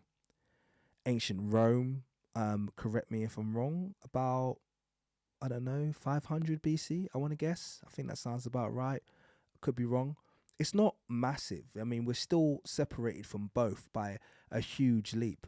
And the issue is not just about the founding. I think the point that Kuellimika raised, and he raised quite well, is the contribution to the ancient Roman society. We know Rome didn't pop up as some, some kind of like, invention out of nowhere. We know that Rome was very much founded on the groundwork that was laid down by the Greeks, since we have the whole Hellenic ideas. And we know that Greece got, I'm not going to say everything, but I'm going to mean it slightly, from ancient Egypt. So there were precursors to the Roman civilization existing. And in fact, there's a much greater argument to say that Rome borrowed heavily, not small, heavily from surrounding nations to form its civilization. Whereas you look at ancient Egypt, for instance, and to a less degree ancient Greece, they were much more independent than I would say ancient Rome was in terms of its founding. Would you say that's fair? I'm sure that you'd say that's fair. I think Kuellimika's raised a fair point. I think that you're struggling to accept it because, that's my personal point of view here. Complicated. So you seem to want to prove that there is a double standard at play, because I'm not saying that America is multi-ethnic in its foundation or that Rome was multi-ethnic in its foundation, but I do it with ancient Egypt. Yet even in the case of Rome, the situation is much more documented and it's much more recent. There is in fact a massive difference between when Rome was founded and when ancient Egypt was founded, when it comes to time frame, and you of course know that. In other words, apples and pears. I don't think it's apples and pears. I think it's a very good. They're both like you said, they're both on the coastline of the Mediterranean. Okay. We can see a very clear line of descent when it comes to the establishment of ancient Rome. I think you don't like the comparison, but I think it's a very, very good one. I don't think it's apples and pears. I think it's actually a good direct comparison. If you're going to call ancient Egypt multi-ethnic because of its location, then you absolutely have to call ancient Rome multi-ethnic, which I know you don't like to do because Kuellimika was quite clearly referenced you in that post. So yeah, I disagree with you on that one. Now, before I continue talking and addressing all of your points, including the Nakata culture and a few other linguistic aspects like the Afroasiatic origins, before I do that, I think what we have in front of us now is two options. One, we continue making videos where we attack each other's credibility and we continue the drama. This is option one. I prefer option two. And when I say this, I'm going against my own interests, because if we continue the drama, I'm the one who benefits the most. Let me prove it using your own words. That's why it was like, my video is like 24,000 views. His video in like a week, 400,000. Yeah. So he knows the numbers game. It's like, oh, my video is going to be more credible because I got the numbers. YouTube is going to suggest it more because I got the numbers, and his video is just going to be there. For me instead, I'm the one who gets more views. My average watch time on that video response is extremely high, and I gained 20,000 subscribers from these two videos alone, together with 1.5 million views. And I'm not saying this to flex, I'm saying it so that you... It's a bit of a flex, but flex away, my friend, you've earned it. You're flexing all over the gaff, mate. You will believe me that I'm once again in good faith when I say, if we continue the drama, it's good for me, but I'm not here. I think anything's good for you, Metatron. You have a larger audience and you have very dedicated followers. I have very good watch time and very good engagement time on my videos. Unfortunately, I'm suppressed, and people who do my kind of content will understand that we do get suppressed. My content has been very highly targeted, somewhat by your followers, I'm going to say, who do campaigns of reporting it to get it suppressed. So I have videos that sometimes take off. Like, for instance, I did the video on the one that I sent you on melanin doses testing with what's his name, Sheikh Anta Diop, and then referencing Maria and Makota, Anna Maria Makota, who did the melanin doses testing on the ancient Egyptian mummies. I had 300,000 views in 3 days on that video. Since the third day, I've had 3,000 views. And that was 7 months ago, I think, I posted that video. That's how harshly I get suppressed. 300,000 views in 3 days and then nothing. It went from getting recommended in pretty much loads of keywords relating to the subject. It doesn't get recommended at all now. You're lucky to see it. So I get like a couple dozen views a month from that video now. That's the kind of treatment that my channel gets. So yes, you can flex. I don't think we're operating on a even even kilter in terms of the way the algorithm treats our content. But yes, you're very welcome to flex. Yeah. Here for the views, I'm not here for the drama, I'm here for the truth and for the benefit of my audience, and why not, by extension, yours. So let me tell you what option 2 is. Here's what I offer.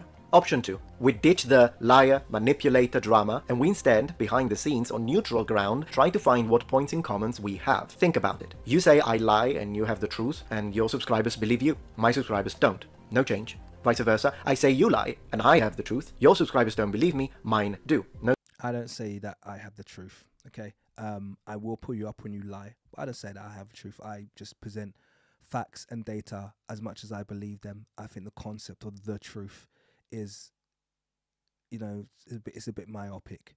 You know, it's a bit dogmatic. It's not kind of within my thought process in the way that I kind of deliver things. So I disagree with that, but yeah, go ahead.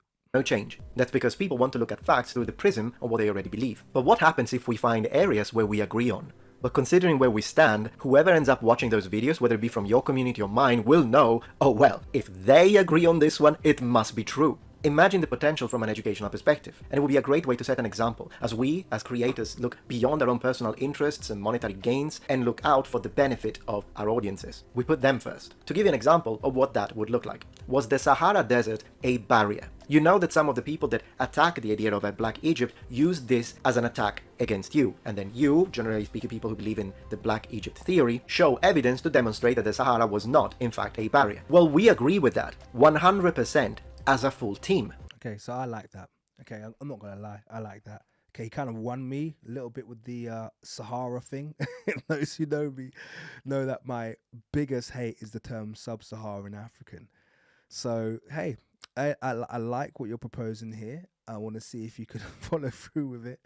Why not? I've already said I'm happy to engage you on a live stream. I think one of the things that you've probably seen with me is that you know that I'm not going to compromise and I'm not going to pander.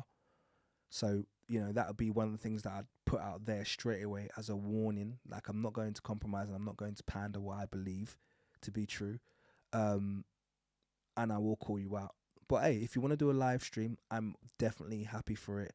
And if you want to actually look at some of the stuff that we agree on, I'm absolutely happy for that as well. That sounds like a good idea.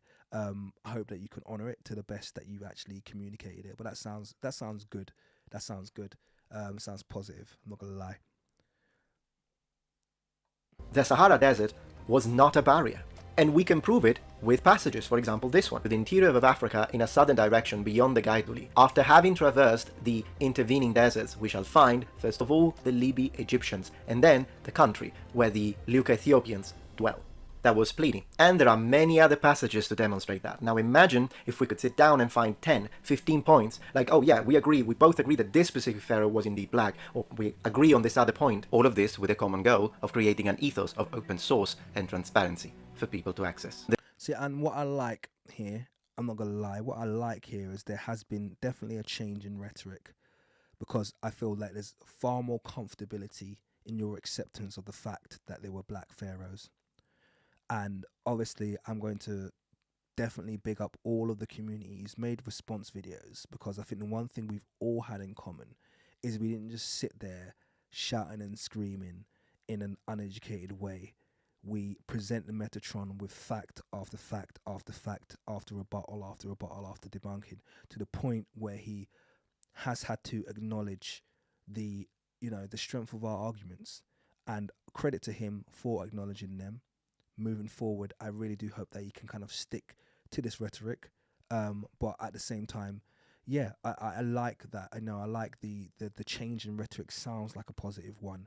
I could be reading too much into this and being overly optimistic, but you know me, I'm not one for negativity. I'm definitely one for a bit of sly mockery, but I'm not one for negativity, and I definitely won't definitely won't turn around and say I'm not gonna take part. I'm not gonna do that. I'm quite happy to engage you further on this. The views we all collectively gain when discussing these topics clearly indicate an increased interest in empirically grounded research on this topic.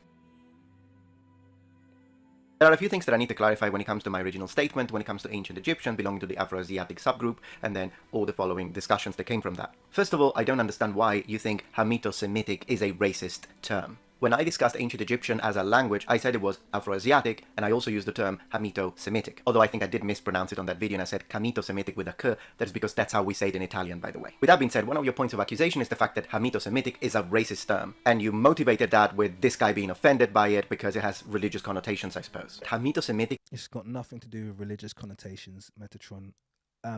Hamito-Semitic comes directly from the Hamitic hypothesis, which is an incredibly racist theory. And I'm not going to just explain it to you. I think I'm going to read you a passage so you understand why we're never going to be accepting of your classification of it as a Hamito-Semitic language. So let me just quickly read this passage to you so you get an understanding. Okay, so I'm not sure if you're familiar with the Hamitic hypothesis, but I'm just going to read a summary of it for you here so you get a full understanding. Okay, let me zoom in so you guys can read along. The anthropological and historical literature dealing with Africa abounds with references to a people called the Hamites. Hamite, as used in these writings, designates an African population supposedly distinguished by its race, Caucasian, and its language family from the Negro inhabitants of the rest of Africa below the Sahara. There exists a widely held belief in the Western world that everything of value ever found in Africa was brought there by these Hamites, a people inherently superior to the native populations. This belief, often referred to as the Hamitic hypothesis, is a convenient explanation for all the signs of civilization found in Black Africa.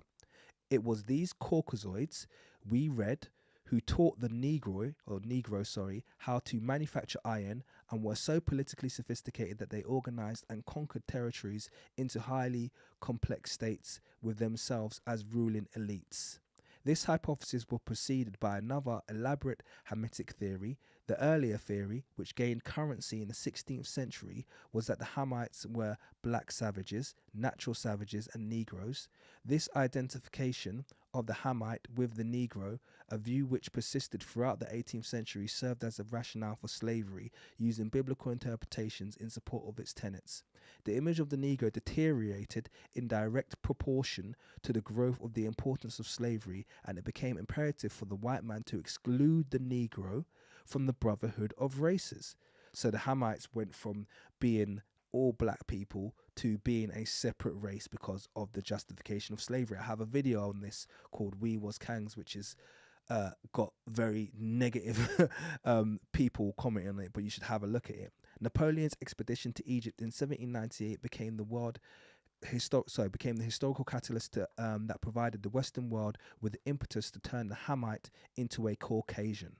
The Hamitic concept, so they were black when they were being enslaved and we were being colonized, but when Napoleon came in and obviously the discovery of the Rosetta Stone and ancient Egypt's greatness, they needed to turn that person who was formerly seen as black into a white person. The Hamitic concept had its function had as function the portrayal of Negro as an inherently inferior being and to rationalize his exploitation. In the final analysis, it was possible because of the changing aspects were supported by the prevailing intellectual viewpoints of the time. So, Metatron, I know I read that long. I mean, this just to give you the first paragraph of this. The Hamitic hypothesis is well known to students of Africa. It states that everything of value ever found in Africa was brought there by the Hamites, allegedly a branch of Caucasian race. Seligman formulates it as follows. Okay, now I'm not going to read all of that because I've given you the overview. Now, I hope you can see why the term Hamito-Semitic was adopted and then dropped, okay, in favor of Afroasiatic, okay? Now, I know as a European, and this is once again where it comes back to you having a Eurocentric basis for your education system. US and the UK tend to be much faster to pick these things up, whereas that kind of racism can persist in mainland Europe for a much longer time. So I am not surprised that they still use Hamito-Semitic or Kamito-Semitic in mainland Europe, because they tend to be much more stubborn there in changing these things, because they're quite happy having these very racist, unfounded theories at the basis of their education system, and as a result, as you can see, at the basis of your own education system. So this is what I mean when I say you come from a flawed system of education. The fact that you don't see any problem, and you probably hadn't even heard of the Hamitic hypothesis. I wouldn't be surprised if you hadn't heard of it, because mainland Europe is much slower to move on these things. So I say this to say Hamito-Semitic is very racist, it's not religious, and it's not just to do with Christopher Ehret having an issue with the term. It's the fact that it's based on a racist hypothesis that says basically Negroes are inferior and the black people that established everything weren't black, they were actually white people who basically floated in from the continent or something like that, and they were a member of a different race. That's what you're pushing when you say it's Comito-Semitic language. So I just wanted you to be very clear there of where that came from, okay?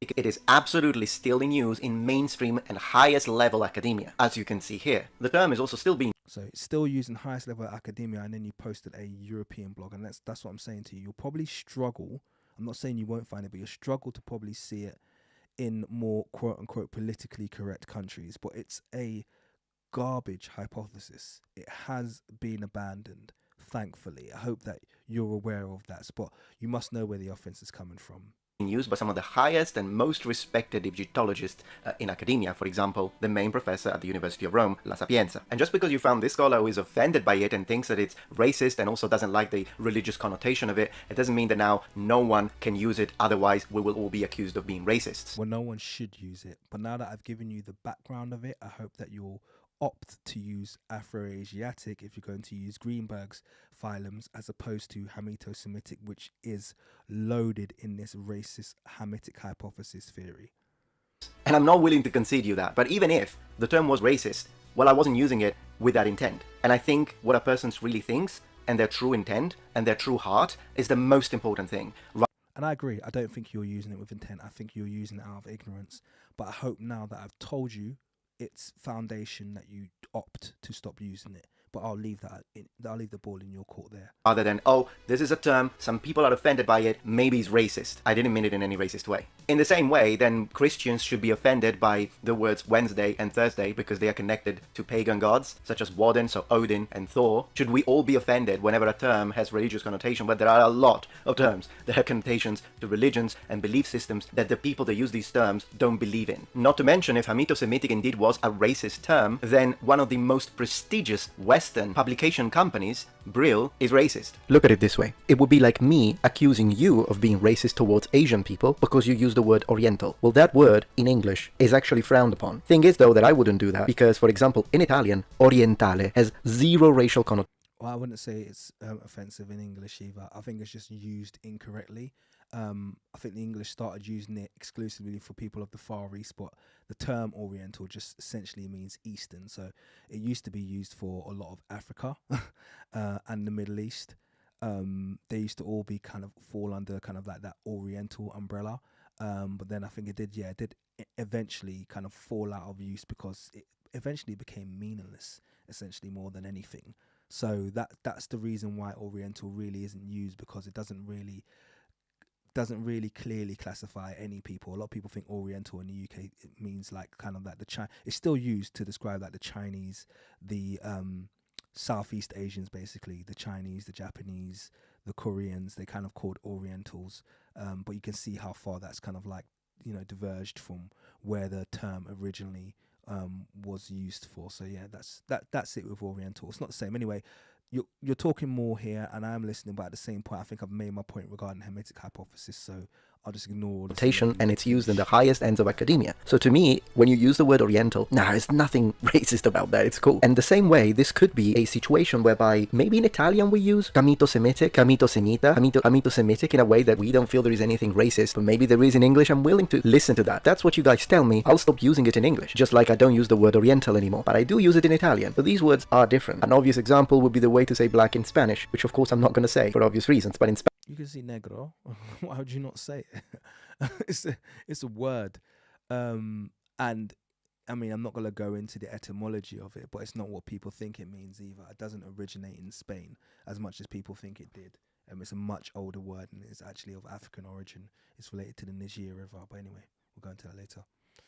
Spanish, that's the way you say it. So I ask you to have an open mind with the fact that I'm not a native English speaker. Whether ancient Egyptian as a language originated in Africa, or as you say, in the Horn of Africa, or in general coming from the south, or whether it originated from the Near East in connection with Semitic languages, is still a debated topic. So I do have to underline, for clarity, that there are scholars that believe one way, and scholars that defend the other. So basically what Mr. Imhotep, Kuellimika, the King's Monologue present, or bring forth. So they do have scholars that agree with them. This is not just, oh, Afrocentrists believe that. No, this is something that is actually got some strength in academic discourse. But the part that I didn't like is how you twisted it. So you're trying to prove that Afroasiatic languages are mostly African and only the Semitic branch, so only one among so many languages, is believed to have originated outside of Africa. And when you say it that way, it makes it sound that, yeah, so the majority of speakers of these Afroasiatic languages speak languages that originated in Africa, and only a little minority, the Semitic branch, speaks languages that haven't originated in Africa. But the reality... That is a fact. Okay, so when it comes to Afroasiatic, I've extended and spoke about this quite extensively on a recent video that I posted, actually. It's about the A to Z. Let me do a very, very quick plug. I'm not going to play it. Actually, I could just play that part because that might be a little bit more entertaining than me talking through it. Yeah, let me just quickly pull up that video.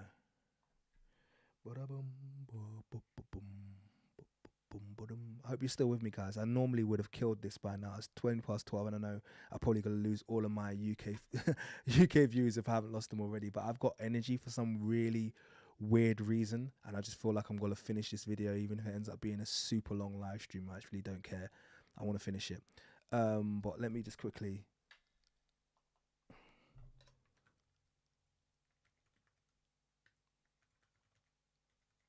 This is a real exercise in vanity, isn't it? Me pulling up my own content to prove my point. What am I like? Okay, cool. Not that one. So where's my... Okay, go to my video. It's not pulling up. See, it doesn't even recommend my videos to me. That's how bad it is these days. Here's this video. Okay, so I just want to quickly... Were you aware that our modern alphabet, okay, and actually to the Greeks, Semitic crossmark or on is where you get something. Now that we've covered the entire alphabet, you may have noted that Phoenicians seem to be the major contributor to Latin script, sometimes independently so. What isn't discussed is the recent African origin of the Mesopotamian and Phoenician languages. It's important to note the Mesopotamian and Phoenician languages were part of the Semitic branch of the Afro-Asiatic or Proto-Afrasian language group, an African linguistic group with its roots deep within Nilo-Saharan Africa. The other branches of Afro-Asiatic are Berber, Chadic, Cushitic, Omotic, and of course ancient Egyptian. As you can see, all African languages, according to expert linguists. So just to be clear there, you can see it there. I wanted that visualization to be clear for everybody. This is the Afroasiatic language group, and you even see even the Semitic branches languages in the Horn of Africa, such as Amhara and Ge'ez.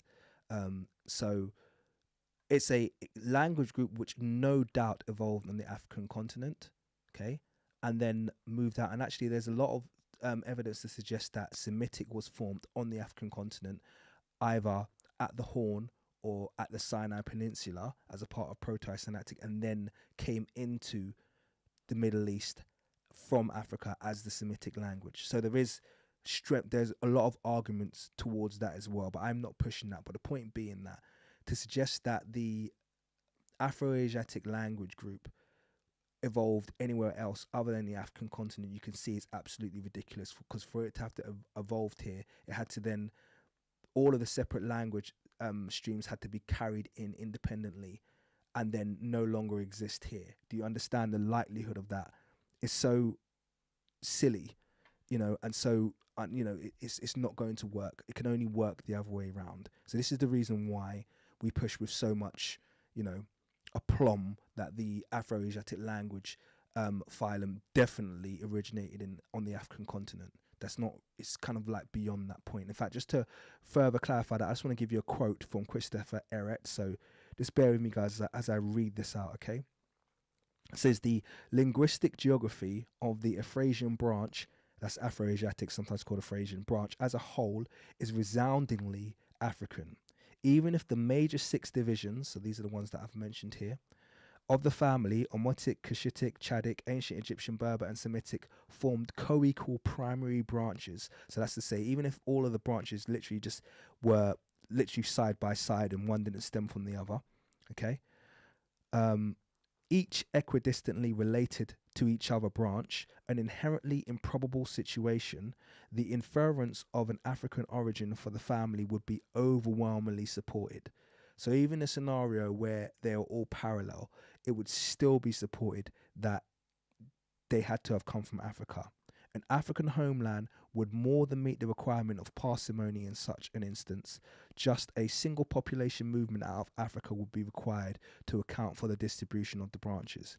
The wide acceptance nearly everywhere today, even among the majority of Semitists and Egyptologists, listen to this Metatron, of the name Afrasian or Afroasiatic for the family came about because of the general recognition that Semitic does not constitute a primary branch all by itself, and that the family is overwhelmingly and fundamentally an African one.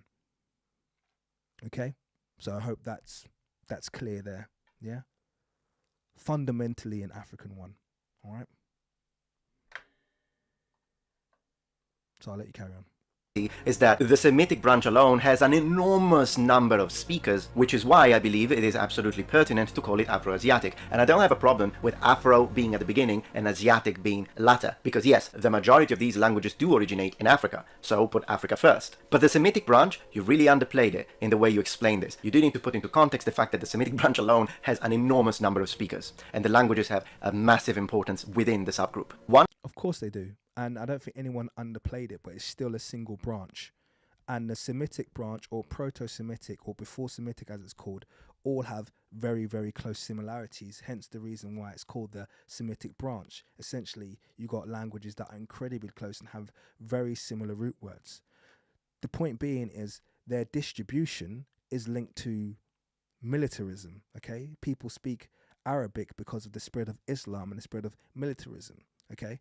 That's how all languages eventually are spread, okay? The whole reason we're debating this in English, and I'm Nigerian and you're Sicilian, is because England's military prowess around the world, okay? That doesn't change the origin of the language and doesn't change the order in which the language was distributed. So no one's disrespecting, Semitic. Phoenician, we already know, and if you'll know that if you watch my latest video on the A to Z, Phoenician is responsible for many of the alphabets that we have globally, because the Phoenicians' ability to trade and merchants, traveling around the Mediterranean and spreading the alphabet, the Egyptian alphabet, by the way, but spreading the alphabet to the different populations. In fact, there's a very strong argument to suggest every single written script in the world descends from ancient Egyptian via Phoenician. Every single one, not just some, every single one. And that even goes towards the Sanskrit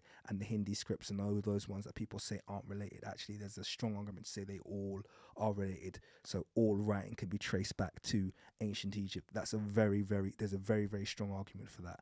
So yes, I agree, okay? But just to be clear, how I agree. I'm not saying that Semitic should be undermined. I'm saying I put things in perspective. One of the main arguments presented by those who support the idea of ancient Egyptian being very well connected to the Semitic branch are the people that present all of the different lexical similarities and underline a possible connection or tether between ancient Egyptian and the Semitic language branch. But then again, there are also several scholars that are well respected that say no, the tether or the connection between these two languages is not strong enough for us to present this idea that ancient Egyptian was in fact Semitic, and they do believe that the language originated in Africa. So when it comes to this, I'm willing to explore this more in depth, but I do need support from the Egyptologists in my team, and we are working on this, so a full-on dedicated video to the ancient Egyptian language to really explore its roots and present both arguments and then let the audience make their mind. Well, I'm doing a lot of work in terms of the ancient Egyptian language at the moment, so I'd be more than happy to be a part of that discussion, because I'm doing a lot of research in that area at the moment, and I am actually learning to read Medinetta alongside that as well. So this has been a very interesting path for me that I've been able to take for the past few weeks. If you're subscribed to my channel, you would have noted that I've dropped a few videos about the ancient Egyptian alphabet, and or at least I should, the ancient Egyptian alphabet and the Phoenician abjad, and how it's affected all of the languages around the world. So if you haven't seen those, they're very, very informative videos, and there's going to be more in that slant. So yeah, sounds interesting. So I'll get back to you on this one. Now, in general terms, I agree that the Nakada culture is distinctly Egyptian, and there is a strong connection between the very beginning of Egypt and Nakada. But to you, the Nakada culture is 100% a black African culture, and yet there are some archaeological pieces of evidence that seem to point towards a different direction. So let me show you those. While it is important for me to say that there are indeed scholars that agree with this take of the Africanity of the Nakada culture, it is also important to say that there are scholars who strongly disagree. Scholars believe that the Nakada culture was born in Upper Egypt in the Chalcolithic period, but its phenotypic traits are as difficult to define as those of the ancient Egyptian. From the American journal Physical Anthropology, we read, "The pre-dynastic of Upper Egypt and the late dynastic of Lower Egypt are more closely related to each other than any other population. As a whole, they show ties with the European Neolithic, North Africa, modern Europe, and, more remotely, India, but not at all with Sub-Saharan Africa, Eastern Asia, Oceania, or the New World." Okay, so just to be clear, I recognized this straight away when you read it, because I've come across this paper before. He's quoting from a paper called by C. Loring Brace called Clines and Clusters of something. I can't remember the full name, so I'm just gonna pull up the link and share it with you guys. And the reason I know the paper is because it's one of these, it's like a Schunemann job. It's one of these kind of like extreme Eurocentric Mary Kay Lefkowitz jobs, and it's already been debunked. So thankfully I don't need to kind of debunk it myself. And I'm not debunking it just because you've raised it, Metatron. This is something that very kind of like far extreme Eurocentrists use this paper to try and argue, really silly things. And I'm actually going to break this down for you. So I hope this is going to be quite useful for you. I'm actually going to break down for you why this paper is invalid and the kind of things that it tries to do to basically deceive people who actually read it. So just bear with me as I pull this up on the page. Just bear with me. Where is it? Oh yes, download. I've got to download it, haven't I? Do I have to download it? I do. Sorry guys, bear with me. This will take me about 1 minute as I just pull it up on my screen. How many people are still online? Over 300. Fantastic, guys. Do stay with me. It gets interesting. Well, we're wrapping up soon, but at the same time, you don't want to miss this part because this is really important. Where are we? I know when I'm getting tired as well. So I think in my mind, I'm not getting tired, but I know when I'm getting tired because it starts to take me really long to do really simple things. I'm just like, where is that? What am I doing? Where is it again? So we've done Hamic Race, we've done that. Yeah, it's definitely in my Gmails. Okay, it's gonna take me 1 second. I just gotta download this. Won't take me long.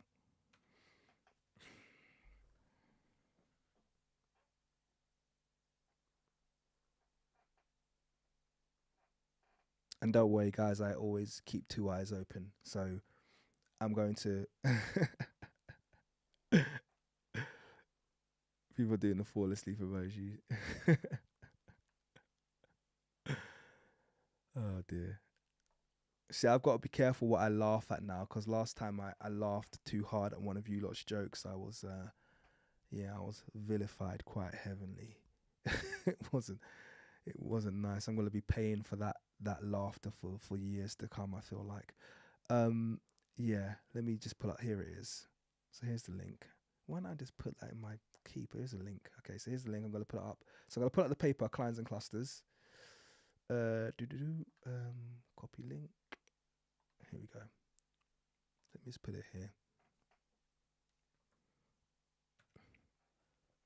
Okay, and I'm not going to take you through the whole paper, but I do think it's important that you kind of understand the premise of the paper and how the paper gets to where it gets to, i.e. the conclusions that the Nakada culture and the A group culture don't relate at all to black people, okay? And you're going to find this a lot easier to follow if you've already followed me on my forensic facial reconstruction, on my genetic analysis, and on my last video I did, which was what was the last live stream I did after the forensic facial? Yes, the Fayum one. You'll find this slightly easier to follow because it basically it uses some of the same rule sets that they use for doing forensic facial reconstructions. So I'm going to read this first paragraph to you, and reading these abstracts is always very useful because you get a full understanding of what their purpose was. The abstract will always tell you this is what we were trying to do when we underwent this study. It will tell you what their agenda is. So let me read it. The biological affinities of the ancient Egyptians were tested against their neighbors and selected prehistoric groups, as well as against samples representing the major geographic population clusters of the world. 24 craniofacial measurements were taken on each individual used. The raw measurements were converted into C-scores and used to produce Euclidean distance dendrograms. The measurements were principally of adaptively trivial traits that display patterns of regional similarities based solely on genetic relationships. Now, I know that sounded like a big load of like words, but I'm going to break that down for you. Basically, they took loads of craniofacial measurements, i.e. measurements just around the skull and the face, okay? And then they created their own formula to kind of come up with a scoring system of relatedness. So that's basically what that all said. The measurements were principally adaptive trivial traits that display patterns of regional similarities based solely on genetic relationships. The pre-dynastic of Upper Egypt and late dynastic of Lower Egypt are more closely related to each other than any population. So late dynastic Lower Egypt, pre-dynastic of Upper Egypt, more related to anyone else, or so to each other than anyone else. As a whole, they show ties with European Neolithic, North Africa, modern Europe, and more remotely India, but not at all with Sub-Saharan, African, East Asian, Oceania, or the New World. So you heard that was the exact quote that Metatron just gave us. So we know for a fact that this is the paper that he used, but I knew straight away this was the paper you used because this is the only paper you'll find that comes to these conclusions. In fact, there have been several papers before that have used anthropometrics and they've come out being unequivocally African, these same groups. So how did they get there? Clines and clusters versus race, a test in ancient Egypt, and the case of the death of a death on the Nile. So I'm going to go down and give you guys a bit of data. Sorry, once again, if you've been on one of my live streams before, one of my technical live streams, you know that we kind of do dive into this data a little bit, okay? I'm not going to read, I'm just going to kind of take you to the important parts that you need to know. So first of all, this is an overview of the measurements that were taken. Nasal height, nasal bone height, piriform aperture height, Nasian prosphian length. So that's the distance. Your prosphian's right in the middle of your skull, and the Nasian is the point at the top of your nose bridge. Nasian Bayesian, okay. Prosphian is the distance from your mouth, your where you have prognathism, so the front of your teeth to your nose. Nasian Bayesian is the center of your skull to your nose. I know this because I've been researching this for a little while. Bayesian Prosphian is the distance from the center of your skull to the front of your teeth, and so on. Superior nasal bone, cymotic width, blah, blah, blah, nasal breadth. Now, what you'll notice is, as I'm reading these, there's a heavy emphasis on the nasal index. Did you notice that? So as I read through these, you've got to realize there's a massive emphasis on nasal index. In fact, most of these measurements are around the nasal index, and that's not an accident. Okay. The reason they focused on the nasal index is because they're well aware of the fact that Sudanic Africans tend to have narrow nasal passages, as do Nile Valley populations. Most Nile Valley populations tend to have narrow nasal passages. So if you take 24 measurements in and around the nose, and then you come up with a formula, which, by the way, they're not transparent with at all. They keep that formula almost entirely to themselves, but you come up with a formula based on these 24 measurements that you've taken, okay, all around narrow noses, then you know what you're going to get out at the other end, Okay, you know exactly what you're going to get out at the other end. This is not accidental. This is not just happened by happenstance. They knew, okay, these skulls that we're digging up and these people that we're digging up in ancient Egypt, they do not relate at all on an anthropometric, their limb proportions, even their dolichocephaly, they haven't measured this. Have you noticed that this is craniofacial, but there's no measurement of the cephalic index on this? That's deliberate. They're not interested in cephalic index. They're not interested in any of that. All they want is nose, but they do have narrow noses. How can we scientifically make it look like we, we basically take loads into account, but how can we just measure their noses and basically say that they cluster with Europeans? Do you see how that's done? I know this sounds very far-fetched, but there's actually been debunked quite well by Cater, which I'm going to read to you soon. So just to be clear, they do these measurements, they come up with these, and here's the populations that they sampled. So you see here, Africans, Amarins, Asians, Austria, blah, blah, Eskimo, Europe, India, Jamon Pacific, late dynastic, pre-dynastic, North Africa, Nubia, Somali, Wadi Halfa. Now, what do you notice as well? Why have we got Africa and then Nubia and Somali, as though Nubia and Somali are not a part of the African stream? Why have they done that? Because they want a certain type of result when they do this, okay? So this is one of those very heavily agendaed papers which Metatron wouldn't see. And this is what I was expressing to you earlier, because he's in that kind of like, whoa, what do I have to doubt European researchers for? They're always honest. We as Africans know, okay, there's going to be a whole load of BS in this. We know that already, okay? So then you have these populations again. You can have a look through this: Algeria, Bengal, Berber, Calcutta, blah blah blah. Dahomey, there you go. That's a West African one on that kind of in the Nigerian area. Late dynastic, pre-dynastic, European, Gabon, blah blah blah blah blah. And so you can see they've been very selective about which populations they sample. And then surprise, surprise, when they started putting them into clusters, they realized that the late dynastic and the pre-dynastic were clustering with Europeans, Somalians, Nubians, and Indians. Okay, yeah, okay. It doesn't take a rocket scientist that says if you're just going to measure the width of your nose, yeah, that you're going to find that the Europeans cluster quite closely with some of our East African populations. That doesn't take rocket science. So they've got this kind of like thing here where it says, well, they don't, never historically have you only done measurements based on nasal indexes to define that populations are too far or close. Just nasal index. This isn't a formula that's based on nasal index, cephalic index, anthropometric, limb proportions, just nasal index. And that's why this paper was, as well as being received, also very heavily criticized, because people who were kind of in the know realized, hey, this is kind of dodge. You know, this is not how we should be doing this kind of research. Let me read to you just a few paragraphs from Shamorka Cater's response. Okay, I just want to read this quickly for you guys. I hope you're not tuning out completely, because I told you this is a bit technical, but it's important. I did promise people that I was gonna cover this part of what Metatron covered.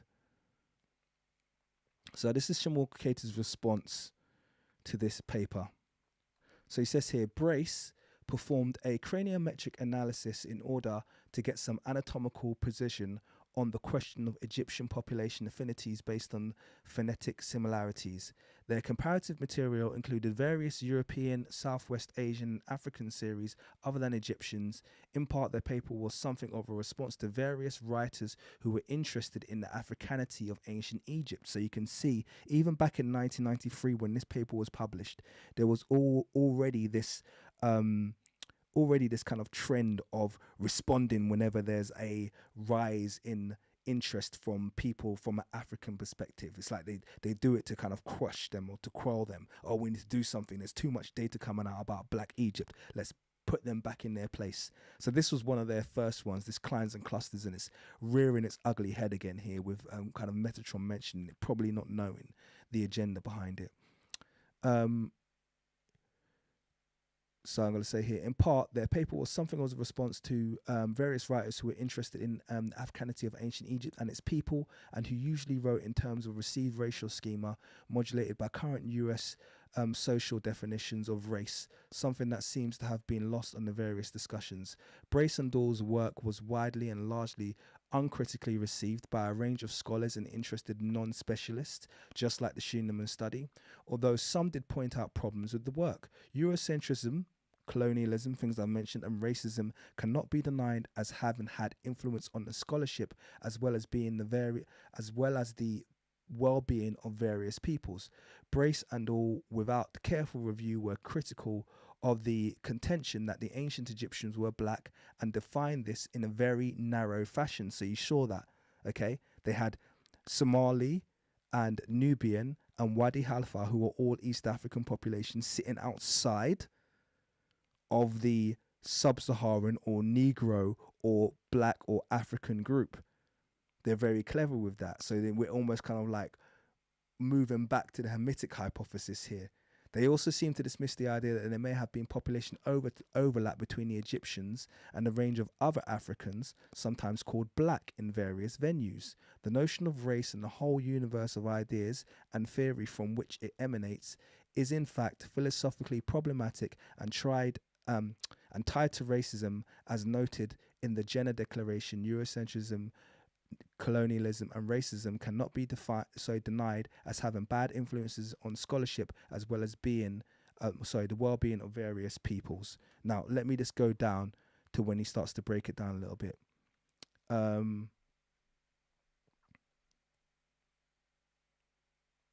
Comments on no, actually, one second. Is there a kind of a summary area? I don't want to read everything to you. Comments on methods and results. So let's just have a quick read here. A multivariate analysis was carried out using a trait battery of greater than 20 measurements. So this is what I was talking about earlier. There's 20 measurements. Brace and Dawes violated several standard practices generally desired to be avoided in multivariate analysis. In their core analysis, they used ratios in which the numerator of one variable is sometimes the denominator of another, thus magnifying differences in the indeterminate ways. In general, it is not advised to use ratios, especially in this type of multivariate work. So the idea is that basically they took all of these measurements and they created a score. And this score was based on ratios that they had created. And when you use ratios, you can weight certain things as being more important. So even though they took 20 measurements all around the nose, they then added ratios to that. So certain measurements, such as probably, I'm going to guess, the width and the length of the nose, became incredibly important. Okay? So this is how this paper managed to spin the data. Okay? Interpretations and discussing.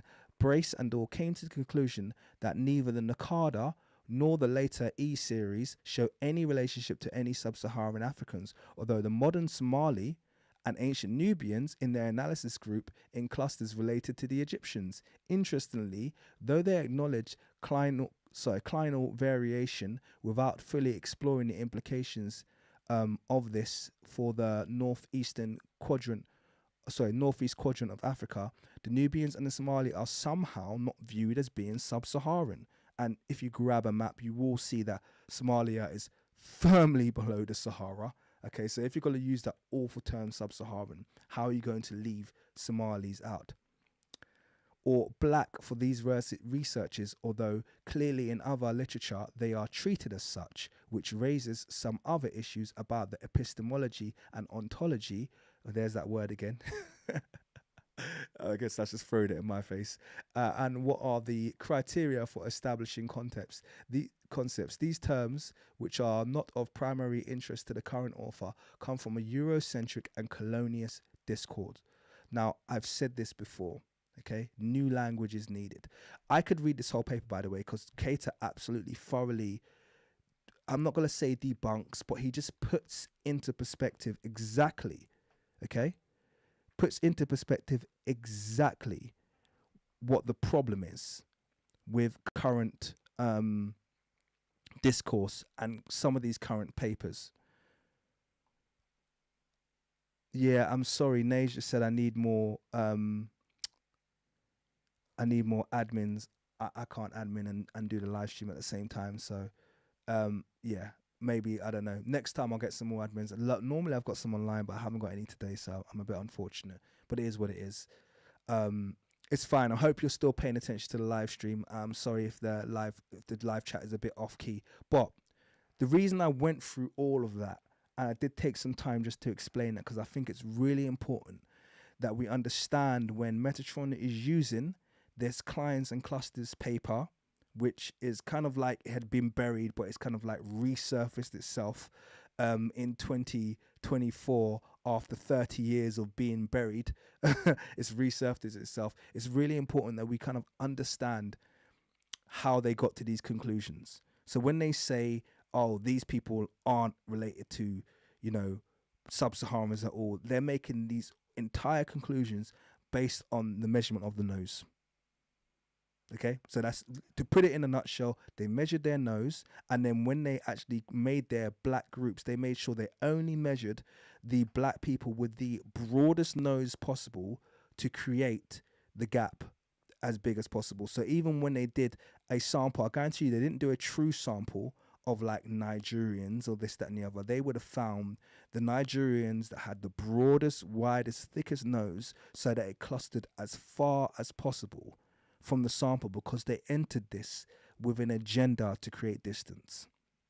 And that's why, if you look at other, and one of the things that's mentioned by Cater, but I didn't get a chance to read through it, but if you look at other tests done before using the same samples but using different measurements, they came to completely different conclusions. And most of the time, these pre-dynastics, including the Nakada, were clustering directly in line with modern African populations. So yeah, just to put it in there, I hope that was clear enough for you guys. All right, have a look if you want to. I'll post all these links anywhere. Maybe not tonight because it's getting late, but I will post all these links probably tomorrow. Every single link that I've used, I'll post it in the description of this video so you guys can have a read of those in your own time. Okay. Reading from the journal to present you a countering perspective, but I'm not saying that I necessarily agree with this, because what I think is that there absolutely is also an African component within the early Egyptian culture in connection with the Nakada culture. But there is something else they say that it's interesting. Check this out. Adjacent people in the Nile Valley show similarities in trivial traits in an unbroken series from the delta in the north, southward through Nubia, and all the way to Somalia and the Equator. At the same time, the gradient in skin color and body proportion suggests long-term adaptive response to selective forces appropriate to the latitude when they occur. An assessment of race is as useless as it is impossible. Neither clines nor clusters alone suffice to deal with the biological nature of a widely distributed population. Both must be used. We conclude that the Egyptians have been in place since back in the Pleistocene and have been largely unaffected by either invasions or migrations. As others have noted, Egyptians are Egyptians, and they were so in the past as well. So there are two things we can take from this reading that I agree with. The first one is that I do not believe that the original populations of Egypt were so affected by invasions, whether it be the Romans, whether it be the Greeks, or whether it be the Arabs, as to have been completely ethnically replaced. And second, it's really difficult to just use cranial or bone examination and just say, yeah, they were all black, they were all white, they were all olive skin, Middle East. And by the way, it wasn't full cranial, just like I've shown you guys. I showed you the measuring indexes. They were all based around the nasal region.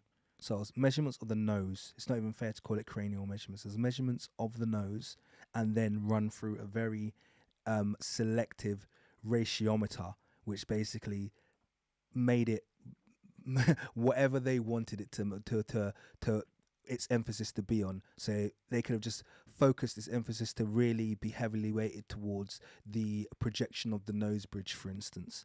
We don't know exactly what their choice or what their method was here, but yeah, that's basically how it worked. So this is not enough to, you can't take that single measurement of that single part of someone's skull and be able to make racial, definitive racial statements about what race they belong to. It's not. This wasn't scientific at all. This was definitely a political experiment more than anything, much like the Schumann study. East and what have you. Besides, when we look at the archaeological evidence, in my opinion, it becomes more difficult to categorically state that Nakada culture definitely derives from the south, independently from a possible ethnic connection with the Nubians. Nakada people from the chiefdom Atherakonpolis conducted a violent expansion into Lower Nubia in the mid-4th millennium BC. The violent encounters with the natives are testified through evidence of interpersonal violence in 5 cemeteries of the predecessors of the A group people, young males buried with weapons in a Nakada cemetery in A group territory, and a settlement pattern shifting southwards. And this kind of violent confrontation, which is backed by archaeology, seems to suggest that the ancient Nakada culture, which was created and originated in Upper Egypt, was in fact distinct from the Nubian Group A culture. They fought. Still, from the American Journal of Physical Archaeology we read, the Ethiopian element present in the crania in connection to the Nakada culture is absolutely a real thing, but it doesn't characterize in a univocous way the ethnicity phenotype of the culture, and above all, its variation, which show, just like the previous Badarian culture, important influxes from the Near East on a genetic basis. So what this shows is that we are in front of a continuous superimposition of different ethnic groups throughout the history of Egypt. So he's still quoting from the same paper, by the way, guys, just to be clear. This is all coming from the Clans and Clusters paper. If it's not, like I said, please do correct me, but quoted from the same Journal of Physical Anthropology. I'm guessing that this is the Clans and Clusters paper. It sounds similar to me.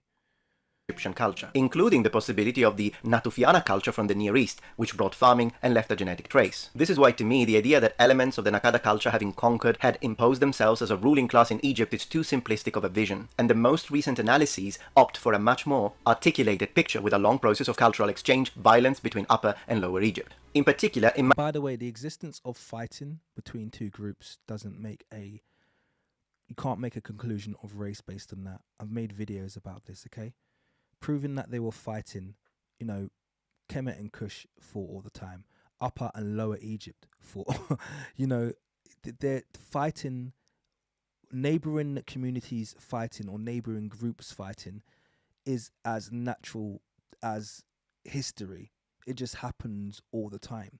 In fact, I would say fighting is probably proof that you're close neighbors in history than anything. So suggesting that, well, they fought a lot, so therefore they must have belonged to different racial groups. Once again, this is that very simplistic, myopic thinking, okay? It's not appreciating the phenotypic and genotypic and ethnographic diversity, which you have kind of claimed that you understand took place in Africa. So I hope you understand that fighting doesn't prove anything.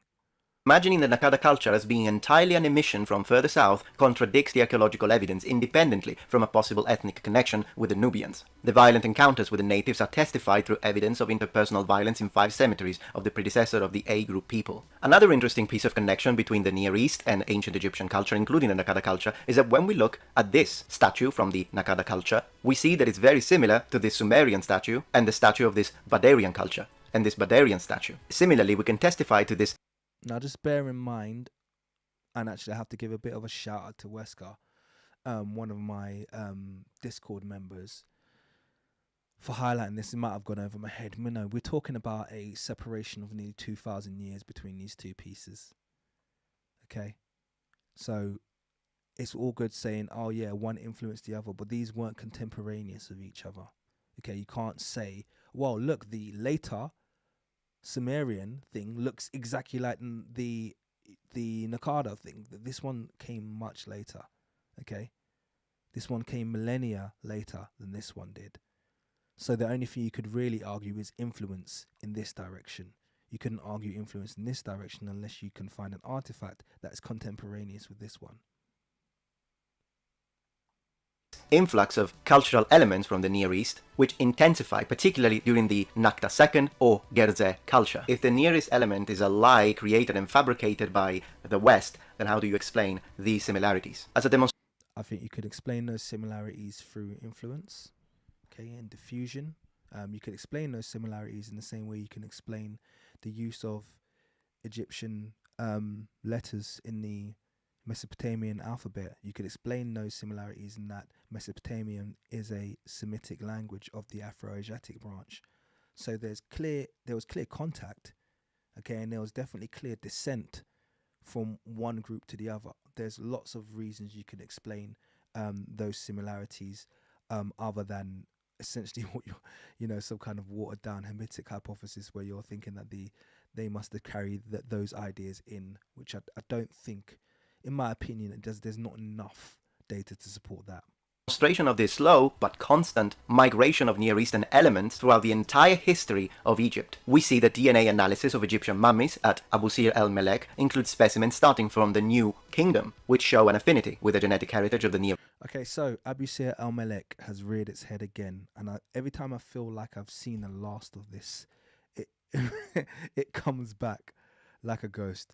Okay, so I've said ad nauseum, and I know he mentioned there from the New Kingdom, but I've mentioned ad nauseum that Abu Sir el-Melek is a foreign set of tombs. They only had one mummy from the New Kingdom, okay, which they allegedly got autosomal DNA data from, but the other two were definitely, late period and Roman period. Okay, we definitely know that. But and even the New Kingdom one, I'm not sure. It was late. I think it was late New Kingdom as opposed to New Kingdom. So anyway, the point being is that Abu Sir el-Melek, when I said to everyone, it's a part of the Fayum, it's this, that, and the other. People, oh, you don't know what you're talking about, this, that, and the other. So let's just quickly go over a few things. And what happened there? That was my laptop warning me that it's had enough. It's getting late. All right, so let's just very, very quickly, okay, have a quick look at this paper. Okay, so this is a paper on the Fayum, and if you did a live stream with me the other day, you'll know that we covered this. And this is a picture of the Fayum Oasis district where they found all the different Fayum mummy portraits. So you can see these black dots, okay? This is where they found the mummy portraits. You know those Fayum mummy portraits that hopefully we all agree are pictures of, Greeks and Romans who lived in Egypt, but people will argue that these are Egyptians, okay? So you can see here, Abu Sir el-Melek clearly defined as one of the Fayum regions, okay? There's the Fayum Oasis. It might be a slight geographic distance from the kind of like Oasis area, but this whole kind of region is classified as the Fayum region, okay? And Abu Sir el-Melek is included in there. Now, why do I say this? Well, a lot of the time, one area of Egyptology likes to ignore another area of Egyptology. So I want to show you quickly what one Egyptologist says about the mummies of the Fayum region. Okay? So I just want to show you really quickly what one Egyptologist says about the mummies of the Fayum region. Let me just get my timestamp.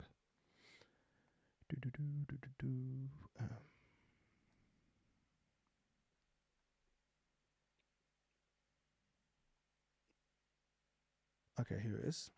All right, it's over here. Pay attention, guys, because this is really important. The ones that will have been created elsewhere don't survive. So that's the main reason why we have 1,000 of these from Egypt. The study of these magnificent works of art has been somewhat neglected over the last century or so, because if you're an Egyptologist like me, these aren't Egyptian. So Egyptologists have tended not to study them. And if you're a classicist, they're in Egypt and they're not, they're not classical. So did you get that, guys? Okay, I'm going to bring it back. He's talking about the Fayum mummies here, yeah? The Fayum mummies of which we have thousands, and the Fayum mummies which were taken out of the same tomb as where they got the samples for the Abu Sir el-Melek. Okay, and this is what he says about the Fayum These magnificent works of art has been somewhat neglected over the last century or so, because if you're an Egyptologist like me, these aren't Egyptian.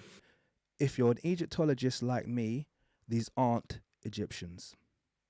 Okay? Just to be clear. So a lot of people think, oh, it's Afrocentrist, you just don't accept the Abu Sir el-Melek, or you just don't accept the Fayum portraits, this, that. You just heard an Egyptologist say, if you're an Egyptologist like me, The reason we don't really study the Fayum portraits is because they aren't Egyptian. They're in mummies, okay?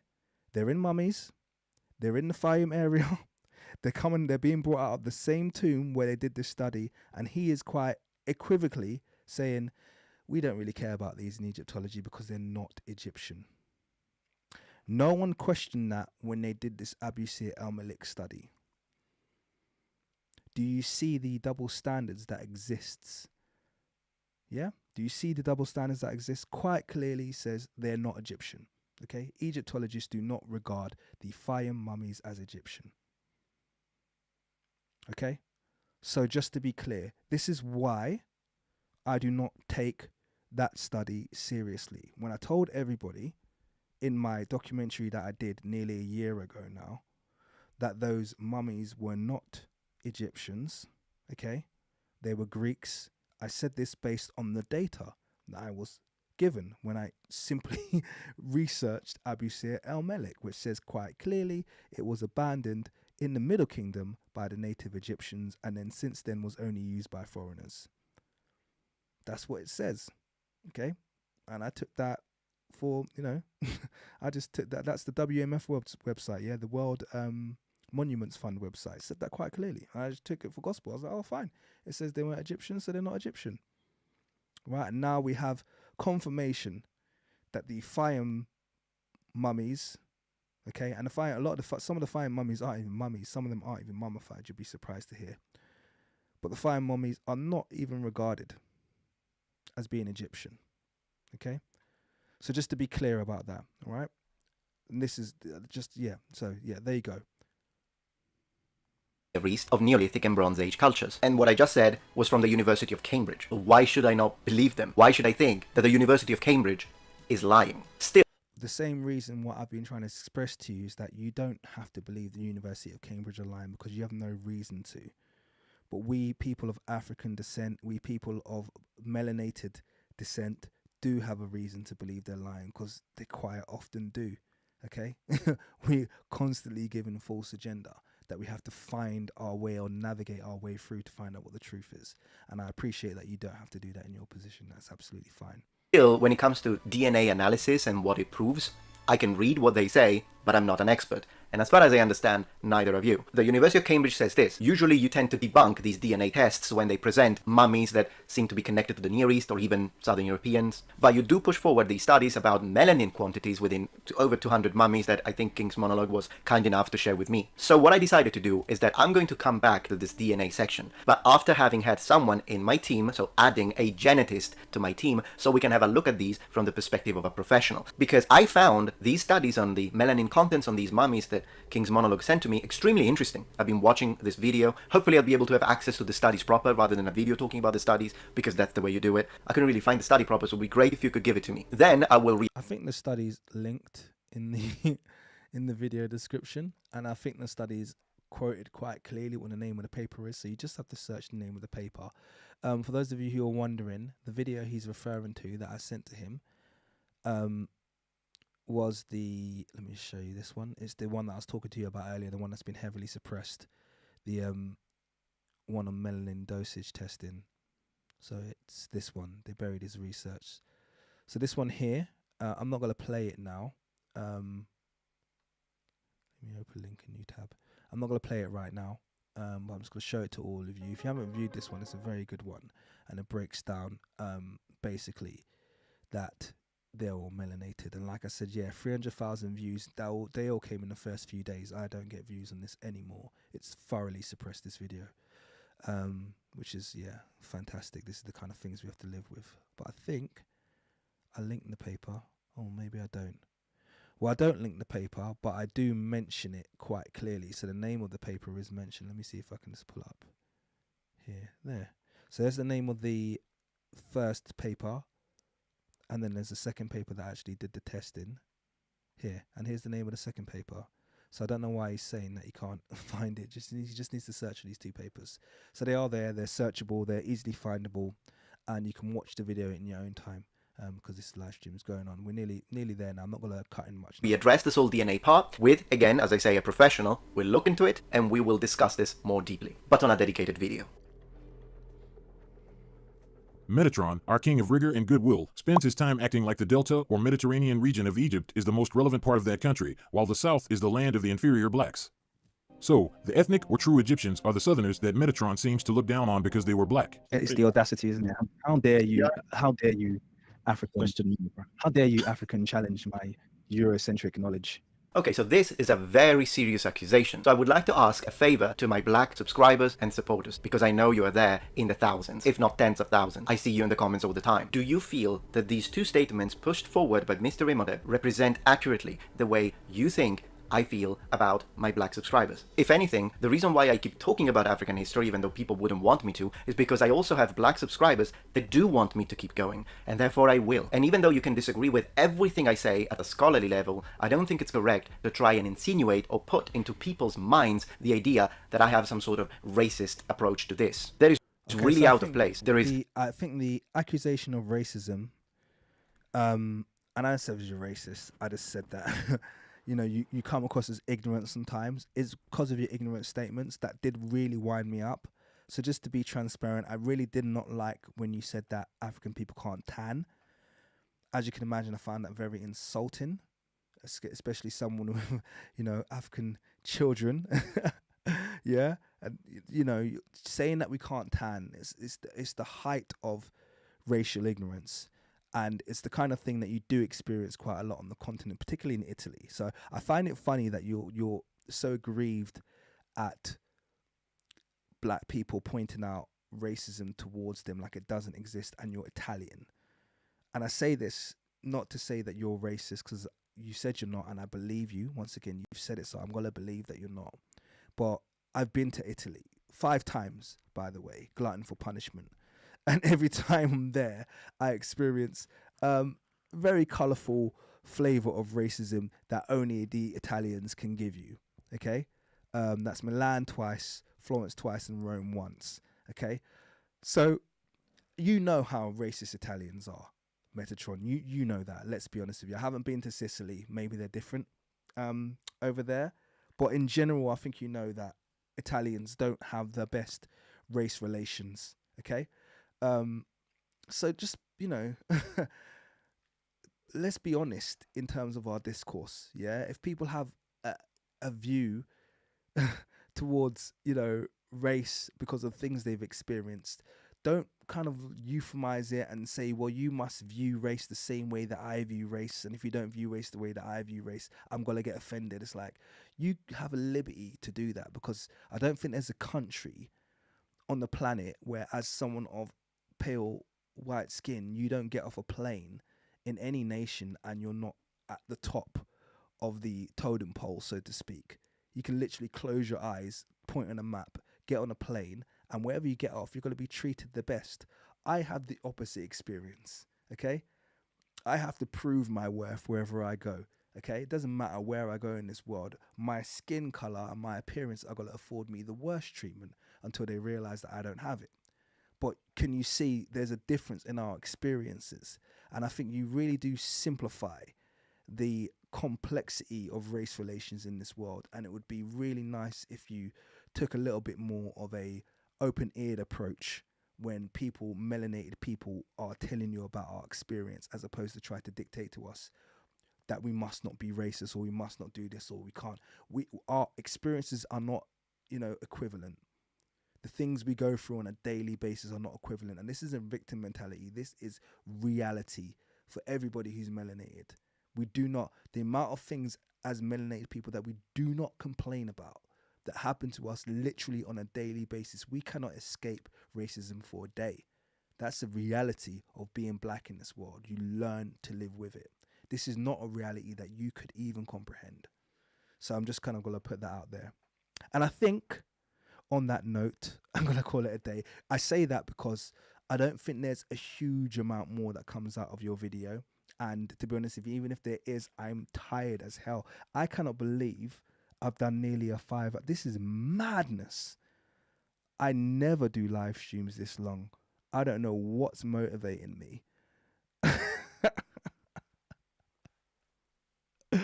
I don't know what came into me. I don't know why I had energy for this, and I'm going to suffer tonight. But guys, it's been a lot of fun. Please do hit up the likes, okay? Show some love to the stream. Show some love to everybody here. Let me know if you enjoyed this, by the way, or if it was useful. I know it was really long.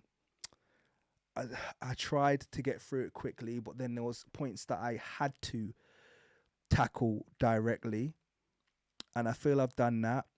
I wanted to be really respectful as well, so I haven't come with my usual kind of like sly and mocking tone. And I hope you can think, everyone who's, you know, I know there's some of Metatron's fans who will be in this stream, okay? And I hope you can see how objective we've been. I think some people are out there who can't be convinced, but I think there's people out there who will look at the objective nature of the data that we present and understand where we are coming from. Like I said, it's up to you whether or not you want to receive the kind of, you know, the information that we provide, but don't ever come with the accusation that we do not bring receipts, because we don't just believe, we know the things that we share with people, okay? And if there wasn't a strong foundation or strong basis of knowledge behind the things that, you know, I do on this channel, I wouldn't do it. I haven't got time for that nonsense to be, you know, I haven't got time for religion. That's not me, okay? So hit up the likes. Mention the rest of the super. Did I miss super chats? I'm so sorry. Can you at me on super chats? I'm so sorry. I thought I caught them all. Boom, boom, boom. I got some that are highlighting, but it doesn't say super chat on them. I wonder if this chat crashed. Thanks for mentioning that.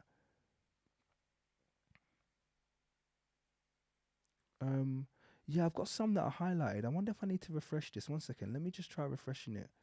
The chat or something. I'm really sorry. If I missed your super chat, please do forgive me. I'm going to try and pull up the... Where's my chat gone? I've got a separate chat thing in here, but it doesn't seem to be refreshing. If you super chatted me, can you just mention me and let me know? Appreciate the respectful chats. Blessings, y'all. Indeed, King's Monologue, evidence is the base of how I live. If you super chatted me, can you just tell me that you super chatted me? I'm really, really sorry that I missed it. That's awful. I hate doing that. Yeah, I did damn near doing the whole shift. Let me gosh, I'm trying to find the super chats. I cannot find them. I feel really, really bad. See, this one comes up highlighted, but it doesn't say that they gave a super chat. So is this one of my super chats? I don't know, because it doesn't say that it's a super chat. It just comes up. Sometimes they come up highlighted, but it doesn't say super chat. And then I got one from, no, I don't think that was. No, I don't think it was. No, I don't think that is one of them. Okay, so if you gave a super chat and I didn't see you on time, I really apologize. I thought I was keeping a kind of my eye on it. Appreciate everybody who did give a super chat. Really, really, really, really, really appreciate it. You guys are flipping amazing.